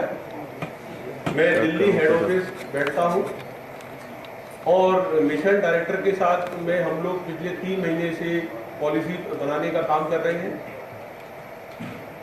और इसके बारे में स्टेट बैंक ने एक सर्कुलर भी इशू किया है, जिसका विस्तृत से जानकारी मैं आगे दूंगा। लेकिन दो चीज़ें मैं, जो सुबह से प्रेजेंटेशन चल रहा है काफ़ी टेक्निकल और बहुत ही ज्ञानवर्धक है। इन इश्यूज पे हम लोग मिशन के साथ में बात कर रहे हैं और एक मॉडल परेड रिपोर्ट पे मैं अलॉन्ग विद मिशन डायरेक्टर की टीम के साथ में काम कर रहे हैं कि ताकि जब ब्रांचेस में प्रपोजल जाए, क्योंकि आप ये समझिए कि स्टेट बैंक की अपनी 1200 ब्रांचें हैं जो पूरे भारत में फैली हुई हैं एसएमई फाइनेंसिंग में, और ऐसे ही दूसरे नेशनलाइज बैंकों की होगी। हर आदमी हर क्षेत्र में इतना वो नहीं हो सकता है कि वो हर इंडस्ट्री को समझे। तो हम ये प्रयास कर रहे हैं कि एक मॉडल परेड रिपोर्ट जिसमें पूरा टेक्निकल स्पेसिफिकेशन और फाइनेंशियल मॉडल हो। फाइनेंशियल मॉडल मैंने सबमिट किया था और मुझे ये जानकारी मिली है कि शायद सेक्रेटरी एनर्जी एंड एनटीपीसी के उच्च अधिकारियों ने उस फाइनेंशियल मॉडल को स्वीकार कर लिया है। अभी ऑफिशियली डॉक्यूमेंट आना बाकी है। तो मैं सुबह से जर्नली टेक्निकल सेशन है तो अंग्रेजी में बात हो रही थी, तो मैं एक तो पैसे की भाषा बोलूंगा जो सभी को समझ में आती है और अपनी मातृभाषा बोलूंगा हिंदी। तो सब्जेक्ट पे जाने से पहले मैं 2 मिनट लूंगा कि स्टेट बैंक और एमएसएमई, ये एमएसएमई क्षेत्र का भारत की अर्थव्यवस्था में योगदान है 31%, जीडीपी में मैन्युफैक्चरिंग सेक्टर 37%, एक्सपोर्ट में 50%, और ये अनुमानित किया जाता है कि करीब 11 करोड़ लोगों को रोजगार मिलता है। जो 6 करोड़ से अधिक हमारे माइक्रो और एमएसएमई उद्योग हैं। दुर्भाग्यवश ये भी अनुमानित है कि इनमें से 95% लोग किसी भी फॉर्मल सेक्टर या बैंकिंग चैनल से लोन नहीं दे पाते हैं, क्योंकि उनके पास में जैसे उद्योग आधार या बेसिक डॉक्यूमेंट भी नहीं होते हैं। पिछले वर्षों में काफी प्रयास किया गया है सिंप्लीफिकेशन का, और मैं उम्मीद करता हूं कि अधिक से अधिक लोग फॉर्मल सेक्टर में आएंगे ताकि उनको बैंक व्यवस्था का लाभ मिल सके लोन के रूप में। मैं यहाँ पर 2 तरीके से बात करूंगा। एक तो नॉर्मल बैंकर, मैं नॉर्मल बैंकर नहीं हूँ। हमारे डिपार्टमेंट की स्थापना 1967 में की गई थी इंजीनियरों के द्वारा, क्योंकि ये पाया गया था कि जो एंटरप्रेन्योर है, जो उद्यमी है, जो आप लोग हैं, आप अपने प्रोजेक्ट के बारे में जानते हैं, पैलेट क्या है, ब्रिकेट क्या है। अगर आप किसी बैंकर से पूछेंगे तो वो शायद ये भी ना बता पाएगा कि दोनों में डिफरेंस क्या है। रिंग डायर मशीन ले या फ्लैट डायर मशीन ले, कैलोरीफिक वैल्यू का क्या अंतर पड़ेगा। तो और उद्यमी से यही अपेक्षा की जाती है कि उसको अपने कार्य के बारे में पता हो। लेकिन जब आप बैंक जाते हैं तो आपसे पूछा जाता है कि साहब आपका डेट इक्विटी रेशियो क्या होगा, करंट रेशियो क्या होगा, डीएससीआर क्या होगा। यानी कि दोनों की भाषा बोलने में और समझने में अंतर है, उद्यमी की भाषा और बैंकर की भाषा। तो ये माना गया कि एक डिपार्टमेंट की आवश्यकता है जो कि एक सेतु का काम करे, कि एंटरप्रेन्योर की भाषा को बैंकर को समझाए और बैंक वाले को। वो डिपार्टमेंट को आज मैं भारतीय स्टेट बैंक की तरफ से रिप्रेजेंट कर रहा हूं। 1978 में इस डिपार्टमेंट में 300 इंजीनियरों की भर्ती की गई थी, जिसमें से 80% आईआईटी के थे, और इनका 4 साल का अनुभव था मैन्युफैक्चरिंग सेक्टर में काम करने के लिए। क्योंकि सिर्फ डिग्री से आपको ज्ञान नहीं मिलता है कि धरती पे क्या हो रहा है, जमीन पे क्या हो रहा है। तो मेरा 90% कार्य और समय एंटरप्रेन्योर के बीच में ही व्यतीत करता है कि कितना जमीन चाहिएगी, कितना शेड की आवश्यकता है, कौन से अप्रूवल्स आपको लगेंगे, कौन सी मशीनरी सप्लाई ठीक है, उसको कैसे सेलेक्ट करना है। और हम लोग एंटरप्रेन्योर डेवलपमेंट प्रोग्राम भी मैंने दोबारा से शुरू किया है, जिसमें मैं 45 से ज्यादा इंजीनियरिंग और मैनेजमेंट इंस्टीट्यूटों में गवर्नमेंट के साथ, यूनिवर्सिटीज के साथ में जो बच्चे अपना उद्योग शुरू करना चाहते हैं उनकी मदद कर रहा हूं। अभी तक मैं करीब 100 प्रोग्राम ऐसे कर चुका हूं। बैंक अधिकारियों को मैं ट्रेनिंग देता हूं इंडस्ट्रियल फाइनेंस में, और 2010 से मैं व्यक्तिगत रूप से 1-to-1 एंटरप्रेन्योर काउंसलिंग करते हैं फ्री ऑफ कॉस्ट, और इसमें अब तक 2500 से अधिक एंटरप्रेन्योर लाभान्वित हो चुके हैं। तो मैं उसी परिप्रेक्ष्य से बात करूंगा इस स्कीम के बारे में, जो मेरा पिछले 3 महीनों की अंडरस्टैंडिंग है। कहाँ मुझे लग रहा है कि फंडिंग में गैप आएगा। स्कीम तो आ चुकी है, पर जैसे किसी ने कहा उसमें मेरे को लगता है कि और सुधार किया जा सकता है, ताकि जो एंड यूजर यानी कि आप हैं उनको लोन मिलने में आसानी हो। ये स्टेट बैंक की फिगर है 31/2022 को करीब 2,83,000 करोड़ रुपए की हमारी आउटस्टैंडिंग थी एमएसएमई सेक्टर को। मेरा अपना अनुभव है कि ये फिगर 4 लाख करोड़ से ज्यादा होगी, क्योंकि इसमें जो एग्रीकल्चर से संबंधित एक्टिविटी है, मान लीजिए कोल्ड स्टोरेज है या फूड प्रोसेसिंग इंडस्ट्री है, वो क्लासीफाई नहीं हुई है। मेरे देखे वो भी एमएसएमई ही है। ये एक और बहुत कंप्लेन सभी बैंकों के अगेंस्ट होती है कि सर हम बैंक जाते हैं कि तो हमसे कोलेट्रल की बात की जाती है, और इसमें संभवतः कुछ हद तक सच्चाई भी है। लेकिन एक फिगर मैं देना चाहूंगा कि पिछले 7 सालों में मुद्रा लोन में 33 करोड़ लाभार्थी सभी बैंक और फाइनेंशियल इंस्टीट्यूशन के द्वारा लोन दिया गया है, और 18.5 लाख करोड़ का क्यूमुलेटिव, जिसमें ये भी हो गया, नए लोन ले लिए। ये सिर्फ मुद्रा लोन की फिगर है। सीजीडीएमएससी वो स्कीम है जिसके अंतर्गत 2 करोड़ तक का मैन्युफैक्चरिंग और सर्विस सेक्टर कवर किया जाता है सभी बैंकों के द्वारा, और 1 करोड़ तक का रिटेल ट्रेड किया जाता है। पिछले 2 वर्षों में मैं भारत सरकार के साथ, स्टेट बैंक के साथ मिलकर हम लोगों ने ये 6-7 स्कीम में पिछले 2 साल की बोल रहा हूं, कोरोना काल की। इथेनॉल की फाइनेंसिंग से मैं 2004 से जुड़ा हुआ हूं, जब 5% की ब्लेंडिंग का सरकार लेके आई थी। मैंने एक डिटेल स्टडी करी थी उस समय, और मेरा ये विचार था कि stand alone ethanol project viable नहीं है। उसके कारण थे मेरे अपने, और वो सिद्ध भी ठीक हुए कि जो जिन लोगों ने उस समय इथेनॉल लगाया वो लगभग सारे प्लांट एनपीए हो गए। अब 2020 की बात करते हैं। आज की तारीख में हम लोग इतने कन्विंस्ड हैं कि इथेनॉल फाइनेंसिंग में हम सिर्फ, अगर आपका ऑयल मार्केटिंग कंपनी के साथ में ट्राई पार्टी एग्रीमेंट है, तो सिर्फ 5% आपकी कैपिटल पे हम फाइनेंस कर रहे हैं। आप एक इमेजिन कीजिए, एक पब्लिक सेक्टर बैंक 100 करोड़ का प्रोजेक्ट में आपको 95 करोड़ का लोन दे रहा है। शर्त उसमें यह है 5% इक्विटी की, कि ट्राई पार्टी एग्रीमेंट होना चाहिए। आरोग्यम की स्कीम अभी 30 जून को खत्म हुई है। इसमें 100 करोड़ तक का लोन हमने दिया है बिना कोलेटरल सिक्योरिटी के लिए हुए। रूफटॉप सोलर मैं 2004 से काम कर रहा था। बहुत एफिशिएंसी कम थी, सेलों की वाइबिलिटी नहीं आती थी।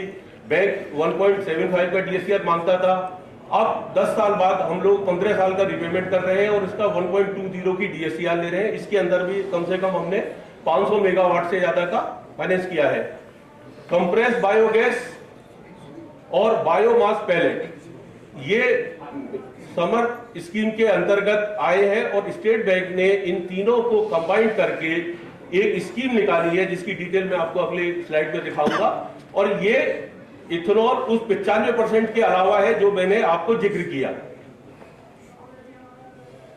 जनरली ऐसा एंटरप्रेन्योर 3 चीजें पूछी जाती है कि सर मुझे कितना लोन मिल जाएगा, मुझे को कितना अपना कंट्रीब्यूशन ऐसे इक्विटी या कैपिटल लानी पड़ेगी, मुझे रेट ऑफ इंटरेस्ट क्या मिलेगा, और कोलेटरल सिक्योरिटी मेरे को क्या देनी पड़ेगी।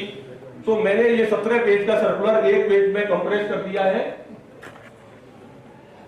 जो लोग बायोमास पैलेट या ब्रिकेट, एनटीपीसी या ऑयल मार्केटिंग कंपनी या प्राइवेट प्लेयर्स को, डाबर है, हिंदुस्तान लीवर है, रिलायंस है, अडानी है, सभी लोग, क्योंकि कानूनी बाध्यता है जिसकी चर्चा हो चुकी है या आने वाले समय में है, तो लोग तैयार कर रहे हैं, अपनी टेस्टिंग चल रही है।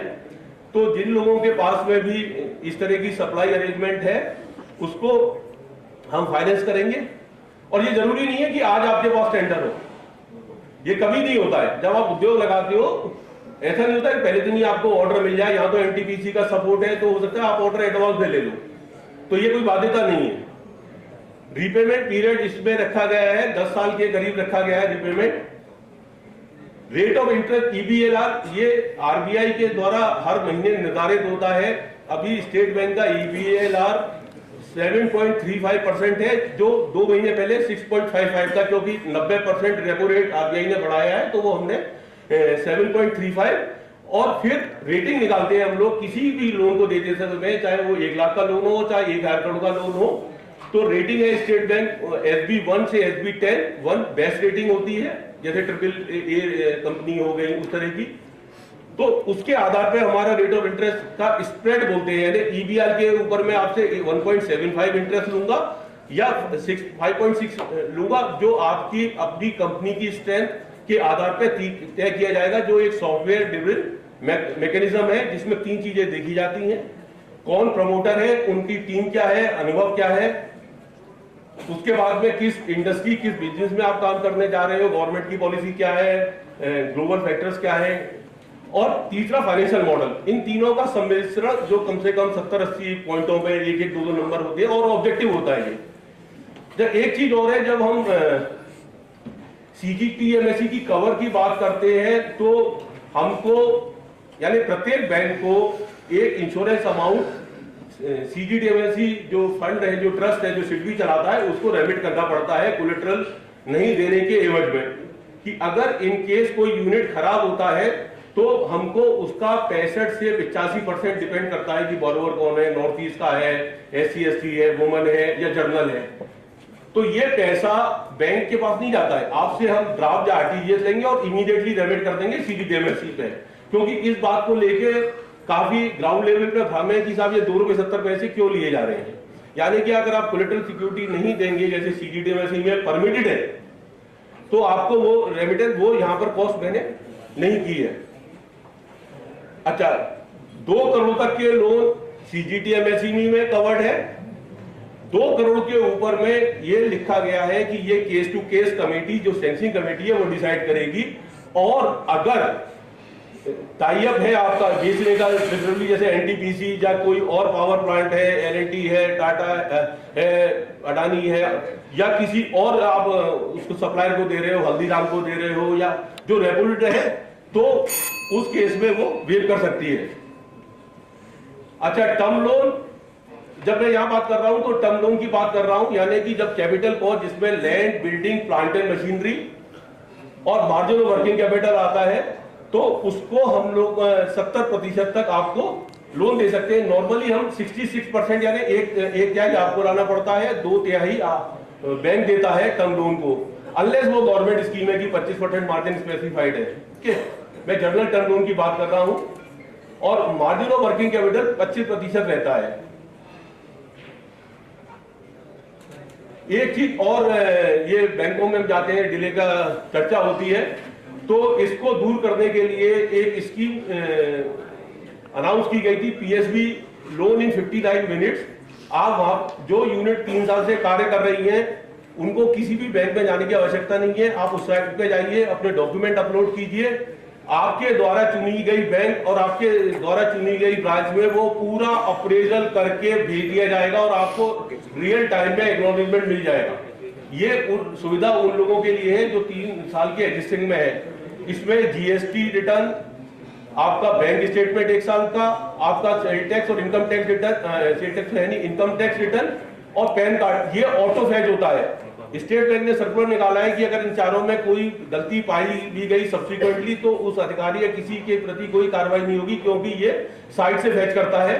तो जो लोग इसमें क्वालिफाई करते हैं, मेरी एडवाइस है आप इसमें जाएं, ताकि आपको बैंक जाने की अभी जरूरत ना पड़े 3 साल वाले, अदरवाइज आप अपने नॉर्मल SME ब्रांच जा सकते हैं। जब DPR के लिए जो हम लोग अप्रेज करते हैं, कोई भी प्रोजेक्ट आता है, तो मेरा NTPC मिशन की टीम के साथ में हुआ था और नाग साहब ने इसको स्वीकार किया और हम लोग एक जॉइंट डॉक्यूमेंट कर रहे हैं।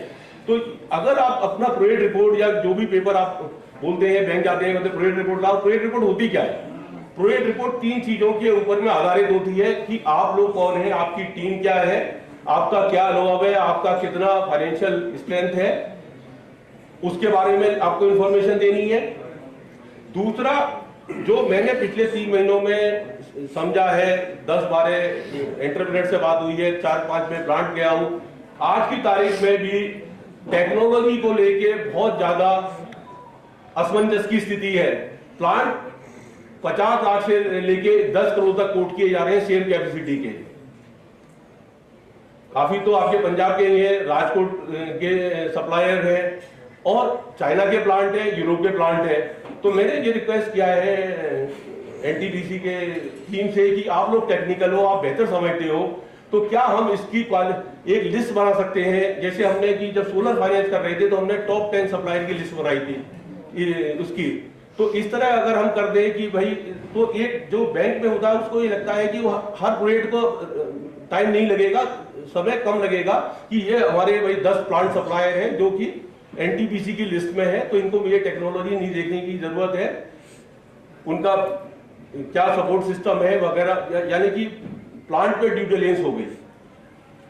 दूसरा, अप्रूवल के बारे में भी, क्योंकि ये अभी तक जो ब्रिकेट के प्लांट चल रहे हैं ये बहुत ही छोटे पैमाने पे चल रहे हैं, 50 लाख की इन्वेस्टमेंट पे लोगों ने अपने लगा रखी है, और जितने प्लांट वालों से मैंने पूछा वो कहते हैं कि कोई रिक्वायरमेंट नहीं है, कोई भी स्टैच्यूरी उसकी, ऐसा संभव नहीं है। तो जब आप बैंक जाएंगे तो एक बड़ा ऑब्जेक्शन हो जाएगा, तो एक स्टैच्यूरी जो जो रिक्वायरमेंट है, जैसे आपको पॉल्यूशन से एनओसी देना पड़ता है, लैंड यूज का चेंज है, मैप अप्रूवल है, अगर इसकी एक लिस्ट एनटीपीसी बना दे तो हम जो प्रोजेक्ट रिपोर्ट बना रहे हैं उसमें लगा देंगे, और उसके आधार पर मैं ये कोशिश करूंगा कि स्टेट बैंक एक सर्कुलर निकाल दे पैलेट मैन्युफैक्चरिंग के लिए, जिससे कि बैंक का भी फायदा होगा लोन के रूप में, और जो एंटरप्रेन्योर है उसको हर बार अपना समय नहीं व्यतीत करना पड़ेगा। एक बात और, जो मेरे इनिशियल मतभेद थे, तो जब हमारी डिस्कशन हुआ तो मिशन के लोगों का यह था कि सर बायोमास अवेलेबिलिटी 1 से 1.5 महीने होती है, तो 10 साढ़े 10 महीने का वर्किंग कैपिटल फाइनेंस हमें करना चाहिए। जो मैं उस दिन भी अपनी बात पे कायम था, आज भी कायम हूं, कि एक तो ऐसा बैंकिंग इंडस्ट्री में वर्किंग कैपिटल 3 महीने से ज्यादा थंब रूल पे फाइनेंस होती नहीं है। दूसरी, पैसे से ज्यादा जो वन बैंक टाइप ऑफ जो है, जो 1 करोड़ या 2 करोड़ का प्लांट लगा रहा है, उसको 10 करोड़ की वर्किंग कैपिटल पे स्पेस की, मेंटेनेंस की, कलेक्शन की प्रॉब्लम आएगी, जो FPO is going to be the solution, है ना। इसमें आई एम वेरी बुलिश, यानी कि मैं पर्सनली बहुत इससे कन्विंस हूं कि ये बहुत ही अच्छी अपॉर्चुनिटी देश और उसके लिए तो है, जो सारी बातें हुई है। ऐसा बैंकर भी मुझे इसमें कोई रिस्क नहीं लगता है, अगर 2-3 चीजें जो मैंने जिक्र करी एनटीपीसी इसमें अगर वो कर दे, क्योंकि अगर आपको देखिए क्या होता है, 3 चीजें होती हैं कि आप क्या रॉ मटेरियल कलेक्ट कर पाएंगे, क्या आप उस चीज को बना पाओगे, बैंकर क्या देखता है, और या बेच के पैसा ले पाओगे। तो यहाँ डिमांड की कोई प्रॉब्लम ही नहीं है, 1 लाख टन पर डे की रिक्वायरमेंट है, रेट आपके टेंडर के थ्रू डिस्कवर्ड है। तो इसमें एक ही चीज हो गई कि भाई प्लांट की जो टेक्नोलॉजी, उसका प्राइस और collection of raw material. Thank you very much.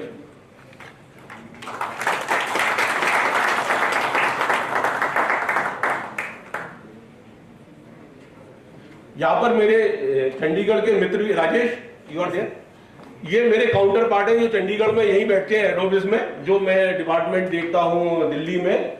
तो आप राजेश से कनेक्ट कर सकते हैं, जो लोकल एंटरप्रेन्योर, मैं समझता हूं कि ज्यादातर चंडीगढ़ और हरियाणा और पंजाब के मित्र यहाँ हैं, तो राजेश अपना नंबर यहाँ से शेयर कर लेगा, और ये हेड ऑफिस में बैठते हैं कंसल्टेंसी सेल में, इधर चीफ मैनेजर। तो कोई भी नई टेक्नोलॉजी आती है तो पहले हमको जिम्मेदारी दी जाती है कि भाई आप इसको टेस्ट करो तो इन्हीं के पास आने वाला है आपका प्लांट। प्लीज, अब आप कोई सवाल पूछना चाहे तो। हाँ जी, हाँ जी, काफी अच्छा बताया, और जो मेन पॉइंट था वो भी आया था कहीं, कोशिश की। मैं 2 मिनट में मैं बात कर रहा हूं। उनसे मैंने स्वयं एक सवाल किया था कि जो आप कह रहे हैं 1.5 महीने का पीरियड, एक्चुअली वो 1.5 महीने का पीरियड नहीं होता, 1 महीना ही होता है, नंबर 1। नंबर 2, वो 1 महीने में आपको 18 महीने का माल स्टोर करना पड़ता है, क्योंकि जितना माल स्टोर करेंगे उसमें 10, 30, 25% वेस्टेज भी होती है। तो आप कहते हैं कि 3 महीने से ज्यादा वर्किंग कैपिटल की फाइनेंस आप लोग नहीं करते, तो मुझे 18 महीने का जो वर्किंग कैपिटल चाहिए, अगर मैं 100 टन का प्लान लगा रहा हूँ तो मुझे 50, 60, 70 करोड़ रुपया चाहिए। तो उसके लिए पहले तो जो आप 25% हमारी मार्जिन मनी मांगते हैं, और उसके अलावा जो 3 महीने का दे रहे हैं उसके लिए क्या कोलेटरल मांगेंगे, पहले तो सवाल ये है। और दूसरा, ये जो 18 महीने वाला है, अगर आप कर ही नहीं सकते तो फिर इसका जब तक सोल्यूशन नहीं आ जाता तो मैन्युफैक्चरर क्या करे उस समय तक? 18 महीने की किसी इंडस्ट्री की रिक्वायरमेंट नहीं है। मेरा क्वेश्चन आपने सुना सर, जो पैडी स्ट्रॉ है वो 1 ही महीना मिलता है, अगर मुझे उसको 12 महीने चलाना है तो मुझे 15-16 महीने का स्टोर करना पड़ेगा, क्योंकि वो कुछ खराब ही होगा। तो वो आप क्वेश्चन को प्लीज काइंडली समझें। तो ये प्रॉब्लम एक, ये तो मैंने आपको एक प्रॉब्लम बताई है, जो वर्किंग के अंदर जो प्रॉब्लम्स हैं जो जितनी बेल्स इकट्ठी करके रखने में जो प्रॉब्लम है और कितना खर्चा होता है और कितनी वो मिलती है, ये जो पिलफरेज है उसकी तो मैं अभी बात ही नहीं कर रहा। तो जो 15-16 महीने का ये जो रिक्वायरमेंट का गैप है, ये गैप आप इसको समझना पड़ेगा आपको और किसी को इसको एड्रेस करना पड़ेगा कि ये गैप कैसे मीट होगा, क्योंकि मैन्युफैक्चरर को अगर ये चीज क्लियर नहीं होगी तो कैसे आगे आएगा, कहां से 50 करोड़ रुपए इकट्ठा करेगा, या फिर वो वही जो बहुत बड़े लोग हैं वही कर पाएंगे, फिर ये छोटे छोटे मैन्युफैक्चरर तो जो एसएमईज में आते हैं या एमएसएमई में आते हैं वो तो 70 करोड़ नहीं लगा सकते ना जी। हो गया हाँ, थैंक यू। दो चीजें आपके प्रश्न के दो हिस्से हैं। पहली बात तो ये है कि ये पहली एग्री बेस्ड इंडस्ट्री नहीं है। ऐसी मैं एग्रीकल्चर को रिप्रेजेंट नहीं करता हूं, मैं एमएसएमई को करता हूं, लेकिन जो मेरी कॉमन सेंस है कि शुगर मिल है, ये सीजनल इंडस्ट्री है और वहां पर पीक और नॉन पीक का कॉन्सेप्ट है। शुगर भी आप देखिए, गन्ना भी जो पराई होती है वो अक्टूबर से फरवरी तक होती है, जब वर्किंग कैपिटल पीक पे होती है और उसके बाद में वो जुलाई अगस्त में जीरो हो जाती है। और ऐसी दसों इंडस्ट्री का मैं उदाहरण दे सकता हूं। ये पहला इंडस्ट्री नहीं है जो कि एग्रीकल्चर बेस्ड है, और जहां पर एग्रीकल्चर होता है वहां सिर्फ सीजनल ही होता है। Point number 1। पॉइंट नंबर 2, आपने इसमें आपने स्टोरेज और उसकी बात उठाई। स्टोरेज की मैंने कहा कि इसीलिए हम लोग शुरू से एनटीपीसी को यही कह रहे हैं कि सर फार्मर प्रोड्यूस ऑर्गेनाइजेशन जैसी कोई संस्था बीच में आनी पड़ेगी जो एग्रीकल्चर पे सस्ते रेटों में गवर्नमेंट सब्सिडी होती है इंटरेस्ट रेट वगैरह में, और वो मैनेज करेंगे और उनसे कॉन्ट्रैक्ट हो सकता है। एक और बात आपके सवाल से हटके मैं, क्योंकि सीनियर लोग भी हैं एनटीपीसी के और मिनिस्ट्री से भी, कि जो हमने प्राइस अपने बिजनेस मॉडल में लिया है वो ₹1.25 से ₹6 तक वेरी कर रहा है। यहाँ पर हम लोगों ने कहा कि ₹1.25 में एक फैक्ट्री है, यहाँ पर कोई ₹4 दिखा रहा है, ₹6 दिखा रहा है। और बड़ा प्लांट इसमें इसलिए मैं नहीं फोर्सी कर रहा हूँ कि वाइबल होगा, क्योंकि मैंने कम से कम 10 प्लांट बायोमास के 2005 से लेकर 2010 में राजस्थान के जितने बायोमास सक्सेसफुल चल रहे हैं वो मेरे अप्रेस किए हुए हैं, जहां पर रिक्वायरमेंट 70 से 80 टन प्रति वर्ष की होती है 10 मेगावाट प्लांट की, है ना।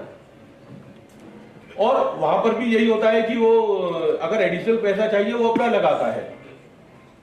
तो ये एक चैलेंज है। बड़ा प्लांट मैं नहीं समझता हूं कि पैलेट में 100 टन से ज्यादा एक लोकेशन पे आएगा।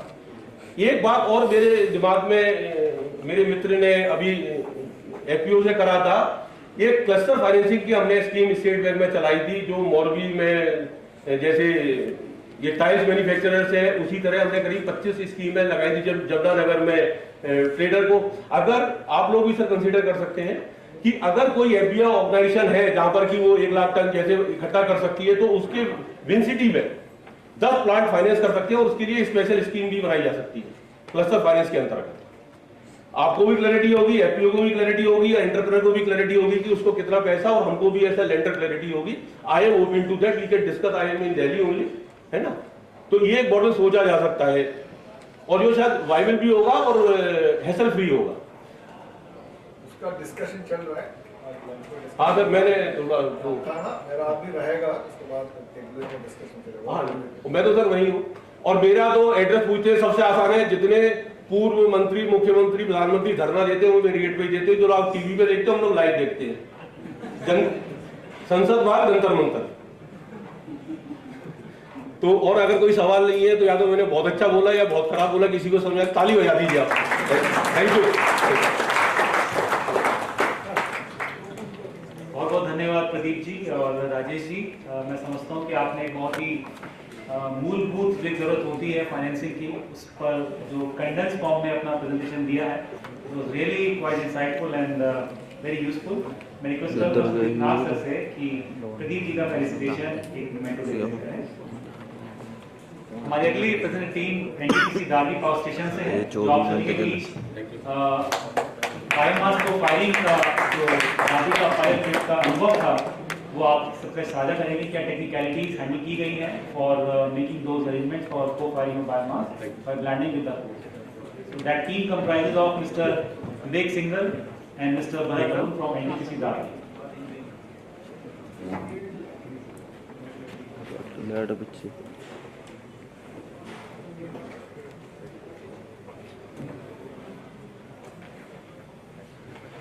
Good afternoon, everyone. Myself Vivek Singhal, along with my colleague Mr. Bharat Varun. In the paper, I will present biomass co-firing experience of NTPC Dadri.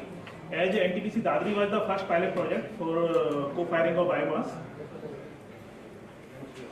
In this presentation, I will highlight the basic of background of the biomass co-firing, what was the need of firing of the biomass, and I will share the NTPC Dadri experience. As our power plants are designed for the 100% coal firing, so we did some minor modifications in our system, in our software part or in our hardware also. So I will discuss in detail also, and finally the environmental benefits. Now Mr. Bharat will take over. Thank you, Vivek sir. So during November 2016, NCR experienced its worst smoke scenario. So at that time, the AQI level were more than 2000 scale. This smoke scenario repeats every year during the pre-winter times. When studies were done what were the reasons for this heavy smoke, then it was found that the main reason for the scenario was the burning of agro residue in the neighboring states. And the studies also reveal that one way to counter this smoke scenario can be by feeding this agro residue to the thermal power plants, because thermal power plants are equipped with very efficient these equipments like ESPs, which reduces the environmental harms caused by burning this agro waste. In 2017, NTPC established the pilot project in NTPC Dadri for co-firing of pellet with coal. For this, a team was constituted which comprised of people from CCOS, CC Engineering and our research wing, Netra, and people from site were also involved. Various brainstorming sessions were conducted and they came out with the specification of pellets to be used at station and the operational procedure for precautionary safety measures. We at NTPC Dadri have 6 units. 4 units are of 210 megawatt and 2 units are of 500 megawatt. So at first we decided to co-fire 100 metric ton of pellets in 4th unit, 1 mill of 4th unit of 210 megawatt and with 5% blending of pellet with coal. Then the blending was increased to 7.5% and later 10% blending was done with coal and feeding was done to 1 mill. Later when we gained success and gained confidence, then we fed this blended coal to all the running mills. These are the technical specifications of biomass pellets we are receiving at station. These are the material, shape, diameter, length. The moisture content we can see is less than 8.5% and we reject the sample with the moisture content more than 14%. The ash content is also very low. And here we can see the GCV is almost equivalent to the GCV of coal. So we impose penalty for the samples which have GCV lower than 2800 and we incentivize for higher GCVs. We have a variable price mechanism for deciding the price. This we have erected a platform for sample collection and this is the infrared moisture analyzer with which we can instantly calculate the percentage composition of moisture in the biomass sample. When we receive the sample, the first calculation is done for the size and moisture on which the rejection and acceptance of the sample is done. Later we calculate the GCV. In the first stage, when testing was being done at our research wing, then the lab analysis was done and approximate analysis and ultimate analysis was carried out. So here is the report of approximate analysis.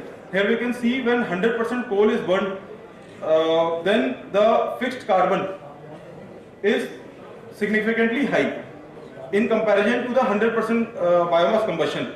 So when blending is done, the fixed carbon reduces and thereby the carbon dioxide emission is reduced. Similar is the case with ash. The ash content also reduces, but the volatile matter, here we can see when we increases the blending, the volatile matter increases. In ultimate analysis, we can see the nitrogen and sulfur content of 100% coal sample is much higher than that of 100% biomass, that is pure biomass. When we do blending, then the NOx and SOx emission reduces significantly. So devolatilization is a process in which the volatile matter of a substance evolves. So when devolatilization of biomass starts at 200 degrees centigrade and it completes at 360 degrees centigrade, while in coal sample it starts at 300 degrees centigrade and it ends at 380 degrees centigrade. So the coal with blended biomass burns comparatively faster than pure coal sample. Biomass test firing was first started in September 2017 in 3 phases. We have already discussed that 3 phases were first the blending was done with 5% pellet and 1 mill of unit 4 was fed. Later it was increased to 10% blending and 1 mill of unit 4 was fed. And once we got success, all the operational mills were fed with 10% blended coal. Based on our experiences, the system for handling and storage were designed.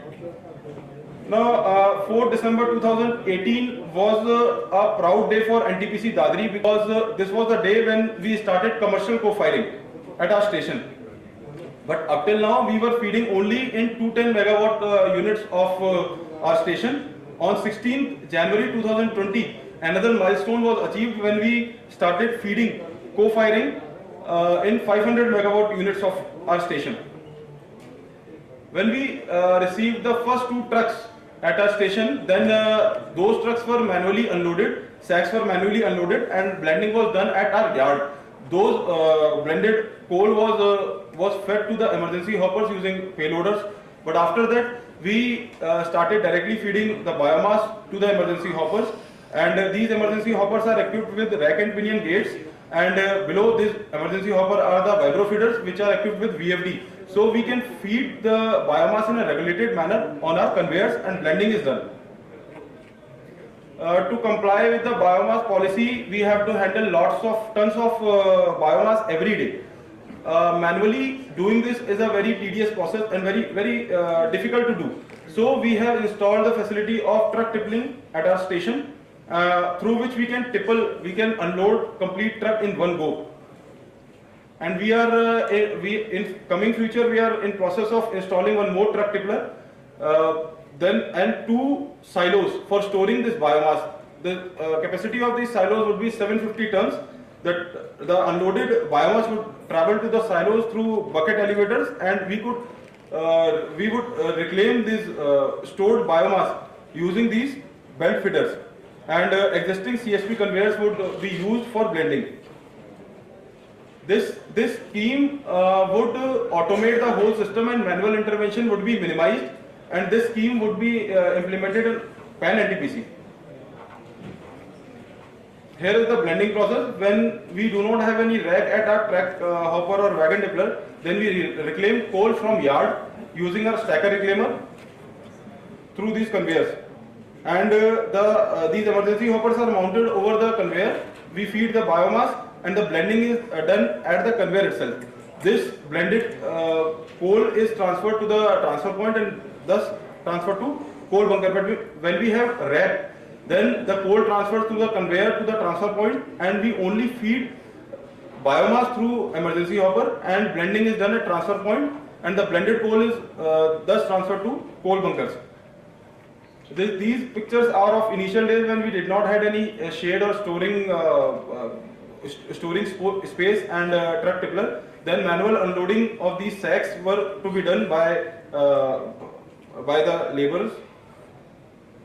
And payloader used to drag this biomass to the emergency hoppers. This is the picture of blended coal with biomass. Now further slides will be taken by Vivek sir. Thank you. Thank you, Bharat. As our power plant was designed for the 100% coal firing, so in our existing system we did some minor modifications also. Like in our, as you can see in this diagram, this is the photo of a bunker. This is a diagram of a ball mill which we use in the thermal power plant. This is the photo of bunker where we store the fuel and biomass. This is the feeder where we, from feeder we control the feed rate of the fuel, and this is the mill where we grind the fuel. And that grinded fuel is being carried by using high pressure and high temperature air to the furnace, so by using 4 pipes. So these high pressure and high temperature air comes from these two areas. These are the hot air, this is the cold air. And by mixing this air, that temperature, high pressure and high temperature air comes and carries the, remove the moisture from the fuel, and it carries it to the furnace. So our initial mill inlet temperature in the thermal power plant is normally maintained around 280 to 300 degrees centigrade. But as Mr. Bharat explained, the BM content in our biomass is high. So our initial philosophy of maintaining the temperature is based on the mill outlet temperature.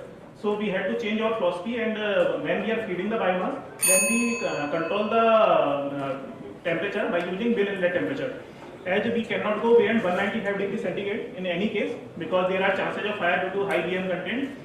So we provided biomass mode. That when we make this biomass mode on, then automatically all the permissible protection related to biomass will come in service.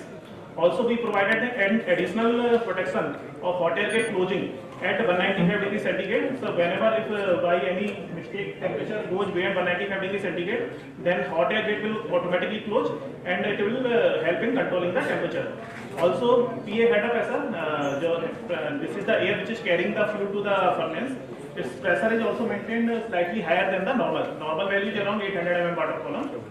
Also, we did a minor modification in mill inerting system also. Mill inerting system is commissioned in all the thermal power plants. Mill inerting system is basically the steam lines which is used in case of emergency, in case of any fire in the mill, and we use that steam line to quench the fire.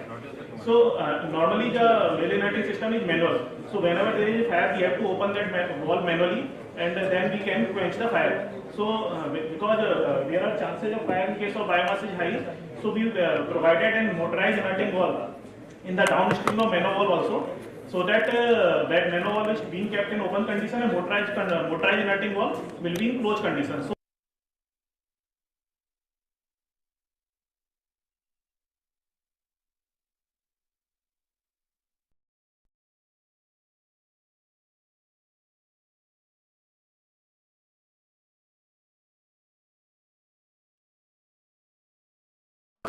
for the temperature goes high, will come in control room. So if there is any fire in any individual pipe, then the operator can take action accordingly. Also, we provided an orifice in the mill inerting common line to control the pressure. These are the normal mill parameters which are maintained when we are feeding biomass. Mill inlet temperature is maintained around 180 degrees centigrade. In any case, we do not go beyond 190 degrees centigrade. Mill outlet temperature is normally maintained 60 to 65 degrees.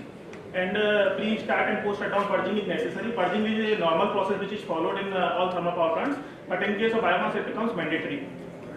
Also, all the parameters related to mill, like mill inlet temperature, mill outlet temperature, mill current, and mill DP, these parameters also need to be monitored continuously if we are firing the biomass, and in initial stage it is very mandatory. Also, role of local operator is also becomes very important in case of biomass firing.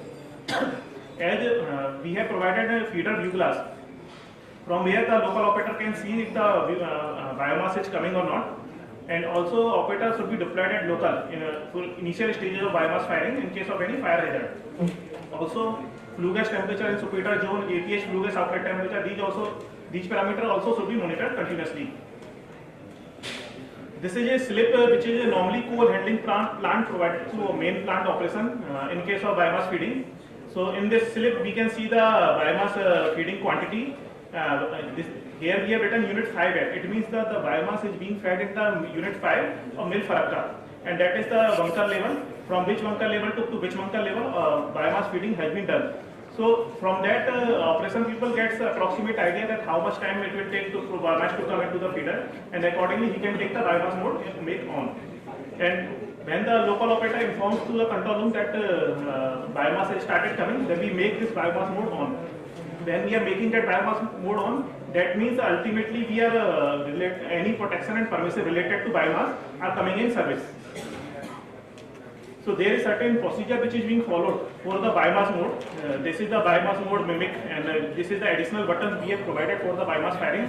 This is biomass mode on, this is biomass mode off. When the 100% coal firing is done, then biomass mode off will be in service. And if biomass mode off is in service, it means that mill outlet temperature philosophy is being followed. And when the biomass has started coming, then the biomass mode will be made on, and it will be controlled according to inlet temperature. So when we want to take biomass into mode on, then we take all the dampers in manual, reduce the inlet temperature, and we put the biomass mode on, and accordingly we take that biomass. Similar same procedure is followed for biomass mode making off. So in case of fire, there is a standard operating procedure which is being followed in all the thermal power plants. There is only one difference for biomass, that we have provided motorized valve, which we can also open in case of fire. So these are the photos of biomass receipt and unloading for the initial days when we used to receive the biomass in sacks, and the manual unloading was used to be done. And initially we did not have any storage facility. So as biomass is hygroscopic, it absorbs moisture faster. So we developed the covered set for the biomass storage also, and in the future we are developing the silo facility. Recently, at 19 April 2022, we have started firing sludge also in our thermal power plant also. We received around 30 metric ton of torrefied sludge from the Delhi Jal Board, and we received it and we fired it in Unit 4. GCV of that sludge was low. So as fusion temperature was also low, so accordingly we restricted that firing at the blending was restricted up to 5%, and our test firing was very successful, and there was no issues observed in operation, and there was no abnormality was found. Finally, coming to the benefits, as Mr. Bharat explained, that sulfur content in biomass is low. So ultimately we are reducing the cost of our power plants for SOx emission control devices. It is around 18.2 million. We have calculated the prices based on the considering that we are running the 210 megawatt plants at around 100% PLF and continuous 5 months, and 10% blending has been done. So as contained in biomass is low, so ultimately as evacuation and transportation cost will be reduced, and approximately we are saving around 0.7 million per annum. And as the carbon content reduces, the greenhouse gas emission reduction is also will be significantly higher. And there will be benefit for the farmers also for around 1,500 to 2,000 rupees per acre. Also, as there is if we are burning the crop residue in the farms, then we are wasting that energy. So we are recovering that waste energy, and approximately around 1,200 kilowatt hour per ton of energy will be saved by using this biomass co-firing. And there are other benefits like employment opportunity, development of entrepreneurial skills will also be. Thank you. If there is any question,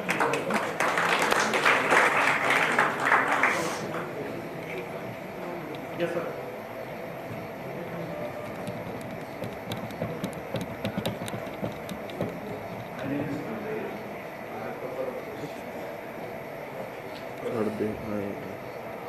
What is the harm of volatile matter in case of non-torrefied, when you use non-torrefied pellets?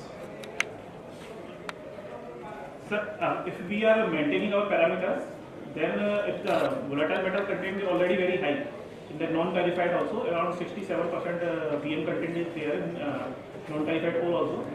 So if we are burning that about maintaining our parameters around 180 degree temperature is maintained, then there is no harm. And if we are increasing the temperature and VM content is high, then there are devolatilization starts. So there are chances that burning can take place in the mill itself or in the coal plant itself. So there are risk increases. So for the safety point of view, we maintain the inlet temperature. So the problem of BM is handled if we are maintaining our temperatures. What I got from your answer is that we will have to maintain the temperature of mill. Yes, mill inlet temperature. Yeah. Outlet temperature is automatically lower than the inlet temperature. Maintain the temperature of so many extruders. Keep them around 30-40 degrees centigrade. 180 degrees is huge. That can be maintained with a water cooler or something like that. That should not be the problem. Because when we use torrefied pellets, the yield reduces. This speaker told that the total yield will reduce. So that will increase the cost. So if you can manage it, that will increase at least by 2 rupees a kg. That's one. And Next, my question is, you fed the pellets along with the coal. You ground them into a mill. Yes, sir. There is no restriction of the questions. So you ground them, made them, reduced them to very small pieces, and then carried to the furnace. So some of the boilers they use a separate system of putting the biomass from the other channel. You did not use it. You used it as such. Okay. And have you modified the input system for firing the biomass separately with the coal, or you use the existing system? Sir, we are using the existing system. The direct firing of biomass has not been done yet. Yes. Sir उसमें क्या है कि जो हमारे power plants हैं, these are designed for 100%. Okay, if we have our power plants are designed that we have to convert it into coin powders and firing. They are not designed for firing industrial waste as well as the agriculture waste. Those are different kinds of boilers. So usually in Western countries, they fire from the great big boilers. We have pulverized. I don't understand boilers. Second thing is that even our Yes, he wants to reduce it to talcum powder, and my concern is, if you want to reduce the size of paddy straw to talcum powder, the energy input ratio will be more than the output ratio. Yes, in this boiler, yes. But my submission to NTPC is thanks for joining this answer session. That, sir, one has to answer. I'm a teacher, so one will speak at a time. So my submission to NTPC is that let's start looking for the boilers. No, in this boiler, we can have separate. There are boilers. Yes. They are not safe boilers. Yes. They are not actually Yes, yes. Looking for that. Are they business? Okay, thank you. We will increase. As an engine, we will increase that. Only then paddy straw can be used. Can I ask a question? To me? No. Yes. So myself, G.S. Sandhu, I am executive engineer at after boiler maintenance. I have a few questions. When you reached the 5%, was it during the rainy season or during all seasons you have reached? Because during rainy season you must be knowing that we get very wet coal. And firing this wet coal with 5% blending at the outlet temperature of 65 degrees would be a problem and lead to choking of the artisanal pipes. So have you tried this in the wet coal, especially at NTPC you are getting a good quality coal as compared to our state test? Sir, in all the seasons? My few questions. First thing I want to know is, secondly, at how many points in the piping you have provided RTD? Pardon? At how many points, at which locations you have provided RTD in the outlet piping, the pulverized PS piping, and how many points you have provided RTD so as to avoid the choking of the pipe? Okay, sir. And have you used continuous blending for how much time continuously? For how much months? Continuously, okay? And one more question was there. Have you used non-tarified also? Yes, I will give the answer. Sir, up to now, we have used non-torrefied and torrefied coal, both type of coals also, what type of biomass in our power plants. And biomass feeding is being done in all the seasons. Bottleneck comes that biomass is not available at our plants. So normally, our normal procedure is that whenever we receive the biomass, we instantly feed it into the bunkers because it absorbs the moisture, as you have said also. And now the storage of biomass is done in the covered facility so that it does not absorb any more moisture. So it is feed instantly. So suppose if moisture content of coal is high, as you have said that it is wet coal, then the problem comes that we can reduce the feeding of the mill. We can reduce the feeding of mill and to increase the mill inlet temperature. So that our problem will come from the efficiency side, that APH fluid supply temperature will increase if we are using the wet coal, but no such problem comes. Yeah, so mill 7 use करें, suppose 6 मिल का मिल हमको बढ़ानी पड़ती है, फिर हमारी oxygen consumption भी बढ़ेगी, बिल्कुल बढ़ती है, बिल्कुल बढ़ेगी अगर हमारा कोल में मॉइस्चर ज्यादा है।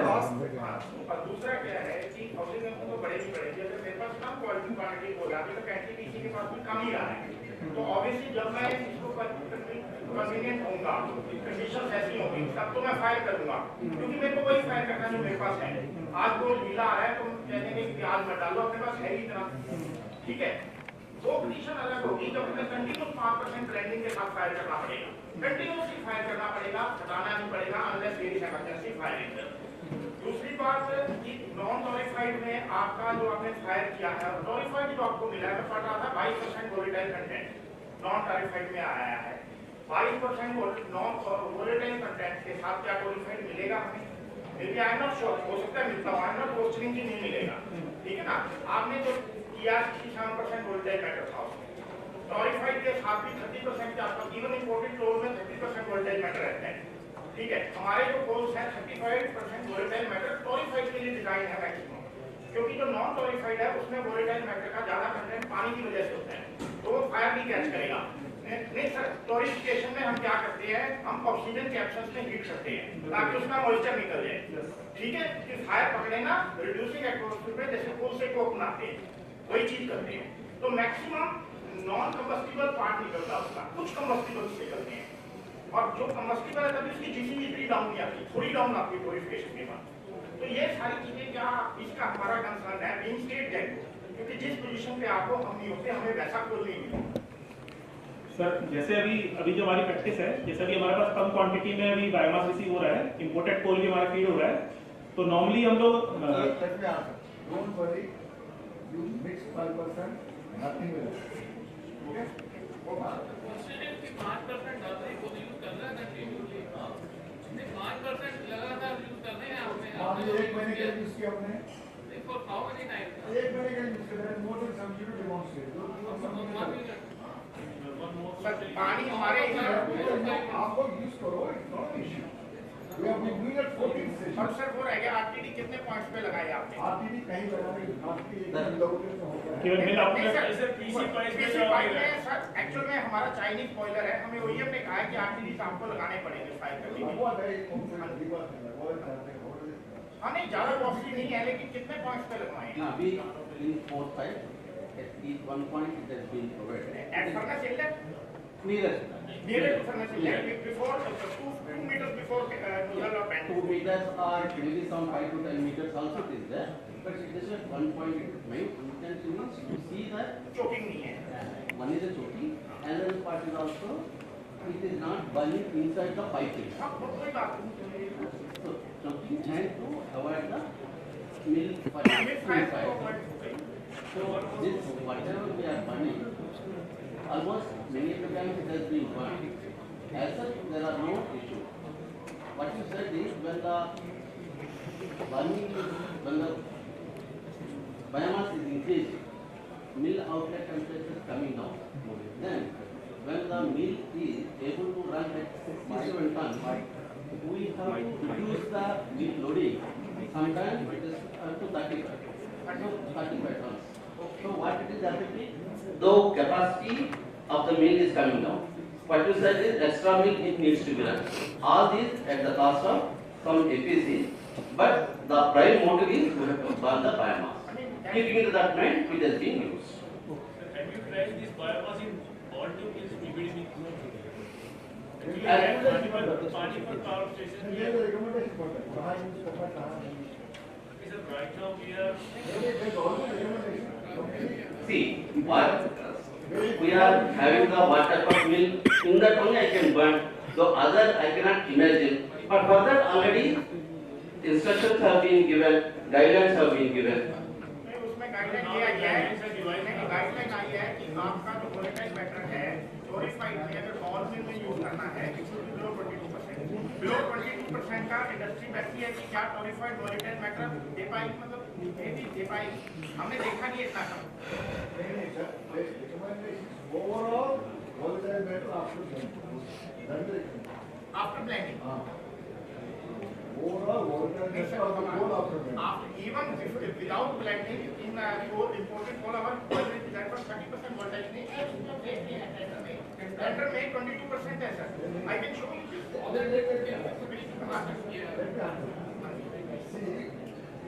आप जो नॉर्मल को और क्वालिफाइड को ब्लेंड करने का बात सर दैट्स फाइन, बट जो हमारी ऑर्गेनाइजेशन ने टेंडर निकाला है उसमें ये लिखा है कि 22% है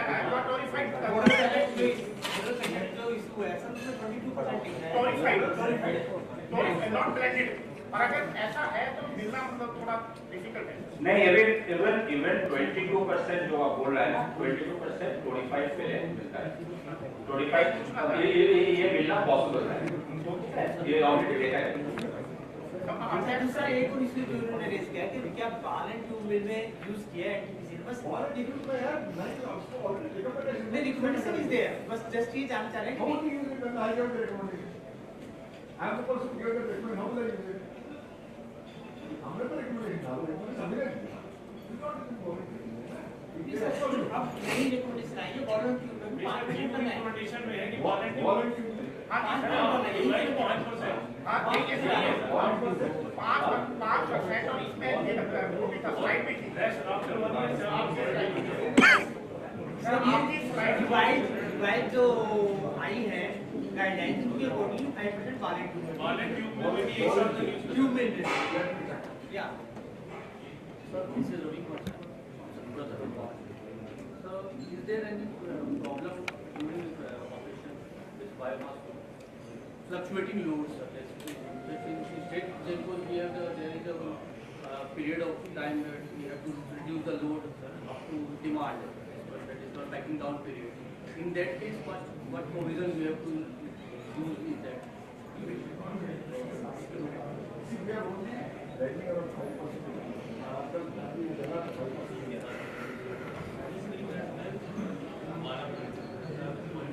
There is no operational issue at park. No operational issue at park.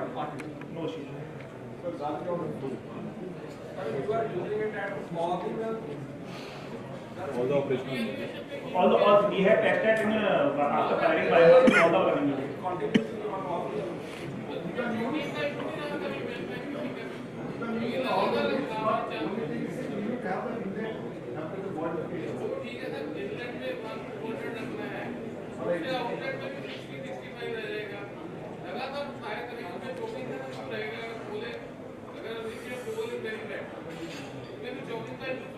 If outlet temperature is maintained, then there will be no choking. So feeding will be reduced. No.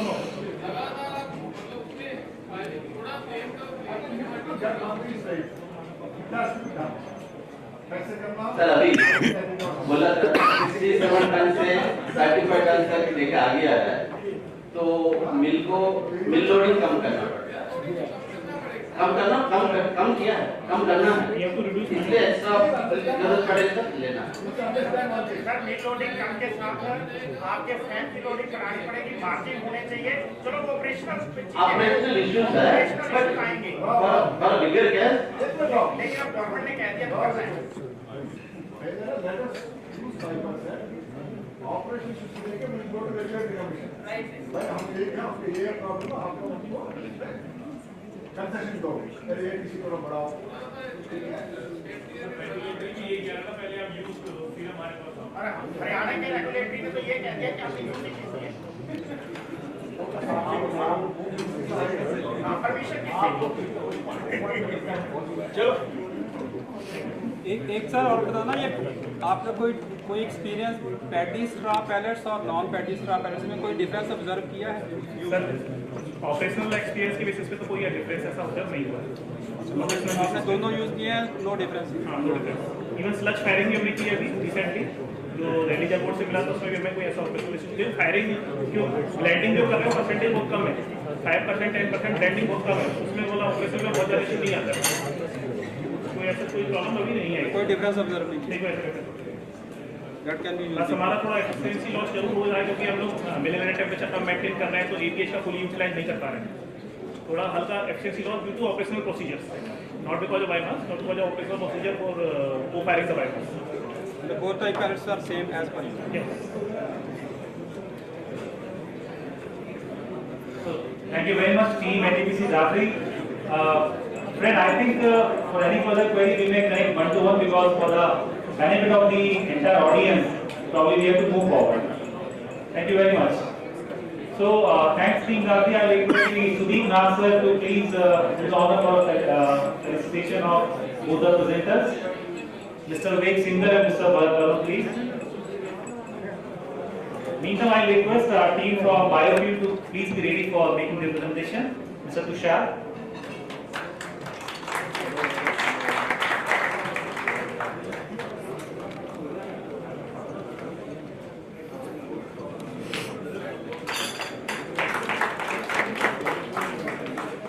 Thank you, sir. Well, our next presentation addresses one of the very important aspects of this entire biofuel value chain, that is supply management, supply chain management, because that is one area which creates the linkages between the farmer and the pellet manufacturer, and then between pellet manufacturer and the power plant for the purpose of co-firing of biomass. So we have with us Steve from Biofuel Circle. Mr. Tushar will be making the presentation.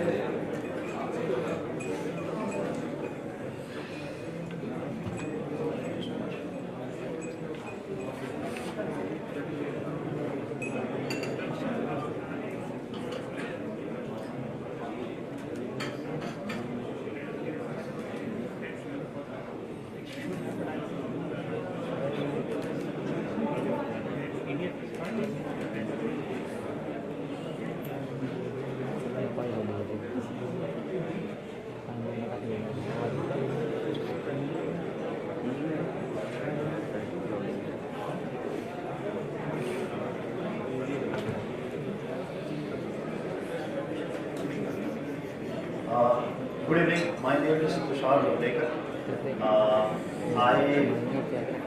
I represent Biofuel Circle. We are an online marketplace for the supply chain of biomass for the biofuel.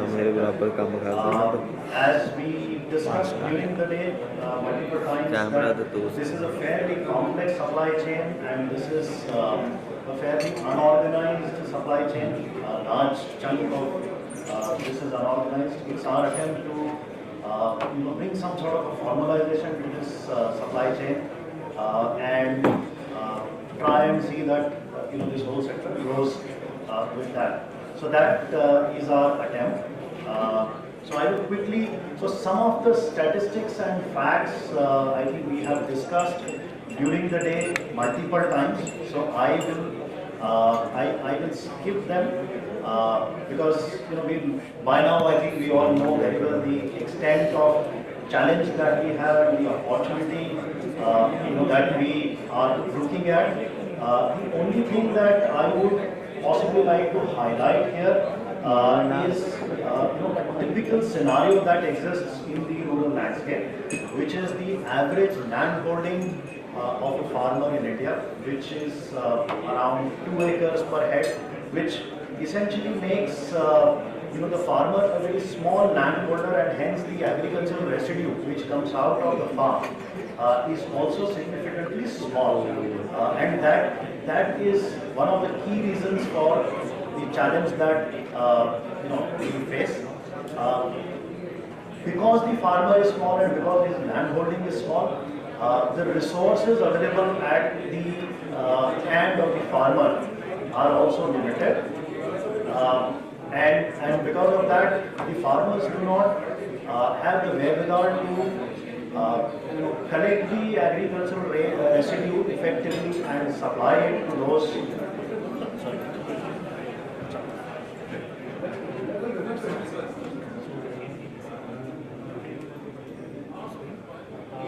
One sincere request to all these team guests to please pay attention, because it's a very important topic going to be discussed out. So please, no crosstalks, and please pay full attention to the presenter. I'll try and speed up, sir. So because of this, the farmers have limited resources to collect the waste and supply to those people who either process this or industries who consume this. However, in a scenario where a farmer is able to effectively do this, we estimate that a farmer's income can be, increased by around 8 to 12,000 rupees, which should be, at the current estimate should be around 10% increase. And I think that's a strong enough reason for us to try and see if we can find a solution to this, this scenario.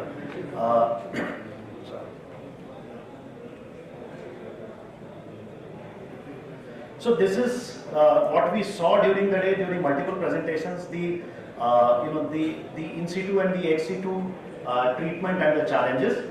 So I will not delve much on this except for the key challenges that we see and we've identified. So these are, one is collection mechanism.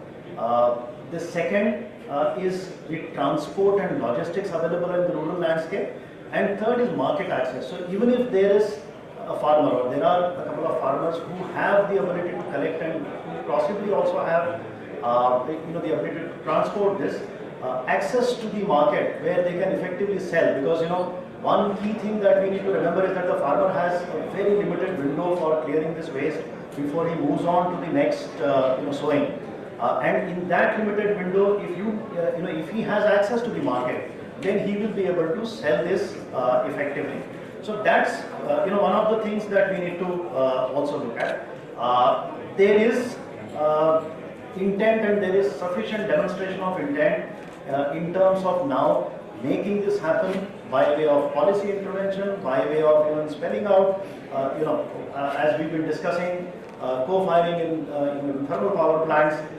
So there is enough opportunity for people to now see that the burning of the agricultural residue can be reduced or can be eliminated completely. It might take a little while, but there are enough incentives and there are enough policy initiatives available for making that happen. Some of the applications which we see are possible if the agricultural residue is collected and disposed effectively. One is solid biofuels, which is briquettes, pellets. Second is the compressed biogas, which we've been speaking about. Liquid biofuels, 2G ethanol. In the afternoon we just saw that the first 2G ethanol power plant, the refinery, is going live sometime next month or a month after that. Apart from that, biofertilizers, which are also sort of byproducts out of the compressed biogas plants which are coming in. And apart from that, regular biofertilizers and enriched fodder, so which is called silage. So these are a couple of opportunities, or these are a couple of applications that we see that are possible if the agricultural residue is collected and effectively distributed. Obviously, the distribution will have to be based on which is economically most suited and feasible for the participants to get into. This, as we discussed earlier, is something which can significantly enhance the rural economy. This has the possibility of creating a social, environmental and economical impact in the rural landscape. And I think that's a very, very strong motivation for us to try and solve this problem. Our estimate is that a village with around 1,500 acres of land can generate about 75 lakhs of economic activity every year, which is something which should be significant for that landscape. This also gives us an opportunity to circularize the economy, and that is something which should be the ultimate goal for this sector to look at. Creating a circular economy in the rural landscape is something which is in everybody's interest. So, having said this and having looked at the challenges and having now seen the opportunities, what is it that we are trying to do? So, as I said, we are a marketplace. We are the first first marketplace in India, which is a bioenergy marketplace. We have the ability to discover, deal, transact, schedule, deliver, and invoice everything end to end, all the way up to payment and even trade finance. So this is our attempt to essentially enable the journey of agricultural residue from farm to the industry where it is consumed as fuel. All of it at one place, and it's a very complex landscape because the language that a farmer speaks is very different than a language what an industry will speak. So to bring them at one platform where they can transact with each other, they can deal with each other, they can fulfill each other's needs is something which we are attempting to do. We are also bringing in the element of finance here, so we are also tying up with some NBFCs and banks to see that invoice financing and other financing options are available on the platform, because the flow of transaction is completely visible and transparent on the platform, and that should become one of the major motivators for finance companies and banks to participate here. Our approach is, what we discussed earlier is sort of a cluster-based approach. We call this local markets. A typical local market of about 150 to 200 kilometers of radius with one or two large anchor customers. So say a power plant can be one large anchor biomass customer here. Smaller consumers around that, in that circle, around that anchor customer can bring in additional liquidity to the platform. And then a bunch of processors who supply to these customers, and a large number of farmers, farmer collectives, aggregators, rural enterprises who feed in the biomass to these processors who process and provide. So that's the kind of approach that we look at, and that's what we are trying to implement. We are trying to create around 50 interconnected local markets across the country over the next 2 years' time. What we believe here is, and we've discussed this earlier also, that FPOs or farmer collectives will play an important role here. And what we believe is the farmer collectives have 3 possible opportunities by which they can very easily participate in this. The first and foremost is aggregation of biomass. So, FPOs can deploy resources which they have and get into a mechanism for aggregation of biomass which can be sold. See, the challenge here is people know how to do it.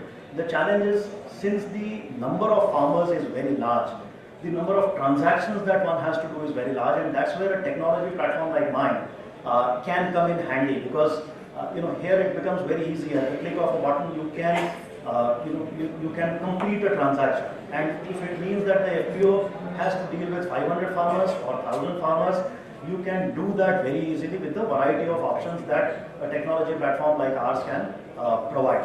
So the first option that we see, which FPOs and farmer collectives can get into, is aggregation of biomass. The second option that we see is storages. So we've discussed the seasonality of the biomass, because this is available for a very short period.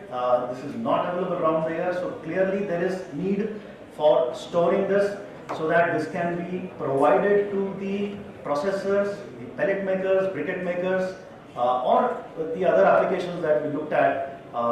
This can be provided to them around the year. So for that, storages, and for an FPO, this is easy. Some land which is not utilized, or which is not tillable at this juncture, if some kind of a weatherproofing structure is created, some kind of fire safety is provided, then this can become a storage entity. And the third one is the FPOs themselves becoming briquette and pellet makers. There are finance schemes available. There are incentives available for FPOs to then participate here, set up their own aggregation mechanism, have their own storage, and make briquettes and pellets. And earlier we saw, I think Prasad make a presentation about how FPOs are already doing this.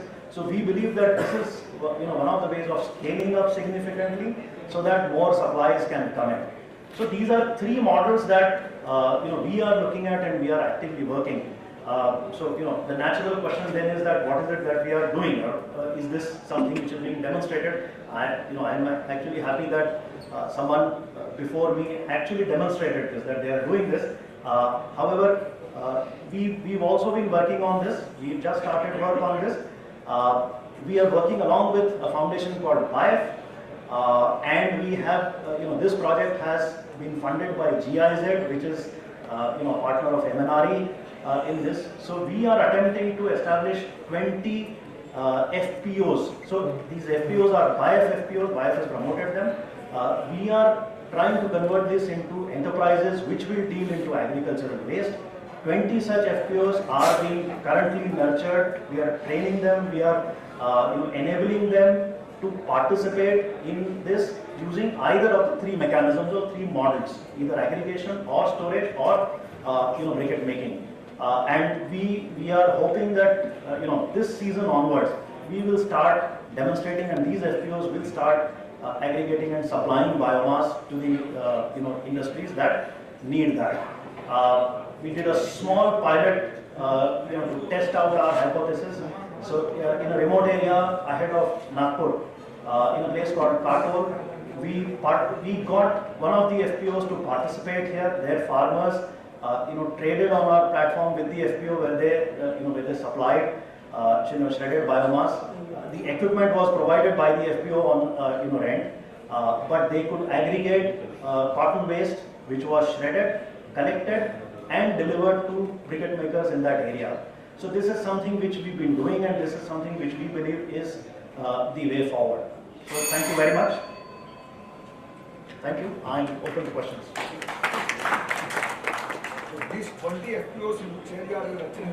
Sir, currently we are focusing on Maharashtra. So these are some districts of Amravati, Nagpur, Yavatmal. We're looking at Pune, Ahmednagar, and Nandurbar and Nashik. So these are the districts where these FPOs exist.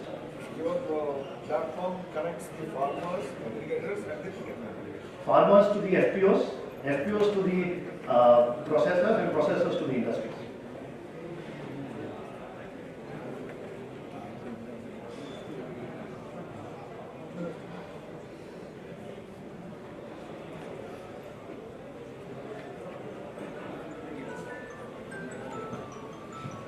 Thank you very much.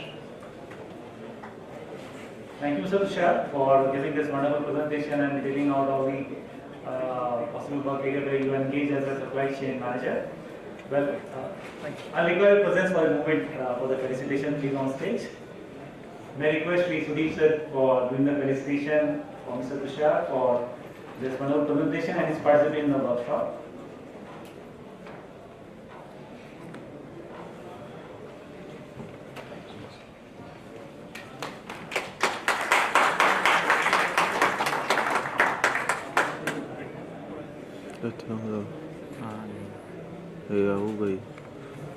Thank you so much, sir. Well, my sincere request to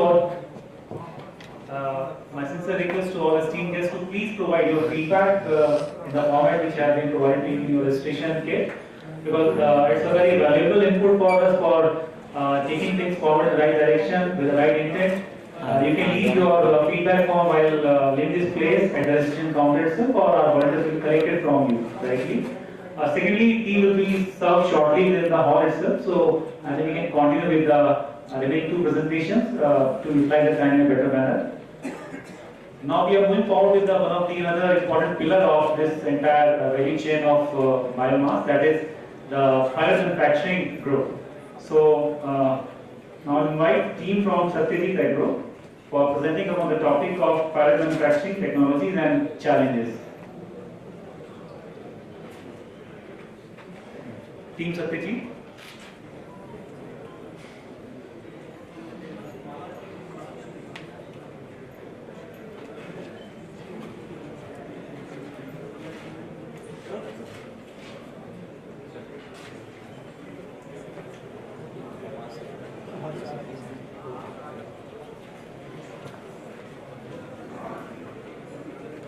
Thank you, sir.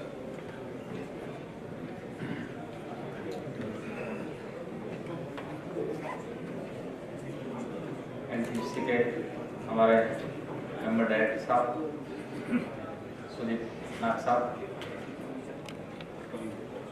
Haryana के government के officers, Punjab सरकार के officers, jail course और other stock. हम Satyajit renewable engineering private limited हमने start किया है अभी 2 साल से मशीन बनाने का, और पहले 20 साल से मैं ब्रिकेट और पैलेट बनाता था। ब्रिकेट और पैलेट का हमारा 20 साल का एक्सपीरियंस। मेरा परिचय दे दूं आपको तो मैं मुकेश पटेल।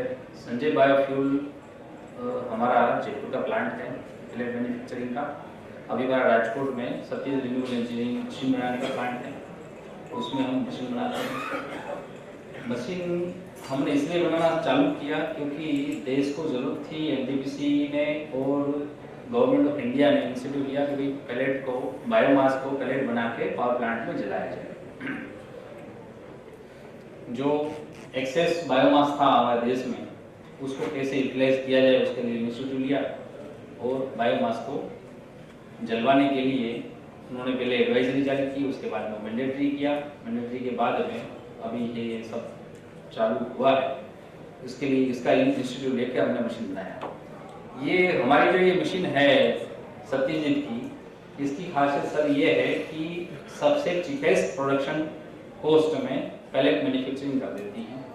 हम धीरे धीरे इसको समझेंगे सर कि हरियाणा पंजाब में ये हमने सुबह से लेकर अभी तक हम समझ ही रहे सारा, ये मैं ज़्यादा बताऊंगा नहीं। यहाँ पर पैडी स्टोव, पराली की समस्या है, पराली जलती है, एक्सेस है, सब कुछ हमने देख लिया सुबह से। हम समझेंगे पैलेट क्यों, क्योंकि मैंने अनुभव से ये अभी पाया 2017 से लेकर अभी तक की यात्रा, सबको ये क्वेश्चन होता है ब्रिकेट और पैलेट में, पैलेट तो हमने बहुत सारा एनटीपीसी को भी कहा था 2016-17 में जब इन्होंने ट्रायल किया कि पैलेट नहीं ब्रिकेट ले लो, लेकिन ब्रिकेट भी चलाया, पैलेट भी चलाया। उसके बाद में उन्होंने पता किया कि ब्रिकेट से पैलेट सही है पहले पावर प्लांट के लिए और अदर कोई भी एप्लीकेशन से उसके लिए।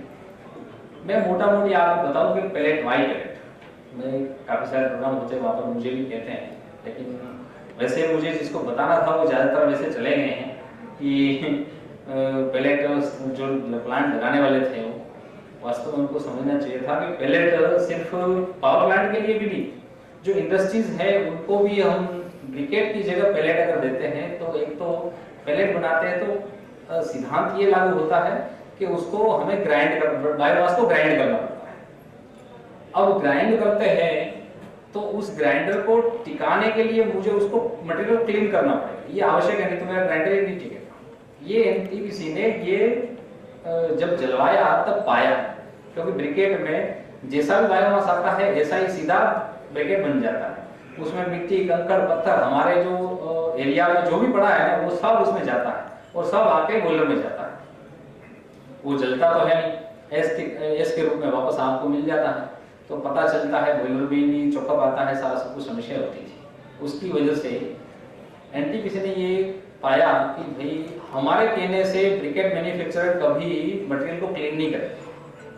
अगर उनको ये कहेंगे भैया आप ब्रिकेट की जगह पैलेट बना के ले आओ, तो पैलेट बनाना है तो मुझे मटेरियल को ग्राइंड करना ही पड़ेगा। ग्राइंड करना है तो ग्राइंडर को मुझे टिकाना पड़ेगा, ग्राइंडर टिकाएंगे तब कि जब उसमें से मिट्टी, कंकड़, पत्थर, लोहे के टुकड़े कुछ भी हटाएंगे तब जाके ग्राइंडर चल पाएगा, नहीं तो ग्राइंडर नहीं चल पाएगा। उससे दो चीजें मिलती है, एक तो मटेरियल क्लीन भी हो जाता है, दूसरा मटेरियल बारीक हो जाता है।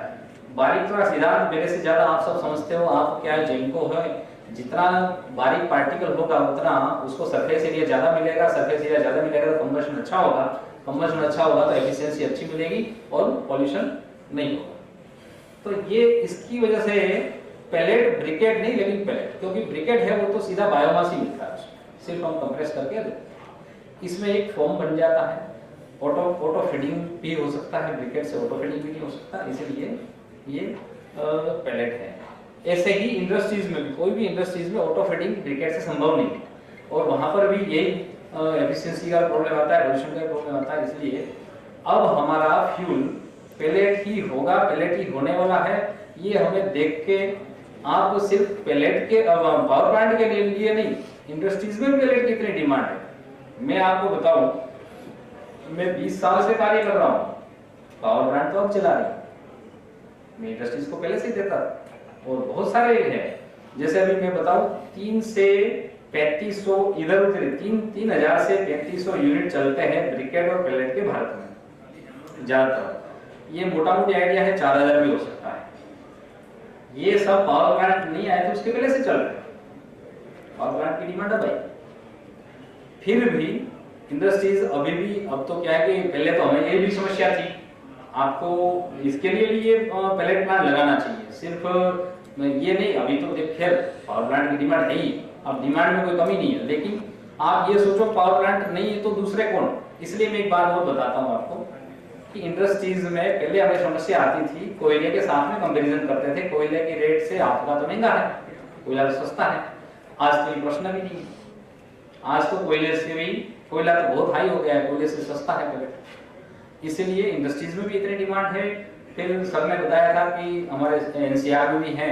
अब एनसीआर जैसे हो गया है कि कोयला बैंड हो गया, सॉलिड फ्यूल सारे बैंड हो गए, ऐसे एक और एग्जांपल बता दूं कि एनसीआर जैसे 106 देश में 106 सेवरली इंडस्ट्रियल एरिया जो हाई पॉल्यूटेड, वो सारे इंडस्ट्रियल एरिया में आपको पता हो तो जब एनजीटी ने एनसीआर में ये बैन लगाया था तब हमारे देश में बुद्धिजीवी बहुत हैं, उन्होंने भी ये कहा था कि क्या दिल्ली में ही इंसान रहते हैं क्या, देश में नहीं रहते हैं क्या, तो सब जगह पे बैन लगाना चाहिए। इसीलिए धीरे धीरे मुझे लग रहा है जहां तक कि वे धीरे धीरे करेंगे, सारे देश में जहां भी सेवरली हाई पॉल्यूटेड एरिया है, इंडस्ट्रियल एरिया है, वहां पर सब जगह पे सॉलिड फ्यूल धीरे धीरे बंद होने वाला है, गैस पे आएंगे और बायोफ्यूल पे आएंगे।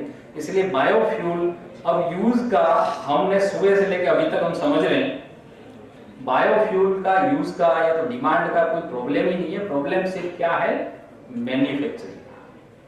अब बात जो आती है मैन्युफैक्चरिंग की, तो जब डिमांड है, आप लोग बनाने वाले हैं, देश में बायोमास भी खूब है, तो मिलता क्यों नहीं? सवाल यही है ना, मैं उसका उत्तर देने के लिए अब यहाँ पर आया। मिलता इसीलिए नहीं है, भरोसा, दूसरा कि उनको कैसे किया जाए उनका पता। अब भरोसा क्या नहीं है तो कि भाई लेंगे, कब लेंगे, कितना लेंगे, ले रहे हैं। हमारे जो मित्र है 2-3 मुझे भी बताते थे कि वे टेंडर निकले जा रहे हैं और किसी को अवार्ड होता है, किसी को नहीं होता है, क्या रेट में होता है, कैसे क्या, वो जो कड़ी है ना उसका कम से कम समाधान या तो उसके मन में नहीं होता है। बाकी तो यहाँ पर एनटीपीसी के जितने भी यहाँ मिशन बायोमास खोल दिया है, इतना सब कुछ आपको समझा रहे हैं, तो मुझे लग रहा है जहां तक कोई ना कोई ऐसी कड़ी है जो उनके और आपके बीच में आ रही है, जो आपके दिल में दिमाग में नहीं उतर, वो वास्तव में ये है कि आपको मशीनरी, टेक्नोलॉजी और फाइनेंस समस्या वहां पर आपकी कड़ी छूट रही है और फाइनेंस की छूट रही है सबसे बड़ी। क्योंकि हम कहते हैं कि इतने का मशीन आता है, इतने का प्लांट लगा लीजिए, प्लांट लगाते हैं, लेकिन कोई ये नहीं बताता है, इसको नहीं पता है, जैसे सर ने बताया था और यहाँ पर भी एसबीआई ने ये कहा था उसके लिए फाइनेंस नहीं मिलेगा। सबसे बड़ी कड़ी वो है, वो किसी को भी दिखाई नहीं देती कि जो साल भर का रॉ मटेरियल का जो फाइनेंस नहीं मिलता है, या तो उनके पास इतना पैसा नहीं होता है, अगर फाइनेंस मिलता है तो वो सिक्योरिटी मांगते हैं कि साल भर की सिक्योरिटी का कहां से लाएंगे, या तो सिक्योरिटी दीजिए, गे वहां पर है उनका। जब तक सर सॉल्यूशन, रमेश सर मैं आपको निवेदन करूंगा कि जब तक ये साल भर का स्टॉक का सॉल्यूशन नहीं होगा ना, तब तक ये समस्या वहीं के वहीं खड़ी रहेगी। उसके लिए सरकार कोई भी सोचे, क्योंकि 50 लाख करोड़ रुपए कोई भी लगा लेगा, प्लांट लगा लेगा, साल भर का मटेरियल जो इकट्ठा करना है ना, उसका कोई तोड़ अभी तक नहीं निकला है, और वो नहीं निकल पा रहा है जब तक इनको सबको जो एक भरोसा नहीं आ रहा है कि प्लांट लगा के हम करेंगे, क्योंकि मटेरियल तो स्टॉक नहीं हो सकता है, उसके लिए फाइनेंस नहीं मिल रहा है, समस्या वहां। अब मैं आगे आपको बताऊं कि ये सब वाई पैलेट ये सब हमने समझ लिया। गवर्नमेंट के जो इंस्टीट्यूट है वो भी हमने सुबह से लेकर अभी तक सारा जान लिया। मैं आपको पैलेट का ये पूरा, अच्छा अभी तक हमारे पास जो टेक्नोलॉजी थी वो थी सेमी ऑटोमेटिक, या तो ऑटोमेटिक भी नहीं थी। अभी हमने क्या किया, मैं जो बनाता था उसके एक्सपीरियंस से हमने फुली ऑटोमेटिक प्लांट बना दिया है। जैसे ट्रैक्टर लोडर भी होता है, ये जेसीबी है, मटेरियल अनलोड करता है और वहां से लेके पूरा यहाँ ढेर हो जाता है, तब तक का पूरा लाइन हमने फुली ऑटोमेटिक बना दिया है। अब यहाँ से वापस ये लोडर उठा के ट्रक में डाल देगा और ट्रक सीधा पावर प्लांट पे चला जाएगा, वहां तक फुली ऑटोमेटिक है। अब यहाँ पर एक सिर्फ लेबर, एक मशीन ऑपरेटर और एक ट्रैक्टर ऑपरेटर, 2 ऑपरेटर और एक लेबर की आवश्यकता पड़ती है। लेबर इसलिए कि क्योंकि स्टोन सेपरेटर होता है, स्टोन सेपरेट हो जाता है, सफाई रखे या मशीन में ध्यान रखे, उसके लिए एक ही लेबर की आवश्यकता है, 2 ऑपरेटर की आवश्यकता पड़ती है। बाकी सब फुली ऑटोमेटिक ये सारा पहले बन जाता है। इस तरह की कोई सिस्टम हमें बनानी है। ये वो था प्रेस मशीन, ये है ring die machine. Ring die machine में 6 से 8 mm पैलेट हम बना सकते हैं, उसमें 12 से लेके 22 mm तक बना सकते हैं। दोनों का कंप्रेस रेशियो में फर्क है। और दूसरा हमने उसमें और इसमें डिफरेंस ये किया है, उसमें जैसे ये पैलेट प्लांट है, ये लो प्रोडक्शन कॉस्ट पे काम करता है क्योंकि हम साइज बड़ी करते हैं, 12 से लेके 22 mm बनाते हैं तो कंप्रेस रेशियो कम देना होता है, तो ये 1000 से 1500 पर टन में बन जाता है। और इसमें कंप्रेस रेशियो ज्यादा होता है तो ये 1500 से 2000 रुपये पर टन में प्रोडक्शन कॉस्ट में पैलेट बनता है। ये भी फुली ऑटोमेटिक है, यहाँ से पैलेट अपने रॉ मटेरियल डालते हैं और यहाँ पर बैगिंग हो जाता है वहां तक, क्योंकि ये ज्यादातर इंडस्ट्रीज में जो छोटी साइज चलती है, पतली साइज चलती है, इंडस्ट्रीज में एफडीसी बॉयलर में चलती है, इसलिए पैकिंग में भी मांगते हैं, तो पूरा पैकिंग मशीन भी दिया हुआ है। जिसको आवश्यकता नहीं हो वहां से जो कूलर है, जैसे फीडिंग कन्वेयर है, फिर पैलेट मशीन है, फिर ट्रैवलिंग कन्वेयर बेल्ट हो गया और बीच में एक कूलर है, कूलर से नीचे स्क्रीन है, वहां से सीधा पैक भी कर सकते हैं अगर पैकिंग नहीं करना। अब हमें पैलेट प्लांट लगाने के लिए क्या क्या चीजों की आवश्यकता होती है? मिनिमम 1 एकड़ जगह की आवश्यकता होती है, पैलेट मैन्युफैक्चरिंग मशीन और पानी की, क्योंकि डाई में कूलर के लिए पानी देना होता है, इलेक्ट्रिसिटी। एक फुली ऑटोमेटिक लाइन बताया मैंने, उसमें 200 HP कनेक्शन होता है, 200 HP की जरूरत पड़ती है। और रॉ मटेरियल, अब एक वेब्रिज, क्योंकि ये रूरल एरिया का बिजनेस है, रूरल एरिया में वेब्रिज नहीं होता है, तो वेब्रिज भी अपना हो जाए तो हम अच्छी तरह से काम कर सकते हैं।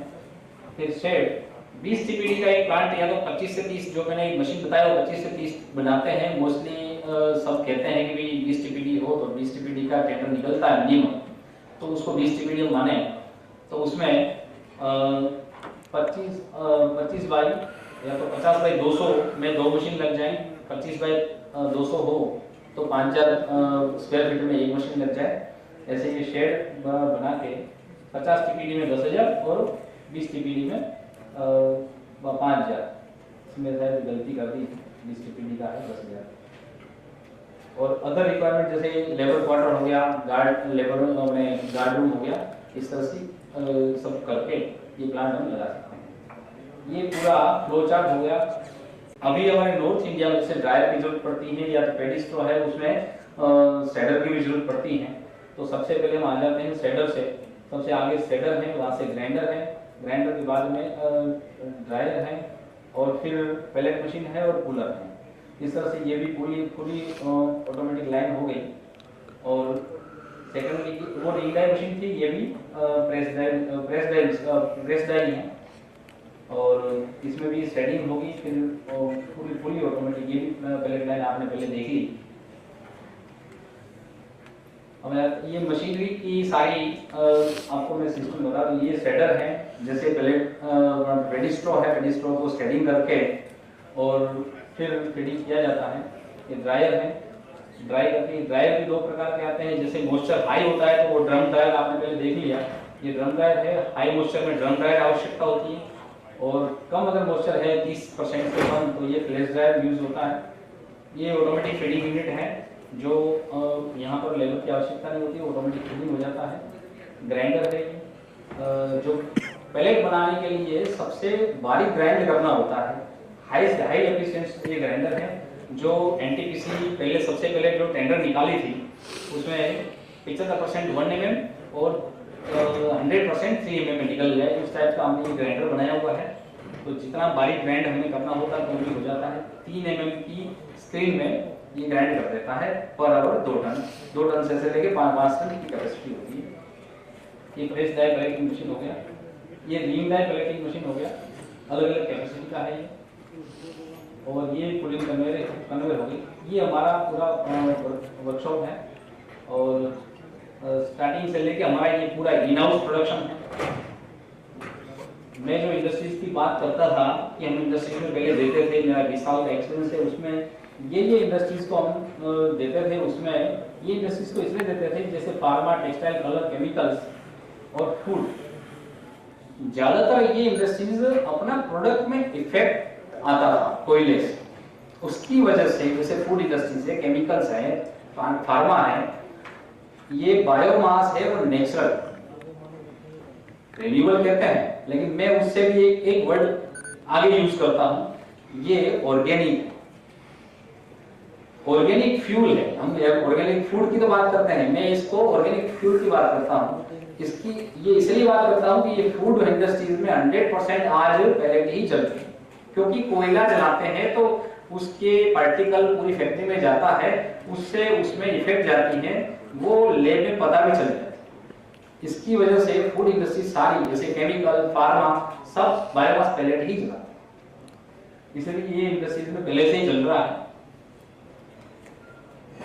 और इस तरह से हम पूरा प्लांट कर सकते हैं मशीनरी का। आगे शेडर हो गया, ड्रायर हो गया, फिर ग्राइंडर और 2 मशीन 50 TPD का प्लांट। ये पूरा शेड है 200 बाय 50 का, इस तरह से प्लानिंग कर सकते हैं।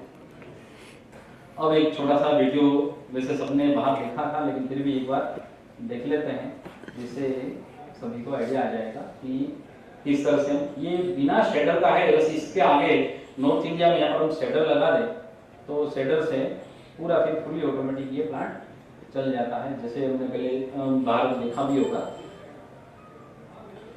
जिसको भी लगाना हो, मैं ये सबको सलाह दूंगा कि एक मशीन न लगाएं, 2 मशीन का 50 TPD का पर डे का प्लांट लगाए। तो जैसे एक मशीन चलती हो और एक मशीन मेंटेनेंस में हो तो प्लांट कंटिन्यू रहे और व्यक्ति काम करते रहे। एक मशीन होगी, एक मशीन से फिर अगर मेंटेनेंस का आ गई तो सारा जो है हमारा प्लांट रुक जाता है, और हमने जिसको वायदा किया है गाड़ी लोड करनी है तो वो रुक जाता है पूरा। 2 होगा तो कंटिन्यूसली हमारा काम चलता है।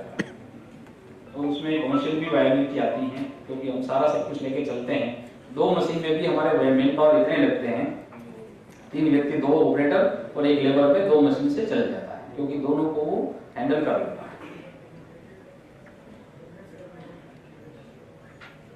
ये पूरा ही फुली ऑटोमेटिक पैलेट आपके सामने है। ये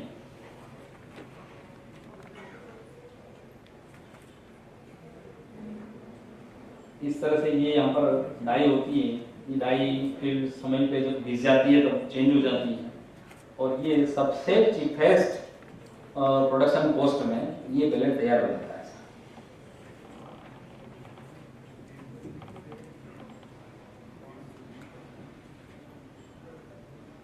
अब सुबह से लेकर अभी तक सबने समझा जाना, तो मुझे नहीं लगता है कि पैलेट बनाने में, पैलेट की जरूरत में या तो पैलेट का प्लांट लगाने में किसी को कोई समस्या हो। लेकिन फिर भी अगर किसी को कोई क्वेश्चन हो, समझना हो, पूछना हो तो वेलकम।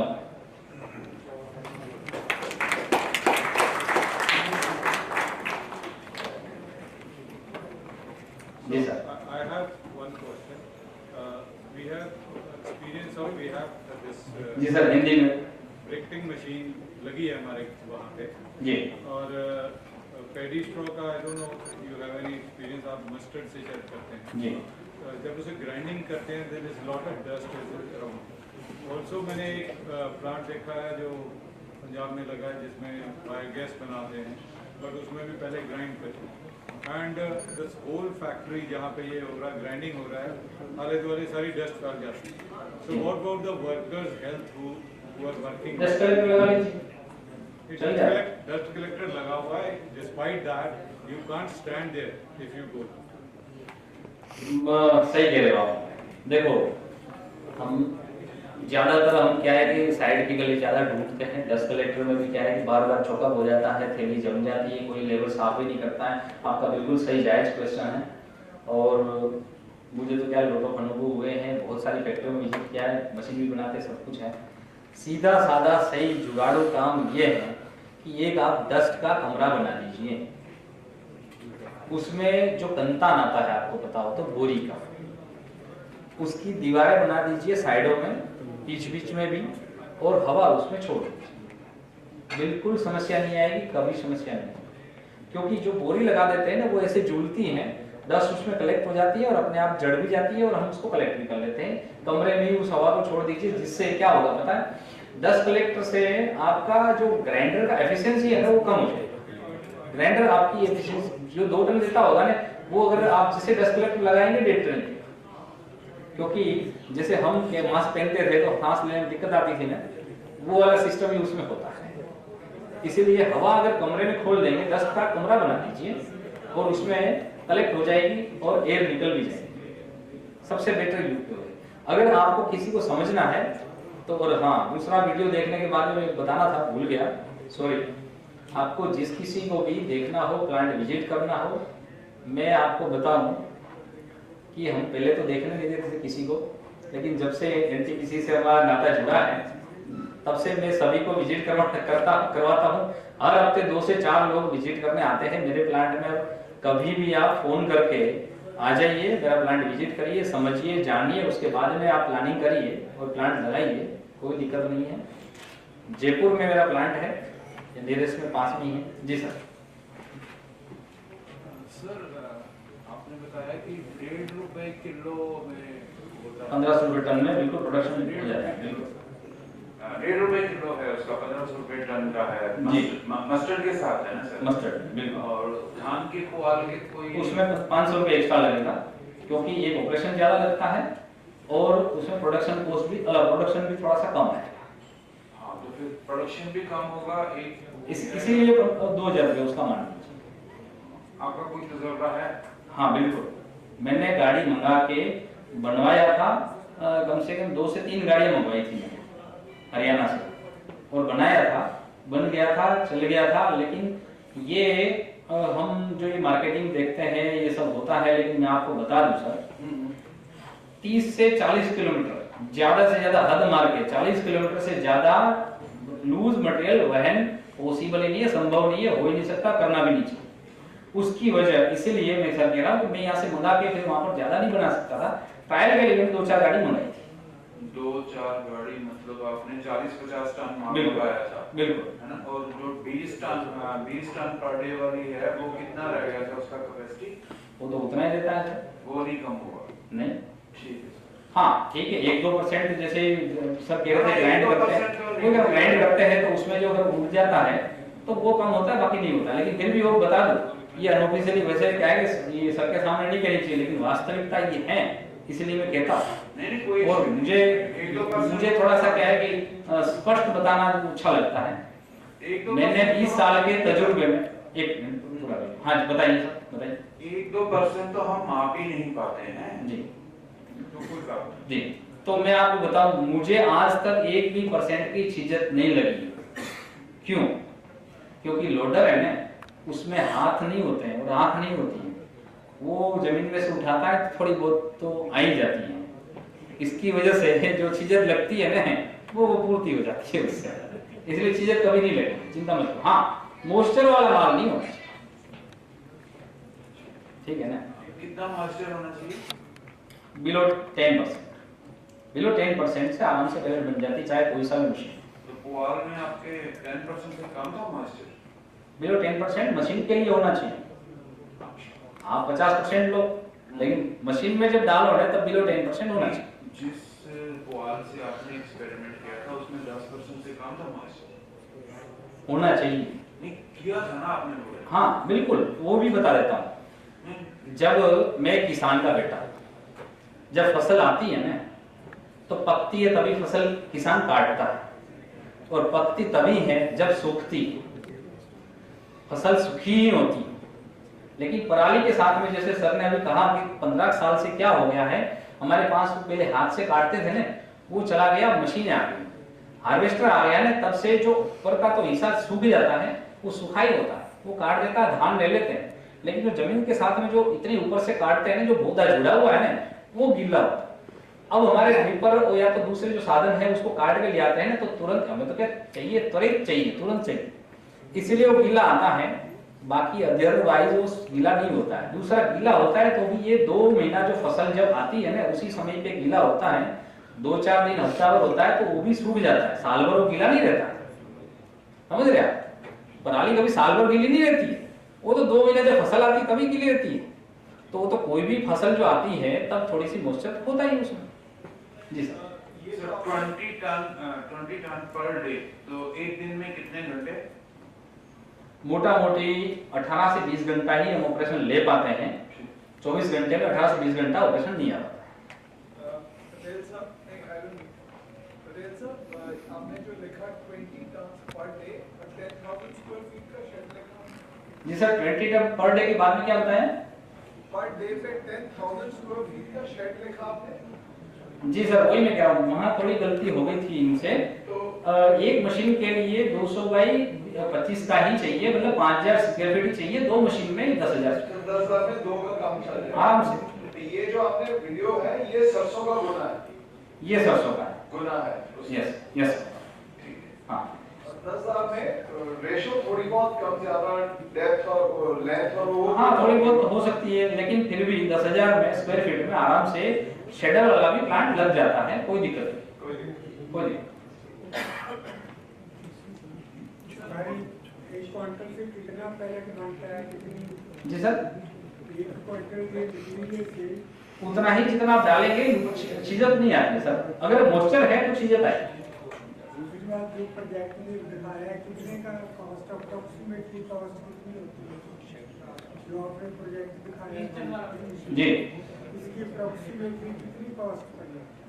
मशीन है कॉस्ट में सबके सामने, तो वो आप जब भी कोई बात नहीं बैठेंगे टेबल से सब बताइए ना, मोटा मोटी फुल्ली ऑटोमेटिक प्लांट है तो 45 से 50 लाख का, क्योंकि उसमें सेंसर सिस्टम भी आती है, मोटरें भी कैसे क्या लेते हैं उस हिसाब से 45 से मोटा मोटी बता रहा हूँ, 45 से 50 लाख का ये फुल्ली ऑटोमेटिक बनता है। बाकी मशीन तो 20 लाख की है जो पैलेट मशीन है। एक बात ये बताओ सर, आप लूज प्राणी लेते हैं कि वेल से लेते हैं? जी सर, जो हाँ माइक ले लीजिए, माइक ले लीजिए। कोई बात नहीं, माइक मुझे सुनाई नहीं दे रहा है, अच्छा पूरा माइक। आप लेते हैं कि वेल्ड लेते हैं? सर मेरे उधर पराली नहीं है, हाँ। हमारे उधर सरसों है, चने का है, कॉटन है, वो सब है। कॉटन होता है तो हमें स्टेडर एक लगाना पड़ता है, कॉटन गीला भी आता है। हम कॉटन के साथ में क्या करते हैं मैं आपको बताता हूँ, ऐसे पराली के साथ में भी कर सकते हैं। कॉटन हमारे ज्यादातर हफ्ते भर में सूख जाता है, 3 दिन तो किसानों के खेत में 3 से 4 दिन रहता है तो 50% सूख जाता है। उसके बाद में हमारे यहाँ पर आता है तो हम 3 दिन का रेशियो से चलते हैं। यहाँ गिर गया 3-4 दिन हो गया तो उसको फिर उठा लो, अगला आएगा वो 3-4 दिन पड़ा रहेगा, ऐसे सन ड्राइव हो जाता है। उसके बाद में हम स्टॉक में लगाते हैं। ये हमने क्या सालों के तजुर्बे से किया है। वही लेते हैं सारे के, उसको काट कर लेते हैं? वही मैंने आपको कहा ना, शेडर हम करते हैं, एक ऑपरेशन ज्यादा लगता है शेडर। बिल्कुल जी, सर बता रहे मुकेश जी, ये आपके पैलेटिंग मशीन जो है जी, तो क्या गवर्नमेंट इस पर सब्सिडी दे रही है? बहुत बढ़िया सर। उसके बाद मेरा सवाल है, पहले आप इसके बारे में बताओ पहले। जी, अभी मेरी पैलेट की मशीन नहीं, किसी भी मशीन में अभी इस प्लांट में कोई सब्सिडी नहीं है। जो सेंट्रल गवर्नमेंट की कोई नहीं है, स्टेट गवर्नमेंट की अपना जो इंडस्ट्रियल की कोई भी सब्सिडी है वो सब देती है। यही मैं बताना चाह रहा हूँ, आपको पता नहीं है। एक्चुअल में ministry of agriculture and farmers welfare subsidy के लिस्ट में सम मिशन ऑन एग्रीकल्चरल मैकेनाइजेशन के अंदर इस मशीन को डरा हुआ। सब्सिडी ऑलरेडी है, पर no manufacturer has got their machine tested. We are the testing authority कि आप लोग मशीन हमसे टेस्ट करवाओ, सर्टिफिकेशन करवाओ। सर्टिफिकेशन होने के बाद ये हरियाणा गवर्नमेंट से, पंजाब गवर्नमेंट से, ये 2 लोग हैं यहाँ मतलब, ये इसके बाद टेस्टेड होने के बाद इस मशीन को लिस्ट में डालेंगे। देन दी एंटरप्रेन्योर है, फार्मर है, कोई भी इस मशीन को सब्सिडी पे ले सकता है। बहुत बढ़िया सर। तो आप सेंटर से हैं, स्टेट से? सेंटर से। सेंटर से, बहुत बढ़िया सर। मैं आपका कांटेक्ट करूंगा और मेरी सरकार से भी रिक्वेस्ट है, आपसे भी रिक्वेस्ट है, ऐसे सर से भी रिक्वेस्ट है कि हमारा, और मैंने लिख के भी दिया है सनाब साहब को, कि हमारा जो बिजनेस है ये पैलेट मैन्युफैक्चरिंग, ब्रिकेट मैन्युफैक्चरिंग, ये कैटेगराइज नहीं, हम कोई कैटेगरी में नहीं आते, मतलब हमारा माई बाप कोई नहीं। तो आप प्लीज हमारा माई बाप कोई बनाइए कि हमारा ये डिपार्टमेंट है, हाँ वहां से हमें कुछ मिले। अभी बैंक जो है हमें ये कहती है, बिल्कुल, तो मैं आपको कांटेक्ट करूंगा जरूर सर। जो ये आपने बताया कि माई बाप नहीं, हम 3 साल से, अभी लास्ट मंथ में एडवर्टाइजमेंट की गई है और cement scheme submission of agriculture mechanization है, वो बाकायदा ड्रायर और पैलेट मेकिंग मशीन में 8 और 4 लाख रुपए की सब्सिडी है, उसमें बकायदा फिगर दी गई थी और 23 एप्लीकेशन आई भी है। और जो बाहर सर लड़की जो दीपिका बोल रही थी, उन्होंने कहा कि हमारे पास है, आप अभी तक राइट डेट पे नहीं गए कि सच एंड सच मिनिस्टर ने उसका इनॉग्रेशन किया है, सेफ्टी फीचर्स तो नहीं देखे। पहला क्वेश्चन यही है कि आपके जो सेफ्टी फीचर्स से किसी भी टेस्टेड इंस्टीट्यूट है जो approved by government of India BIS standards, वो मीट करती है कि नहीं करती है। जैसे आपने बताया कि रेट कुछ हो रहा है, क्वालिटीज अप्रूव्ड है, safety features and other features, dryer की साइज का हर मैन्युफैक्चरर नेक्स्ट डे उसको चेंज कर देता है, नहीं मैनेजिंग नया मॉडिफिकेशन कर दिया। तो सबसे पहले आप टेस्टेड कराइए। और इसका जो MRP का क्वेश्चन था, ताकि उसकी फिजिबिलिटी और उसकी एफिशिएंसी कितनी है वो गवर्नमेंट को अप्रूव करे। जैसे आप कह देते हैं, कोई आता है मेरी तो 10 kpd है, कोई कह देता है 5 kpd है, जो पहले SBI के बैंक ने बताया था, सबसे बढ़िया क्वेश्चन था। उसी चीज का 50 लाख रुपए है, उसी चीज का DPR 10 करोड़। यही एक जो संशय और डाउट है, इसको आप रेगुलराइज कीजिए। और मेरे आपसे 2 क्वेश्चन ये है जो आपने कहा 50 TPD का, मैं इसमें पिछले 3 साल से कंटिन्यू टच में हूँ। और जो प्रिंसिपल्स के हैं, इवन कंपोस्ट का है, इवन 2-3 इंजीनियर जो लगे हुए थे, और हमने मिक्सिंग भी की है। जो ड्रायर की मेन समस्या आती है, जब हम एक फाइन ट्यूनिंग में जाते हैं तो आग लगने का बड़ा हो जाता है, मॉइस्चर का, वो जो प्रैक्टिकल जब लार्ज स्केल में करते हैं, उसके बारे में आपका क्या सक्सेस रेट है? सर कोई समस्या नहीं है, ये सर्टिफाइड करवाएंगे ना? हाँ बिल्कुल सही। ये मेरी गाड़ी कहती है कि और मैं सीधा सबका कांटेक्ट करूंगा। ये आप मुझे सर्टिफिकेशन की दिलवाइए, एक बड़ी रिपोर्ट होती है, वो एक पार्ट्स की आपकी फील्ड एफिशिएंसी देंगे, उसके बाद लैब एफिशिएंसी देंगे, उसके बाद आप सब्सिडी में तो एलिजिबल, आप एप्लीकेशन मांग रहे हैं, हर बार कोई आ ही नहीं रहा सब्सिडी। आ तो रहे, दे नहीं पाते, दे नहीं पा रहे, तो पैरामीटर टेस्टेड हैंडी तो they can not give subsidy. बिल्कुल, all manufacturers are self declared thing. Thank you sir, लेकिन ये बहुत अच्छा आपने सजेशन दिया और हम करेंगे, बिल्कुल करेंगे। और हम जरूर चाहेंगे कि होना चाहिए। जबकि कितना बड़ा हास्यास्पद क्वेश्चन, 3000 यूनिट आपने बताया ऑल इंडिया में। हाँ बिल्कुल, मैं सभी जगह पर्सनल उसमें जाके आया हूँ फील्ड में, जो गुजरात की है, यहाँ भी जो 3000 तो सर 3000 यूनिट लगी हुई। 3000 तो मेरी नॉलेज में, बाकी ज्यादा ही है। अब सरप्राइज बढ़े, एक भी टेस्टेड नहीं है। और सही कह रहे हैं सर, सही कह रहे हैं, कोई टेस्टेड नहीं, हमें कोई बताने वाला नहीं। इसीलिए वो मुझे एडवर्टाइज है, टेस्टिंग कराएंगे, होता है, मुझे नहीं पता था, लेकिन अब कराएंगे जरूर कराएंगे। इस माध्यम से तो हो गया बिल्कुल। तो आप उसकी एक तो जो कॉस्ट है, ताकि हम DPR में डालें कि टेंटेटिव जो कॉस्ट होती है MRP एक यूनिट की, आपने कहा कि 2 यूनिट 50 TPD। उसके बाद क्या है कि इसमें जो शेड आ गया, एक DPR के भी बताइए ना, दिया एक अपनी मशीन की, इसीलिए वो सक्सेस नहीं हो रही। आप कह देते हैं कि 50 लाख है, जब वो जाता है तो उस मशीनरी की, शेड की और उसको ओवरऑल मेंटेनेंस की। सर वो तो प्लांट का हो गया, वो शेड कितने का बनाएगा वो मेरा विषय नहीं होता है। आपको एक टेंटेटिव आइडिया तो कि 200 kV का वो चाहिए। हाँ, तो उसमें एक टेंटेटिव रख तो है ना आपका, जब आप एक तरफ कह रहे हैं 20 इयर्स एक्सपीरियंस, तो on the basis of experience आपके से फीडबैक लेंगे 20 जगह से। बिल्कुल, मैं तो अभी आपको बता दूं कि कितने का प्लांट लगेगा, कितना क्या चाहिए, सब कुछ बता दूंगा। लेकिन बात ये है कि machine manufacturer as a shed का कोई प्रोटेक्शन नहीं देगा। एक काम करते हैं, आप पहले टेस्टिंग करा देते हैं।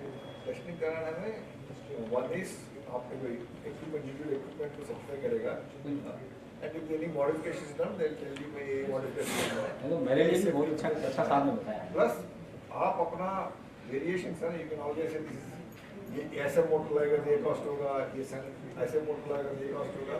ऐसा होता है ना मोबाइल में फोर्स पे फीचर्स के हिसाब से रेट होता है, that you can always declare upfront only. Thank you sir. और हाँ जी, आइए माइक ले।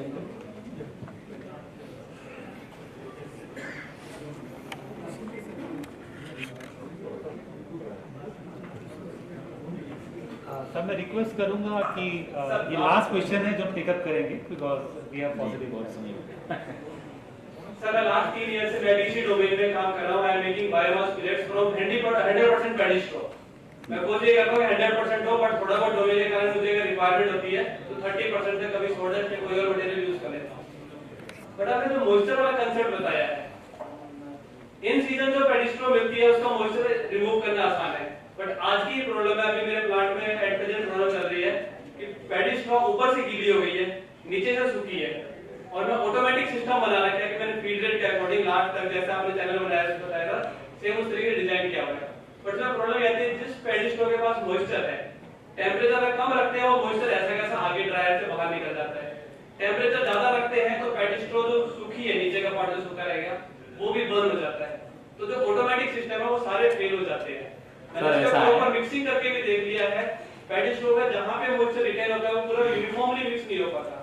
अगर हम फास्ट प्रोडक्शन चाहते हैं, कमर्शियल स्केल पे जाएंगे तो या तो पैडी स्ट्रॉ बर्न होती है या मॉइस्चर के साथ आते हैं। बहुत ये आपने क्वेश्चन आपके लिए पूछा, लेकिन ये सबके लिए जानकारी मैं आपको बता दूं, बहुत बढ़िया क्वेश्चन पूछा आपने। आप ये गिल्ली कर रहे हो ना, उसके साथ साथ में आपका नुकसान खुद कर रहे हो, पता है कैसे? बारिश के कारण गीली हो रही है। वही कह रहा हूँ सर। अभी पता है हम जो ब्रिकेट बनाते थे ना पहले, वो सिनेरियो भी चेंज हो गया, इसलिए मैंने सर को बोला था, सर को सामान्य लगा होगा, लेकिन मैं आपको बता दूं एनटीपीसी ने हमारे बिजनेस की चोटी पकड़ी है, पता है कैसे? उन्होंने अभी तक हमारे ये 40 साल से बना रहे हैं हम लोग ब्रिकेट, ये फ्यूल ब्रिकेट बना रहे हैं, लेकिन किसी ने जीसीबी पे रेट आज तक नहीं किए थे। अब जो अच्छा है जिसके पास उसको पुरस्कार मिल रहा है, जिसके पास घटिया है उसको दंडित हो रहा है, मतलब जीसीबी पे रेट हो गया तो उसको काट के भी पैसा मिल रहा है। अब जो साहब कह रहे हैं वो खुले में कर रहे हैं। आपको पता है आपकी जीसीबी जब सीजन होता है तब 3500 जीसीबी होती है पराली पे, कोई ये कहते हैं 3000 तो गलत बात है, 3500 जीसीबी होती है। जैसे जैसे वो खुले में पड़ा रहता है, धूप खाता है, छांव खाता है, बारिश खाता है, ऐसे ऐसे डिक्रीज हो जाती है और लास्ट में जाके बरसात के बाद में 3000 जीसीबी हो जाती है।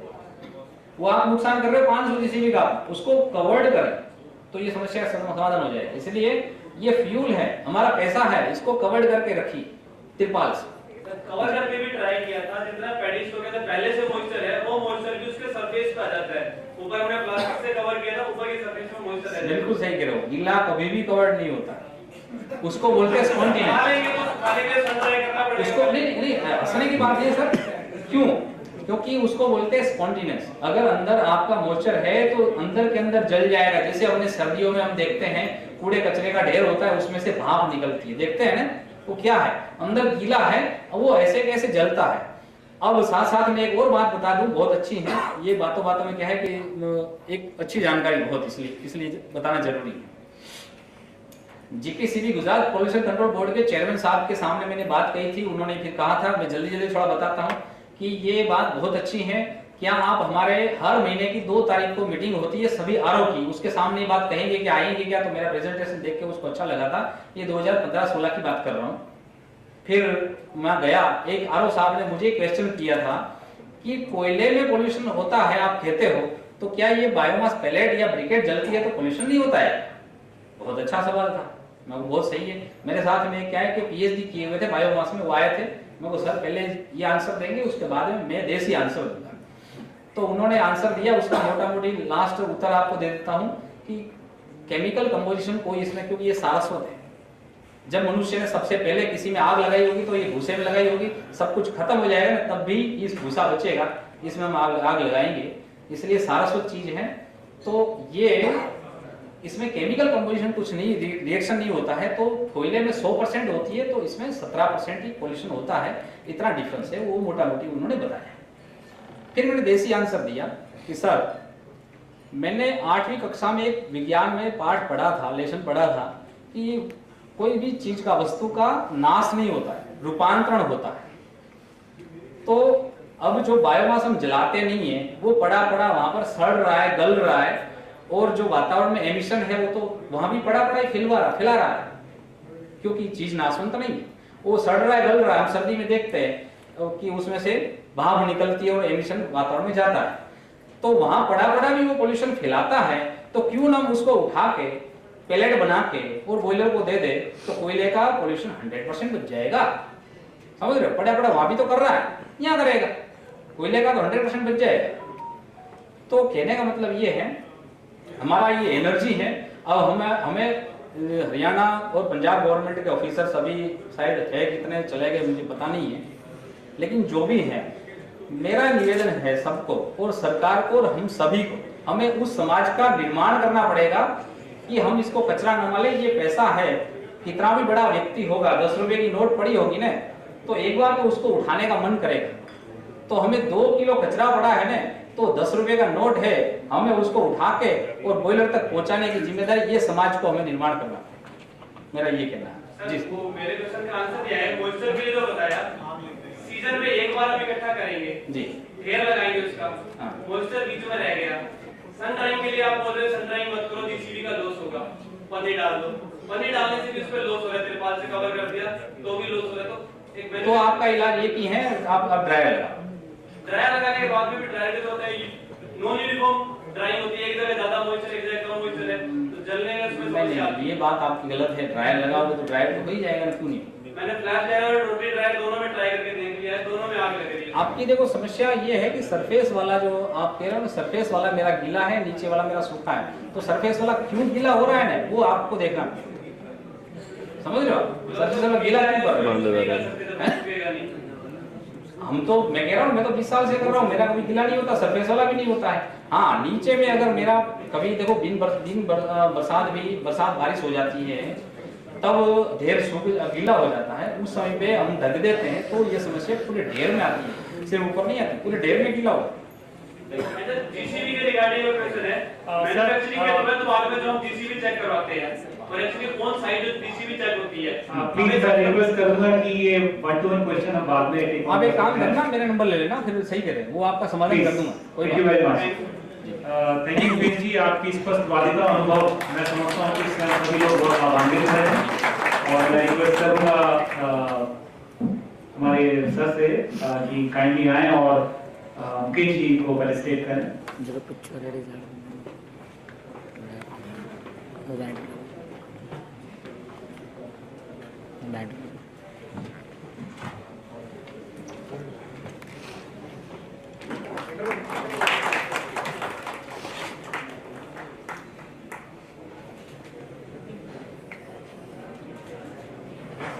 Thank you, sir. Now with this, we have reached to the last technical presentation of today's workshop, which is titled as Sustainable Management of Crop Residue Solution, and it will be given up by the team from New Holland CNH Industrial. May I request the team from New Holland to please start their presentation.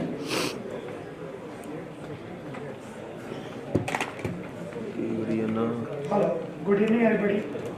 तो मेरा नाम लोकेश कुमार है और मैं new Holland को represent कर रहा हूँ।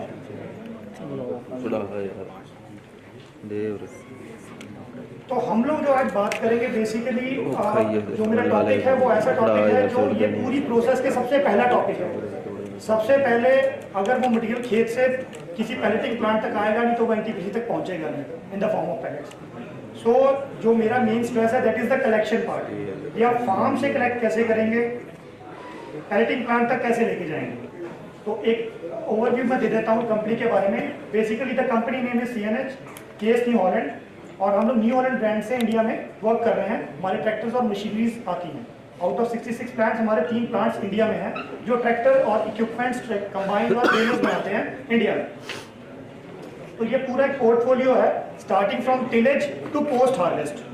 तो हमारा जो आज का कंसर्न है वो दैट इज पोस्ट हार्वेस्ट, जिसमें डिफरेंट टाइप के balers depending on their capacities and their efficiencies वो हम लोग उस परफॉर्मेंस के ऊपर उसको इंडियन मार्केट में देते हैं। तो ये एक टोटल प्रोसेस है जिसके बारे में स्टार्टिंग में बात कर रहा था। सबसे पहले आता है collection, then biomass processing and then supply to the OMCs या और जो प्लेयर्स रहेंगे, जो प्राइवेट प्लेयर्स रहेंगे मार्केट में। तो हमारा जो पार्ट है that is the collection part. हम लोग वो है जो मशीनरीज और टेक्नोलॉजी प्रोवाइड करते हैं फार्मर्स को, एग्रीगेटर्स को, जो उन मटेरियल्स को इकट्ठा करते हैं फार्म में। हम लोग बात कर रहे हैं 250 million ton in India, 25 million ton की बात हम लोग कर रहे हैं। पर वो इतना क्वांटम है कि हम उसको ट्रांसपोर्ट कैसे करके लेके जाएंगे लूज फॉर्म में और बहुत सारे डिस्टेंसेस पे। तो उसके लिए हमें इसको डेंसिफाई करना पड़ेगा, कॉम्पैक्ट करना पड़ेगा in the form of bale, so that हम उसको इजीली हैंडल कर सकें, इकोनॉमिकली ट्रांसपोर्ट कर सकें, और तीसरा कम स्पेस में उसको स्टैक कर सके for the period of minimum 1 year, जैसे कि बात हो रही है। तो वो लूज से ज्यादा एडवांटेज है in the form of bells.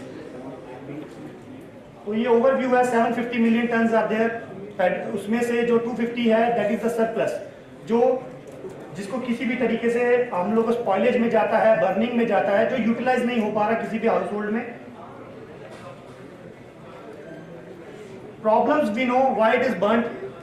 सबसे पहले इंटरक्रॉपिंग पीरियड बहुत लेस है पैडी स्ट्रॉ का, इसलिए आज हम लोग सभी इकट्ठे हुए कि पैडी स्ट्रॉ का सोल्यूशन ढूंढना है नॉर्दर्न पार्ट ऑफ इंडिया के लिए।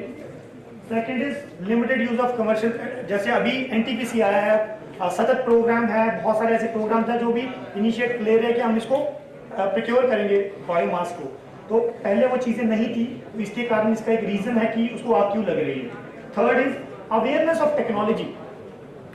हम लोग एक पर्टिकुलर सेक्शन ऑफ पंजाब में जाएंगे जहां पे लोगों को बायोमास कलेक्शन के बारे में पता है, बट जैसे ही दूसरी 3-4 डिस्ट्रिक्ट को क्रॉस करेंगे, फार्मर्स को बेलर्स के बारे में या टेक्नोलॉजी के, इवन इन सीटू के बारे में भी बहुत सारे फार्मर्स को नहीं पता है। तो अवेयरनेस भी बहुत एक इंपॉर्टेंट पार्ट है जो गवर्नमेंट को और जितने भी प्राइवेट प्लेयर्स हैं उसको बताने के लिए, फार्मर्स को बताने के लिए हमें इसको कैसे, हम उसको बोल देते हैं आग नहीं लगानी है, पर कैसे नहीं लगानी है उसको सोल्यूशन भी देने पड़ेंगे।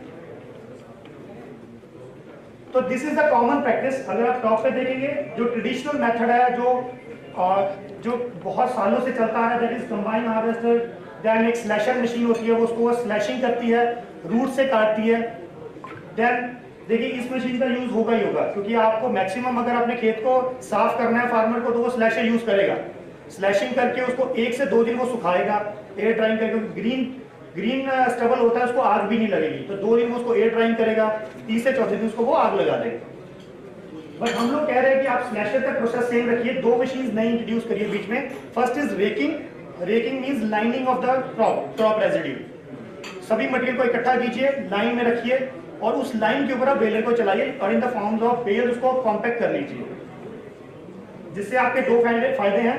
फर्स्ट इज जो इन्वायरमेंट को बेनिफिट है, एंड सेकेंड इज जो फार्मर को बेनिफिट है, बिकॉज हम लोग बात कर रहे हैं उसकी सेकेंडरी इनकम जनरेशन के लिए, एक नया बिजनेस और एक एम्प्लॉयमेंट जनरेशन का प्रोग्राम इसको रन किया जा सकता है बहुत बड़े लेवल पे इंडिया में। बिकॉज एक बेलर, अगर छोटा बेलर जो चलता है, वो तकरीबन 20 से 25 लोगों को एम्प्लॉयमेंट देता है इन द सीजन।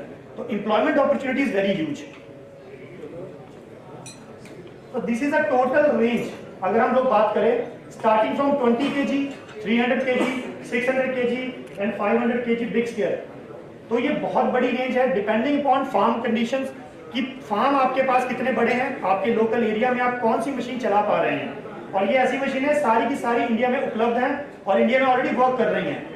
तो सभी फैमिलीज की हमने मशीन जो इंडियन की सिचुएशन के हिसाब से, कंडीशन के हिसाब से अडेप्ट कर सकती है। इवन रोड पे ट्रांसपोर्टेशन को भी नजर में रखा गया है कि हर मशीन रोड पे भी चल पाए, क्योंकि हमारी लिमिटेशन है रोड्स की चौड़ाई की, विड्थ की भी 8 फीट से ज्यादा चौड़ी रोड गांव में नहीं मिलती है। तो और इसी हिसाब से 2 तरीके के रेक्स हैं।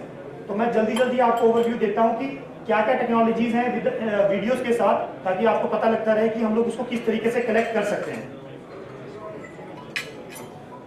ये एक ओवरव्यू है history of the balers. Like it started in 1937। पहला ट्रैक्टर से चलने वाला बेलर था, वो स्टार्टिंग इन्वेंट किया गया पेंसिल्वेनिया, न्यू हॉलैंड ने पेंसिल्वेनिया यूएसए में करा, जो ट्रैक्टर से चल रहा था। और ये जर्नी चलते चलते आज बहुत डिफरेंट टाइप की technologies, even sensors, weight, even moisture भी आपको बेल का उसी टाइम ऑटोमेटिकली स्क्रीन में दिखा देगा। और ऐसा बेल इंडिया में चल रहा है, आपको स्क्रीन भी इंस्टेंटेनियसली स्क्रीन पे दिखेगी कि कितनी मॉइस्चर का बेल, ताकि अगर आपको लगे कि ज्यादा मॉइस्चर है, बेलर को आप रोक दो या खेत चेंज कर दो। तो उस तरीके की टेक्नोलॉजी भी हम प्रोवाइड करते हैं इंडिया में।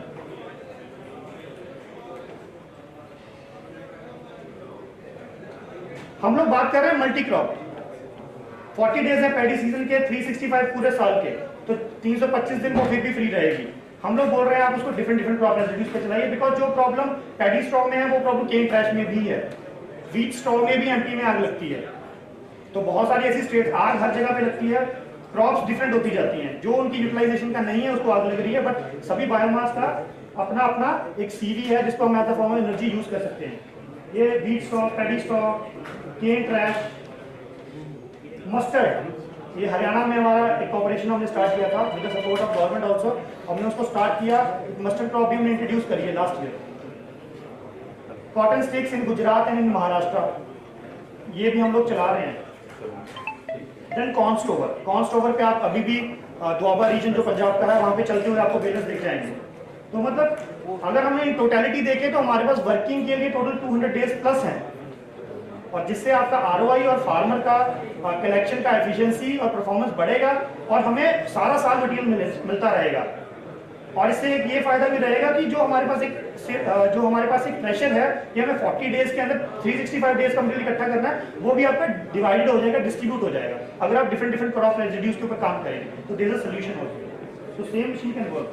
So this is the total crop residue application in India. different types का हमारे पास सेक्टर्स है जहाँ पे इसको यूटिलाइज किया जा रहा है और different टाइप्स के क्रॉप रेजिड्यूज हैं जो वर्क किए जा रहे हैं।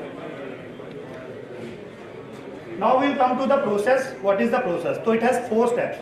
सबसे पहला स्टेप तो रहेगा फार्मर अपना कंबाइन हार्वेस्टर से खेत को कटवा देगा, ग्रेन्स को एक्सट्रैक्ट कर लेगा और स्ट्रॉ को खेत में छोड़ देगा और वहीं से हमारा काम स्टार्ट होता है। सबसे पहला काम मूविंग, या जिसको हम स्लैशिंग बोल देते हैं, slashing of the crop residue from the ground.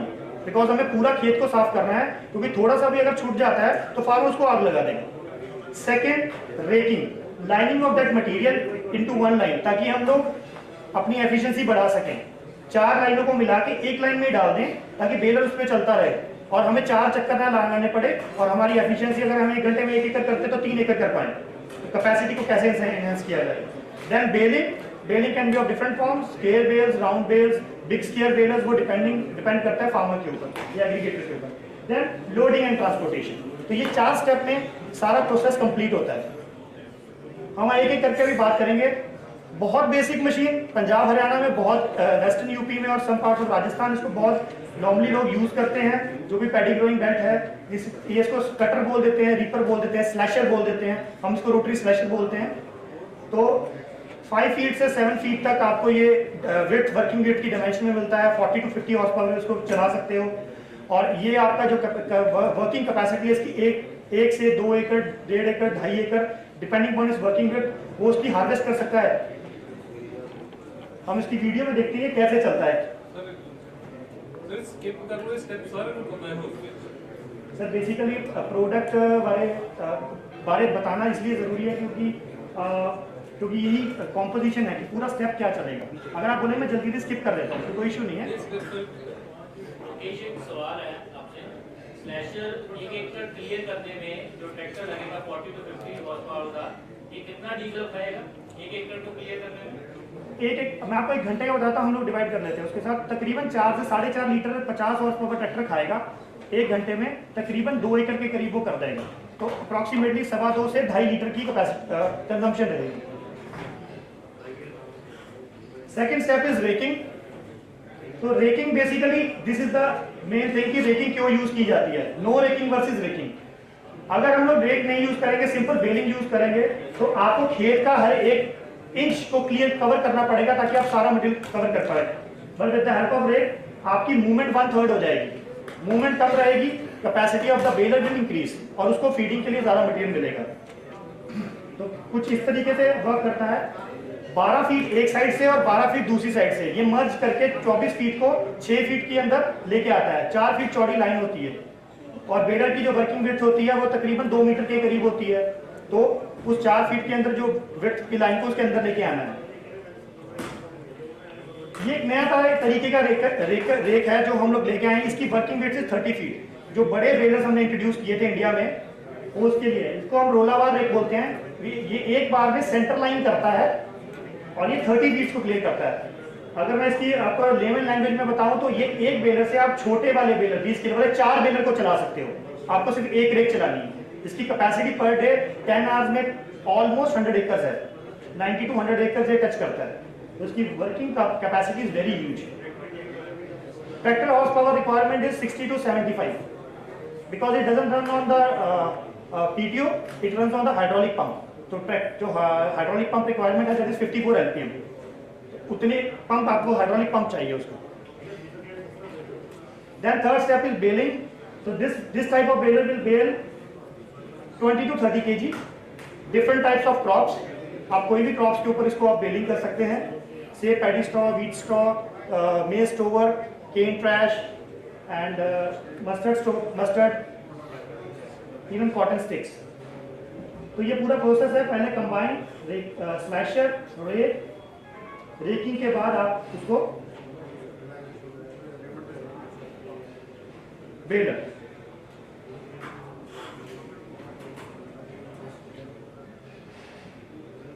तो इस फॉर्म की ये चौरस बेलें बना देता है। अगर मैं आपको बताऊं पंजाब हरियाणा में तकरीबन 2 से 2.5 टन का यील्ड होता है स्ट्रॉ का। तो थंब रूल हम लोग यूज करते हैं 1.25 टाइम्स, जितना आपका ग्रेन निकलेगा उतना 1.25 टाइम्स उतना स्ट्रॉ निकलेगा पैडी का। तो ये हम लोग इस थंब रूल के ऊपर कैलकुलेशंस करते हैं और जो प्रैक्टिकली ऑलमोस्ट इक्विवेलेंट है। तो देखेंगे कि ये 1 एकड़ में तकरीबन 100 बेल्स के करीब बना देता है। और देन आप उसको मैन्युअली उठा के ट्रॉली के अंदर ऐसे इस तरीके से लोड कर देते हैं। और एक ट्रॉली के करीब अंदर जो नॉर्मल ट्रॉली 16 फीट की रहती है उसमें 60 टन के करीब मटेरियल आ जाता है, 2.5 एकड़ की पराली। Then second is the fix chamber baler. ये कुछ इस तरीके से बेलर है जो बहुत वाइडली नोन नहीं है, बट इंडिया में पंजाब और हरियाणा में स्पेशली चलते हैं। बाकी पार्ट ऑफ इंडिया के लिए बहुत नई टेक्नोलॉजीज हैं। इसमें आपकी जो डायमेंशन है basically the diameter and the width of the bale it's fixed. तो आपका जो मटेरियल आएगा वो एक ही साइज का आएगा और आपका जो वेट आएगा वो भी ऑलमोस्ट सेम रेंज का आएगा। वो वेरी करेगा 250 से 300 किलो के बीच में। प्रोसेस सेम रहेगा, स्लैशर, रेकिंग एंड देन बेलिंग। बस इसके अंदर आपको ये मिलेगा कि आपकी कैपेसिटी विल एनहांस। जो छोटा बेलर रहेगा वो आपका 4 से 5 टन करेगा, 6 से तकरीबन 8 टन की कैपेसिटी है इस बेलर की करने की फील्ड में। और इसका एडवांटेज ये है कि इसकी हैंडलिंग इज मैकेनिकल। और जो आपके छोटे स्केल बेलर का बेल्स 100 बेल्स पर एकड़ आता है, इसकी वो हार्डली 8 to 9 या 10 बेल्स पर एकड़ आएगा। सो ये आपका एडवांटेज है कि number of bales will be less. तो इस तरीके की सेल्फ लोडिंग ट्रॉलीज भी इंडिया में और पंजाब हरियाणा में वर्क कर रही है, जिसमें आपको इवन ग्रैबर्स की जरूरत भी नहीं है। ये खुद ब खुद बेल्स को उठाएंगी, 15 पे चलती है। Then the other type of round baler is the variable chamber। आप देख रहे हैं पिक्चर में, आप इसका डायमीटर को चेंजेस लगा सकते हैं। मतलब अगर आपका पावर प्लांट या आपकी ट्रॉली छोटी है तो आपका बेल के साइज को डायल को छोटा कर सकते हैं, डायल को बड़ा कर सकते हैं, डिपेंडिंग ऑन आपकी रिक्वायरमेंट क्या है। With multiple of 10 points, 90 centimeter, 100 centimeter to 180। तो इससे आपका वेट का वेरिएशन आ जाएगा।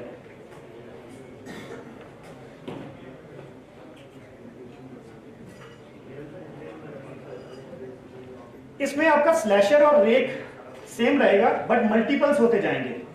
जैसे इस मशीन के लिए आपको 2 से 2.5 स्लैशर और 2 से 2.5 रेक्स लगते रहेंगे, बिकॉज इसकी कैपेसिटी, मशीन की capacity is very high, approximately 10 ton per hour की इसकी कैपेसिटी है। तो उसके लिए आपको नंबर ऑफ मशीन्स बढ़ानी पड़ जाएंगी जो उसके सामने इसको चलेंगी।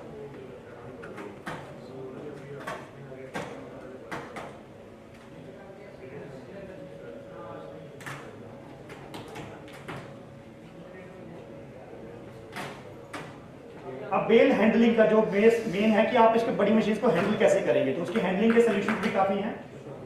सबसे पहले आपका बहुत नॉर्मल फोक टाइप सिस्टम है, नीडल टाइप। आप नीडल यूज करके उसको पेनिट्रेट करके आप उसको स्टैकिंग के अंदर यूज कर सकते हैं। Second is the grabber. आप ग्रैबर इस्तेमाल कर सकते हैं जो आपका फील्ड में भी एज वेल एज आपके स्टॉक यार्ड के ऊपर भी इस्तेमाल हो सकता है। तो एक ही मशीन, एक ही तरीके की आपको 2 मशीन रखनी पड़ेगी ताकि आप उसकी स्टैकिंग कर पाए। And third is this bale self loading trolley. तो इस तरीके की ट्रॉली है जो एक बार में तकरीबन 15 बेल्स 1 गो में ले जाती है, उसको जाके वहां पे अनलोड करके, मतलब इसका आपका ये कि आपको नंबर ऑफ ट्रॉलीज लेनी कम पड़ेंगी। अगर आप 5 to 10 किलोमीटर रेडियस में काम करेंगे, मल्टीपल राउंड्स ये लगा सकती है। देन बिग बेलर, ये वर्ल्ड का सबसे बड़ा बेलर है और ये सबसे बड़ी ज्यादा कैपेसिटी का कंटिन्यूस बेलर है जो अभी इंडिया में हम लोग दे रहे हैं। तकरीबन 3 बेलर और इस साल 15 बेलर और आ रहे हैं। और ये इसमें जो मैं आपको बता रहा था कि इसके अंदर सेंसर्स हैं, आपको बेल वेट इंस्टेंट मिलेगा, कौन सी बेल का कितना वेट था, कितना मॉइस्चर था, आपको हर एक रीडिंग उसकी साथ साथ में मिलती रहेगी। तो आप इसको पूरी तरीके से मैनेज कर सकते हैं।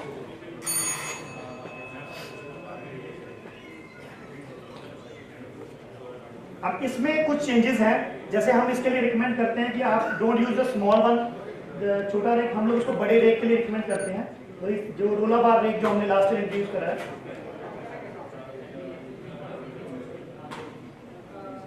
तो इस तरीके का है, तकरीबन 120 से 140 हॉर्स पावर ट्रैक्टर का इसको इस्तेमाल लगता है और ये एक दिन में 100 एकर्स तक बेलिंग कर सकता है, जो इसका कैपेसिटी है बेलिंग करने की, in 10 to 12 hours only.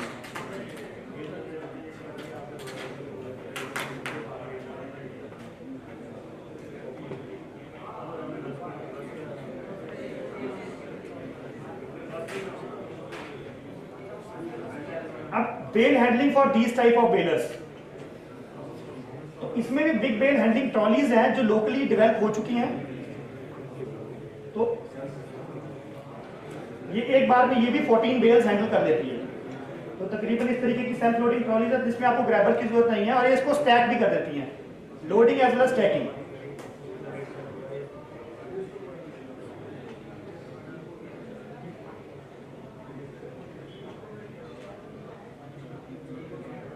Then bale grabber जो बहुत नॉर्मल एप्लीकेशन है जिसमें नॉर्मली हर फार्मर यूज करता है उसको, जो भी बिग बेलिंग या राउंड बेलिंग करता है।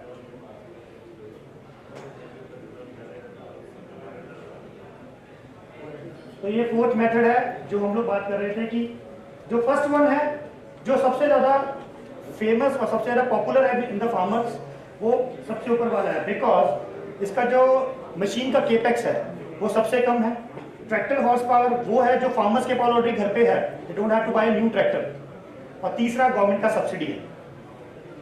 उसके बाद राउंड बेलर्स हैं जिसकी आपको मैकेनिकल हैंडलिंग करनी पड़ेगी। Obviously capex will be more, आपको लोडर्स और ग्रैबर्स लेने पड़ेंगे, but the capacity will be also more than the big balers. तो यहाँ पे हमारे 4 स्टेप खत्म होते हैं। हम लोग जो फार्मर्स को प्रोवाइड करते हैं basically consultancy part with the technology, with the experience of hours 20 years in India, 80 years world wide. Plus इसमें एक एड ऑन फीचर है कि राइट नाउ बेलर के ऊपर जो समस्या है वो फाइनेंसिंग की है। जैसे पैलेटिंग प्लांट्स में फाइनेंसिंग का इशू है, बेलर्स के अंदर भी है because baler non registered items होती हैं, इसके अंदर इंजन नहीं होते, ये ट्रैक्टर्स के साथ चलती हैं, ये प्राइम मूवर के साथ चलती हैं। तो कोई भी नेशनलाइज्ड बैंक, कोई भी प्राइवेट बैंक इसको फंडिंग नहीं करता है अनटिल अनलेस उसका कोई ऑलरेडी केस, हिस्टोरिकल केस हो या उसका वो ऑलरेडी कस्टमर चल रहा हो या उसकी कोई ऑलरेडी किसान केसीसी चल रहा हो या थर्ड केस जो नेशनलाइज्ड बैंक करते हैं दैट इज द मॉर्गेज। और फार्मर मॉर्गेज के बिना काम करवाना चाहता है तो इसमें हमारी एक और फैसिलिटी है दैट इज सीएनएच कैपिटल। हमारा एक और ब्रांड है जो स्पेशली ऐसे आइटम्स के ऊपर फंडिंग करवाता है। एक एनबीएफसी है जो उसके ऊपर फंडिंग करती है। तो फार्मर्स को इस चीज में भी हम लोग हेल्प कर सकते हैं कि हम अगर फाइनेंसिंग, पर ये बहुत लिमिटेड है बिकॉज जब तक नेशनलाइज्ड बैंक्स नहीं आएंगे तो अवेयरनेस इसका बढ़ेगा नहीं और हम नंबर ऑफ फार्मर्स को टैप नहीं कर पाएंगे। तो ये हम लोग को स्टार्ट कर रहे हैं। तो हम लोग बहुत सारे केसेस अभी हम लोग 2-3 साल से हरियाणा में और पंजाब में तकरीबन 200 से 250 केसेस कर चुके हैं।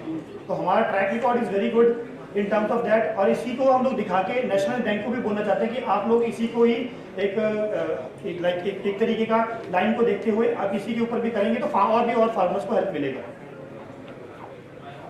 तो this type of baler is more prevalent in India because ये सबसे ज्यादा चल रहा है। तकरीबन 2000 से करीब बेलर्स ऑलरेडी इंडिया में चल रहे हैं। वर्ल्ड वाइड ये 10 लाख से ऊपर बेलर्स ऑलरेडी चल रहे हैं और सबसे इजी, और ये छोटे खेतों के लिए और कह सकते हैं कि जो मिड साइज और जो इकोनॉमिकल जो फार्मिंग करना चाहते हैं, जो छोटे फार्मर्स हैं, उनके लिए सबसे बढ़िया सोल्यूशन हम लोग छोटे बेलर को रिकमेंड करते हैं। तो how can we can make a difference? जो सस्टेनेबल मॉडल है, what is the sustainable model? Starting from sowing of paddy crop or it can be any other crop, harvesting, collection, straw banks, collection, storage to last mile transportation to the power plant, to the thermal power plant. अब इसमें आप उसके different types of fuels देख सकते हैं। आप solid, liquid, gas 3 forms में हम उसका एनर्जी बना सकते हैं। अगर वही एनर्जी को हम लोग यूज करें अगेन रिवर्स उसी एनर्जी को हम लोग ट्रैक्टर्स में यूज करें ताकि वो कलेक्शन, तो एक साइकिल किस तरीके से बन जाएगा जिसमें हम लोग एलिमिनेट कर सकते हैं कह सकते हैं कि जैसे पेट्रोलियम प्रोडक्ट्स को। इस तरीके का सस्टेनेबल मॉडल के ऊपर हम लोग काम कर रहे हैं और सीएनजी ट्रैक्टर्स और इसके ऊपर भी हमारा ऑलरेडी वर्किंग चल रही है ताकि हम इस साइकिल को कंप्लीट कर पाए। इन दी एंड थैंक यू। और आपका किसी को भी कोई क्वेश्चन होगा तो आई एम देयर, तो आप मेरे से पूछ सकते हैं या प्लीज सर।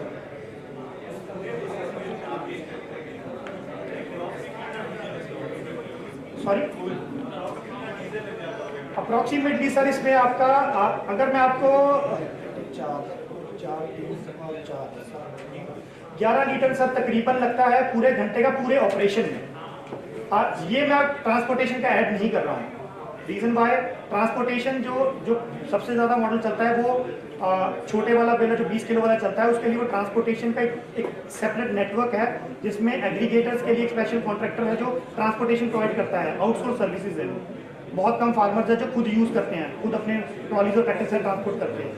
तो 11 लीटर तकरीबन होता है और तकरीबन 6 से 7 टन आप पैडी की बेलिंग कर सकते हैं। आपका जो स्लैशर है वो स्लैशर कितना माने डेप्थ में कट लेता है, उसका बाद कितना रहेगा? सर एक्चुअली स्लैशर को आप सर बिल्कुल ग्राउंड लेवल के साथ लेके चला सकते हैं, बट हमारा जो रिकमेंडेशन है दैट इज आप 2 इंच से 3 इंच ऊपर चलाएं। इसके रीजंस 2 हैं। पहला रीजन ये है कि आपका जो मिट्टी है वो मिट्टी आना नहीं चाहिए, बिकॉज एट दैट टाइम थोड़ा जो कंडीशन होता है वो वेट होता है, वो मिट्टी एक्चुअली पॉड के साथ और स्टेम्स के साथ चिपकी होती है। वी डोंट वांट कि वो नीचे वाली मिट्टी, जब वो नीचे जाएगा उसके जड़ को उखाड़ेगा तो मिट्टी और ऊपर आ जाएगी, और वो मिट्टी अगेन जब चाहे वो फॉडर में जाए और चाहे वो किसी प्लांट में जाए वो हार्म करेगी, पशु को भी वो हार्म करेगी और प्लांट को भी वो हार्म करेगी। तो हम लोग रिकमेंड करते हैं वो। और दूसरा ये है कि कुछ मटेरियल खेत में भी रहना चाहिए, क्योंकि उतना तो वो डिकम्पोज हो ही जाएगा। तो 2 से 3 इंच जो उसका जड़ है और जो ऊपर का स्टॉक है वो रहना चाहिए। वो रहेगा, जमीन को उपकार होगा लेकिन उसमें जलाने का कोई जरूरत नहीं है। यस, उसमें सर उसमें क्या है वो इजीली मैनेज हो जाएगा, चाहे वो उसको अगली क्रॉप के लिए प्रिपेयर जब वो करेगा तो उसको भी इतना बहुत डिफिकल्टी नहीं आएगा। Right sir. तो किसी का भी क्वेश्चन होगा तो सर आई एम देयर, तो आप पूछ सकते हैं। Thank you. Lokesh.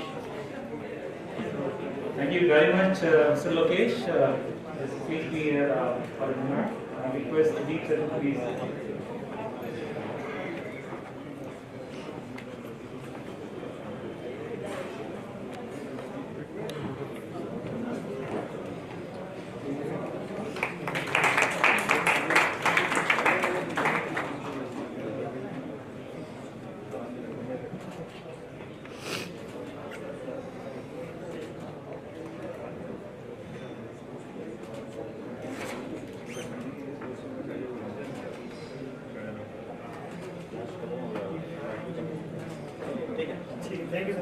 Thank you, sir. May I now request session chair Shri R.K. Agrawal, sir, Director Technical CAQM, to please come over the dais and say a few words and some of the entire set of technical discussion that just took place post-lunch. Shri R.K. Agrawal, sir.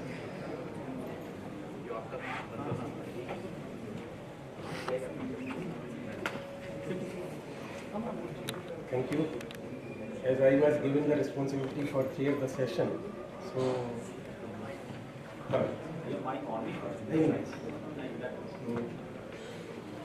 this was a very good session. There was 6 presentations were there, and by the way, as per schedule, there were some mix-up.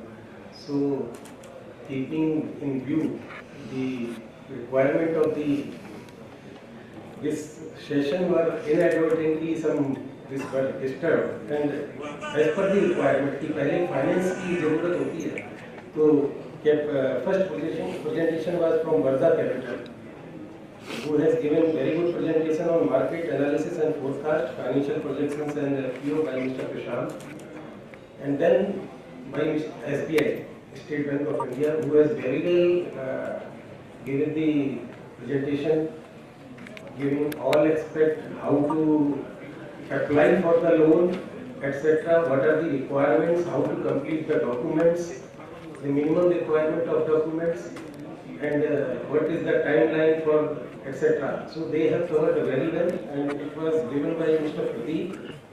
So finance portion was taken, and then came the technical aspect. So third presentation was biomass profiling experience by NTPC Dadri team, by Mr. Vivek Singhal and Varun, who has very well taken up the session and throughout how the technical trial were done and through the pilot project, and then finally the co-filing started in 2018 in 210 megawatt capacity, and then finally in 2020 500 megawatt capacity. And the questions raised by the other GenCos were very well answered, though there will be some more questions, so it can be taken up later on with the NTPC team. And the fourth presentation was supply chain management capacity creation for the supply chain in bioenergy sector by Mr. Tushar from biofuel sector. He has also elaborated in detail. And then fifth was the pellet manufacturing technology by Satyajit Agro, Mr. Mukesh Patel. who has given very well presentation, and the machines, and from Haryana, our agriculture, farmer welfare, he has given him some guidance also to have the machine tested and listed in the government so that it can get the subsidies also. And similar, I think the Holland also, if they don't have listed their machines, they can also take up them. And this last session was this by Holland Tractors, Mr. Lokesh, Sustainable Management of Crop Residue Solutions, and so many machines of slasher, baler and wrecker they have described, and with different capacity and different loading and unloading trolleys also. So I think everybody should avail this opportunity, because this is not only used in thermal power plant but in other industries also. As in the morning session, the Chairman CAQM has already elaborated in his detailed dialogue. So with this, I thank NTPC team for organizing, on behalf of CAQM, organizing such a wonderful workshop here, and expect that everybody will come ahead, and the air pollution from this stubble burning, basically from Haryana and Punjab, will be this time in the next coming months of September to December, we will have some better air quality in NCR. With this, I thank all of the participants from all fields. Thank you.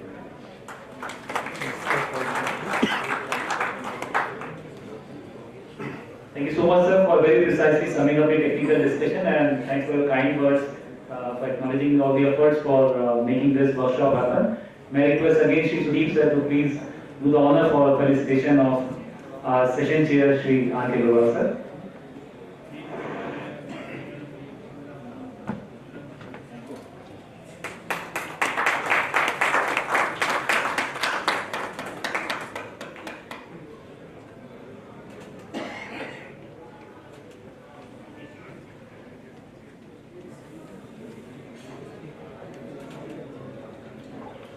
Thank you, sir. So, ladies and gentlemen, with this we have come to the end of today's workshop. It was so heartwarming to see such a wonderful response from all the participant sides. We had seen a lot of detailed discussion about different aspects, different groups of stakeholders. A lot of information was shared.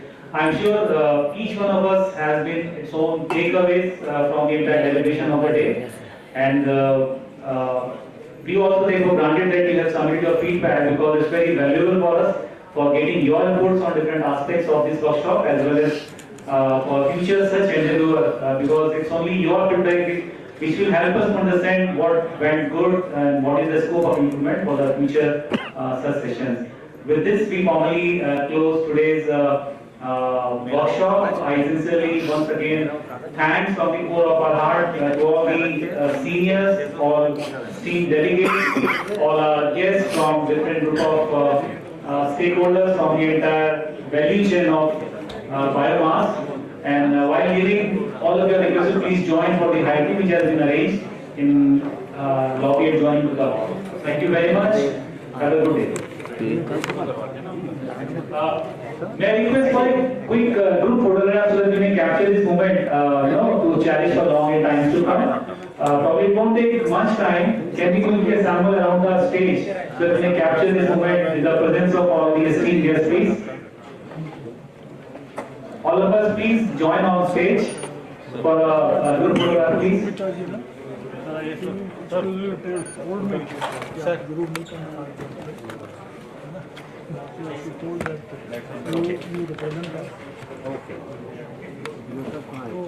I think you can assemble and arrange in 2 rows so that everybody can be accommodated. Yeah, I think one group may just stand on the closer to the stage, and the second group may come just back.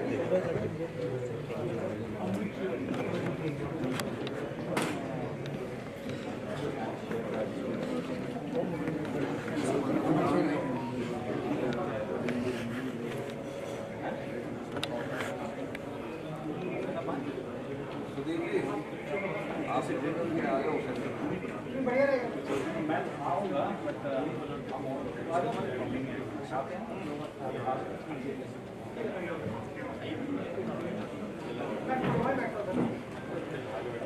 Photographer brother से request है कि ensure कर लीजिएगा सब लोग frame में आ जाएं, कोई उसमें कटे नहीं। आगे बैठने से काम होगा।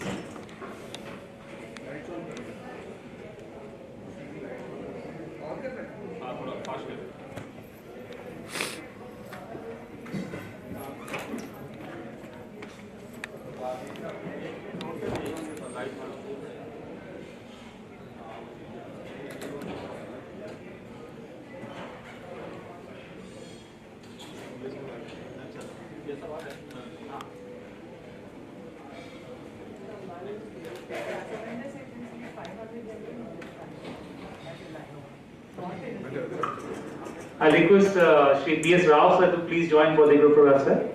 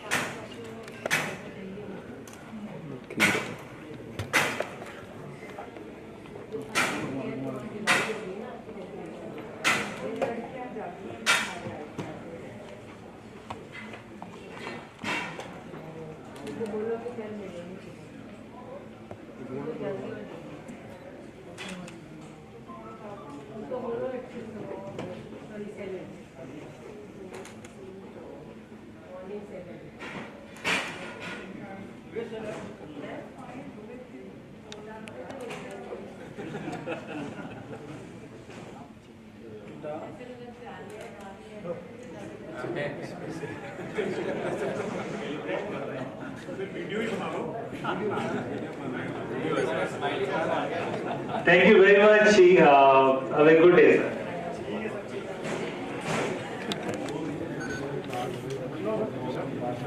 कर दिए बंद।